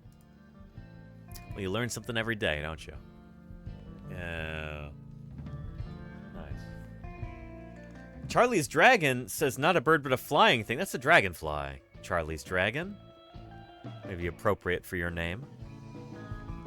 Before there were birds, before there were pterosaurs, there were flying insects like this dragonfly. So, yeah. Flight has only ever evolved 4 times on planet Earth. Insects, number 1. Birds, no, pterosaurs, number 2. Birds, dinosaurs, number 3. Bats, number 4. But these guys were first. Very cool. Been seeing them a lot this year. That's a great photo of a dragonfly there, Charlie's Dragon. Dinosaur who saved us from the American forces. We would all be dead. Knife Clan. Is that So I true? went and saw Jurassic Park 30th in 3D. Fell asleep but awake for the good part. You must have been tired. Knife Clan, thank you for being here. Thank you for the 8 months of support. I'm glad you're awake for the good parts. What were the good parts? What are your favorite parts of Jurassic Park? Let me know. What are your favorite Jurassic parts? Yeah. I haven't even seen that. That's cool. I've seen Jurassic Park at least 2 times in the theater. Probably 3 or 4 actually. But not for the 30th anniversary. Yeah. The ripples. There you go, Meow House. And at Wilkes-Barre, Pennsylvania, he got a job working logistics in the Regional Veterans Hospital. That looks like a turkey decoy right there. Kodali. But you know, that's okay. He's back. Nice. Nice. That does make me smile. Yeah. Almost had me. You're right, Claire Burr. You're right. Kodali almost got me. Yeah. And Knife Clan says, when he snapped at the kid in the vent, I literally jumped in my seat. Yeah. Interesting, Knife Clan. I remember exactly the shot you're talking about with Lex, and her leg is hanging down out of the vent, and then the dromaeosaur leaps up and goes, awesome, at the camera. Yeah. But in 3D, yeah. They had to CGI Ariana Richards' face onto the stunt double right there because she looked up when she wasn't supposed to. So anyway, some people in chat know what I'm talking about. Little tidbit there. We're not going to go off on a tangent right now, though. Brennington says he's back. He is back. Look, he's back. Ah. And Miss Hire says, took this photo while on holiday. Look at that beautiful pheasant there. Gorgeous. Gorgeous pheasant. Very nice. Very, very nice. What an incredible animal. Beautiful photo there, Miss Hire. And Rizu says, Baltimore Oriole, and definitely not an Orchard Oriole because we don't have those. Well, there you go. Baltimore Orioles. We don't have these where I live. But they do love citrus, and there's an orange right there? Somebody knew what they were doing attracting these birds. What a beautiful critter. Baltimore Oriole. Beautiful. Yeah. And Neverwinter says that's definitely an Orchard Oriole. Really? Huh. Why do you say that, Neverwinter? Here. Let's do an image search. Baltimore versus Orchard Oriole. Ooh. You might have both right there.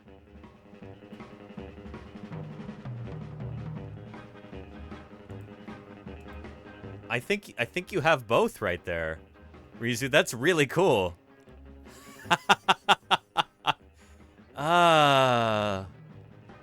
The dark is Orchard, but because of where we live, they deny him. Oh! Because we don't have those. You know, birds' ranges are changing with climate change. You got both there. I see what you did. You were kidding. You were being facetious. You got both right here.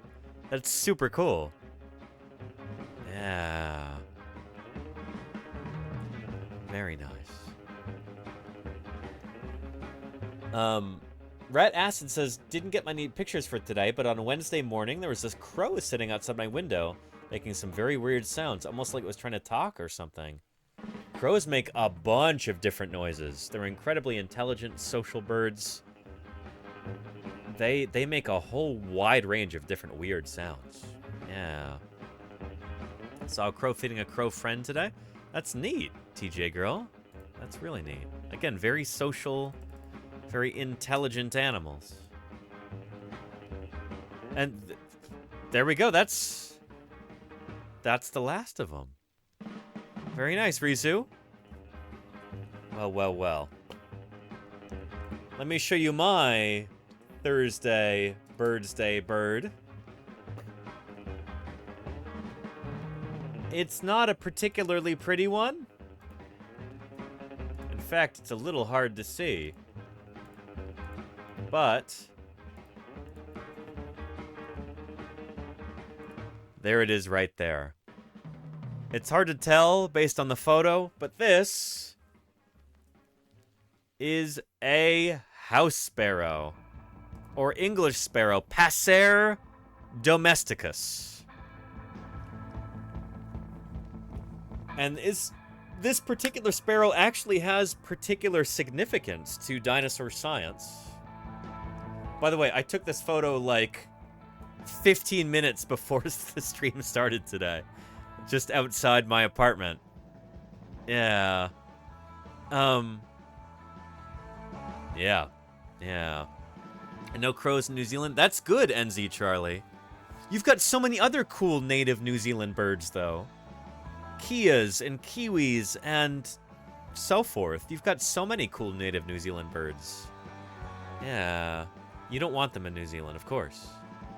I didn't have a bird planned. I've had a very busy week, TJ girl. And I'll photograph at least a half dozen birds over the course of the week. I didn't have any birds photographed before today's stream. But I photographed this little house sparrow. Yeah. Yeah.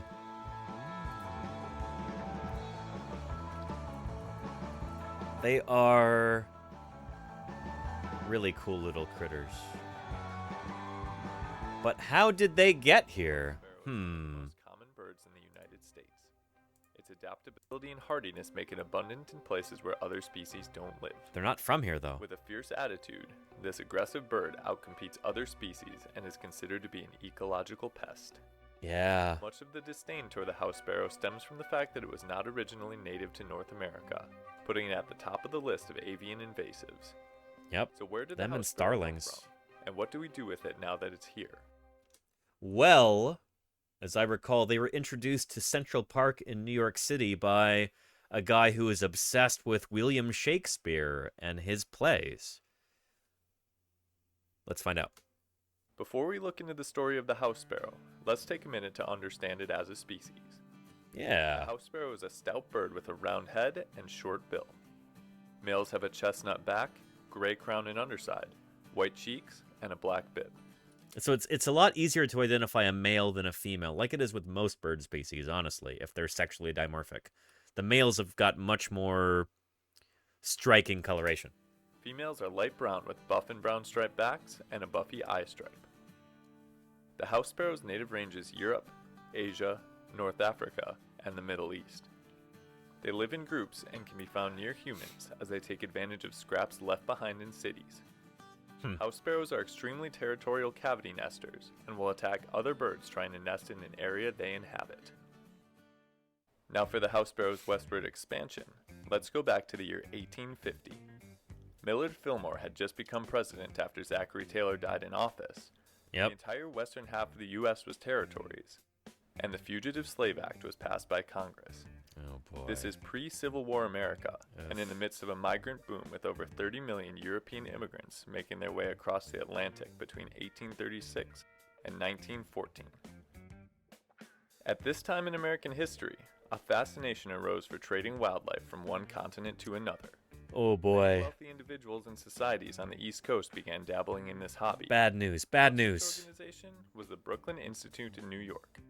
Yeah. To know the story of the house sparrow, we have to know the Institute's director, Nicholas Pike. Pike cemented his spot in the story as the man responsible for the first house sparrows brought to the United States when he had 8 pairs shipped over in 1850. The cited reason for the introduction? To control an infestation of insects, either cankerworms or the larva of the linden moth. A second reason was to bring a species to America that European immigrants would be used to and find pleasant. Yes, that's right, pleasant. At this point in time, Well, birds are wonderful. It's hard to be mad at a bird, at least in my opinion. nobody knew of the But, negative yeah. consequences introducing a non-native species could have on native wildlife. As a result, the importation of the initial birds was met with little resistance. In 1851, the first 16 birds were released. Here's where the story gets a bit murky. Pike is quoted as stating that the first 16 birds did not thrive upon their release. Some argue that this means all 16 birds perished. Others suggest this may just mean that they disappeared, perhaps dispersing and starting their lives as the colonists that would one day spread their species all across the world. In 1852, Pike was appointed Consul General to Portugal and sailed to Liverpool, where he made a large order of songbirds including 50 more pairs of house sparrows. Oh boy. The birds were shipped over in the steamship Europa. Pike, however, was on his way to Portugal and was not present when the sparrows made it to America. 50 of these birds were released in the Narrows in 1852. What about, what's his name, with the starlings and Shakespeare? Maybe that's an unrelated story. Maybe it's the European starling that's more tied to William Shakespeare's plays and all that. And then another 50 were released at the Greenwood Cemetery Chapel a year later in 1853. The problem is that Pike did not witness the release of these birds, and his account is the only one to go off of as it pertains to the initial 3 releases.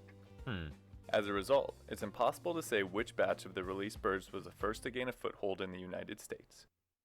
But let's pause for a second, because something important happened in 1854 that changed the landscape of world bird life.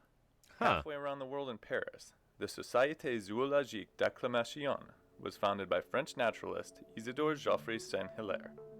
The goal of this group was to bring in flora and fauna that could be useful for pest control and food sources. In America, copycat societies were starting to pop up as well, including one in New York. Now, let's get to know another important player in this story, Eugene Schieffelin. Schieffelin was a pharmacist and We're really getting in depth in this, aren't we? Shoot, I'm not going to watch this whole thing right now, but I'll give you the link if you'd like to watch the rest of it on your own time. There you go. But,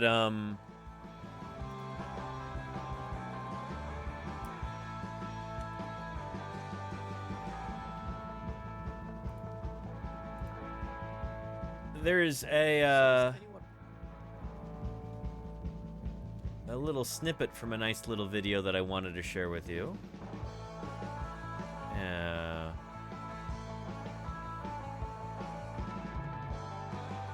Here we go.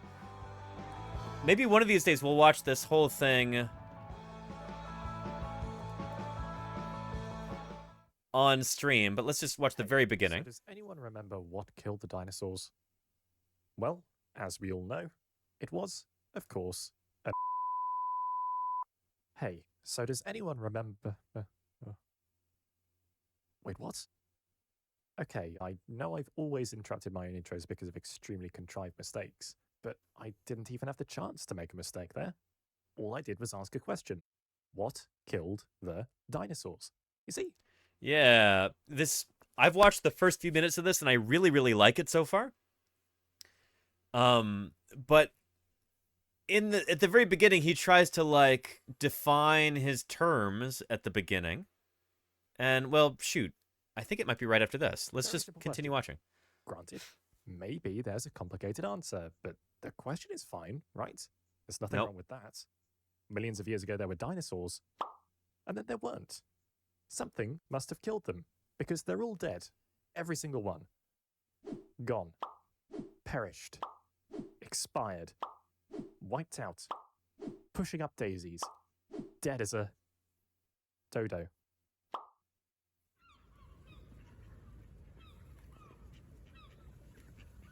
Yeah,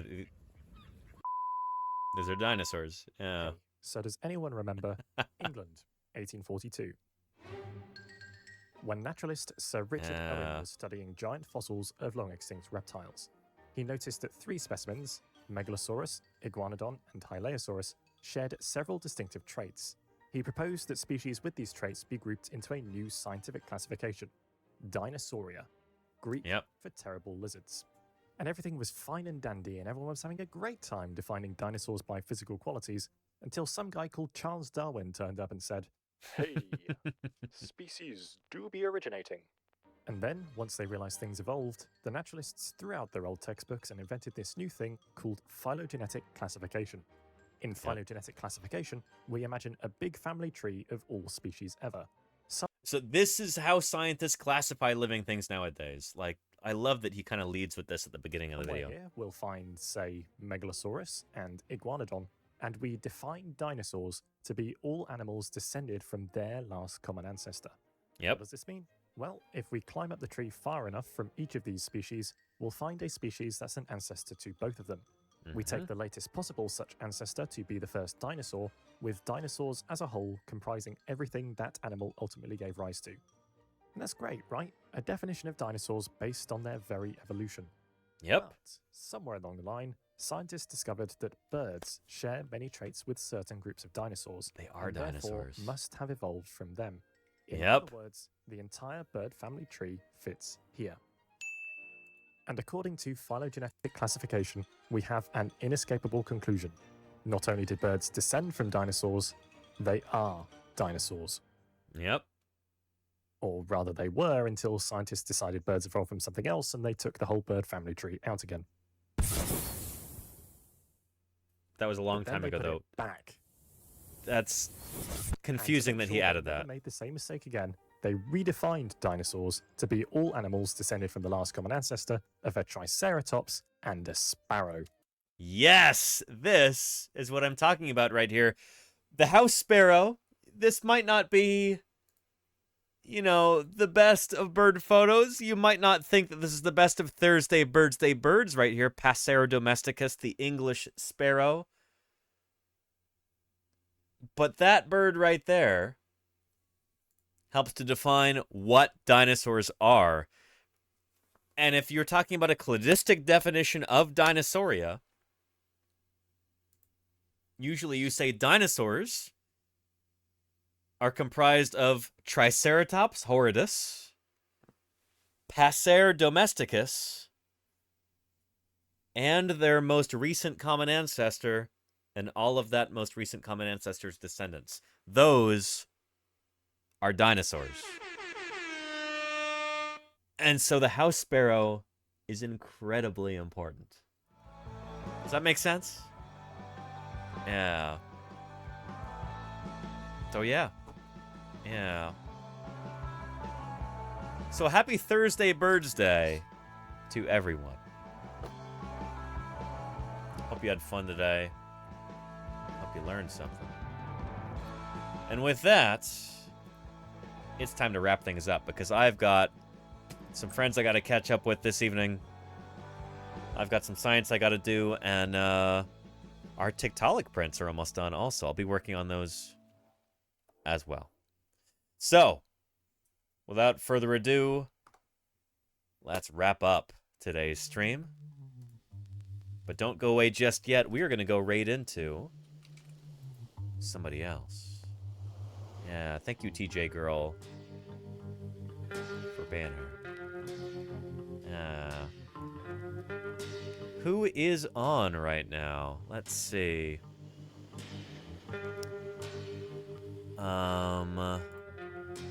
California Burbs is on. Let's go raid California Burbs and see some California Burbs. There we go. Can't wait to see next week's bird. Me too, TJ Krill. I'm excited about that. Yeah. Everybody, thank you for another wonderful stream. I hope you had a wonderful time today. I know I had a good time. Thank you for your viewership. Thank you for your enthusiasm, for your questions, for your financial support. Thank you, moderators, for your moderating work. Thank you, followers, for following, raiders for rating. Thank you very, very much. We're going to be talking about a brand new dinosaur tomorrow, by the way. Just published today. I need to email the author, who's a colleague of mine, see if I can get a copy of the paper. We've got a new dinosaur from the UK. We'll be talking about that tomorrow. So, I hope you'll be there then. Until then, everybody, you take care of yourselves, and I'll see you soon. Bye-bye. Let's go check out California birds.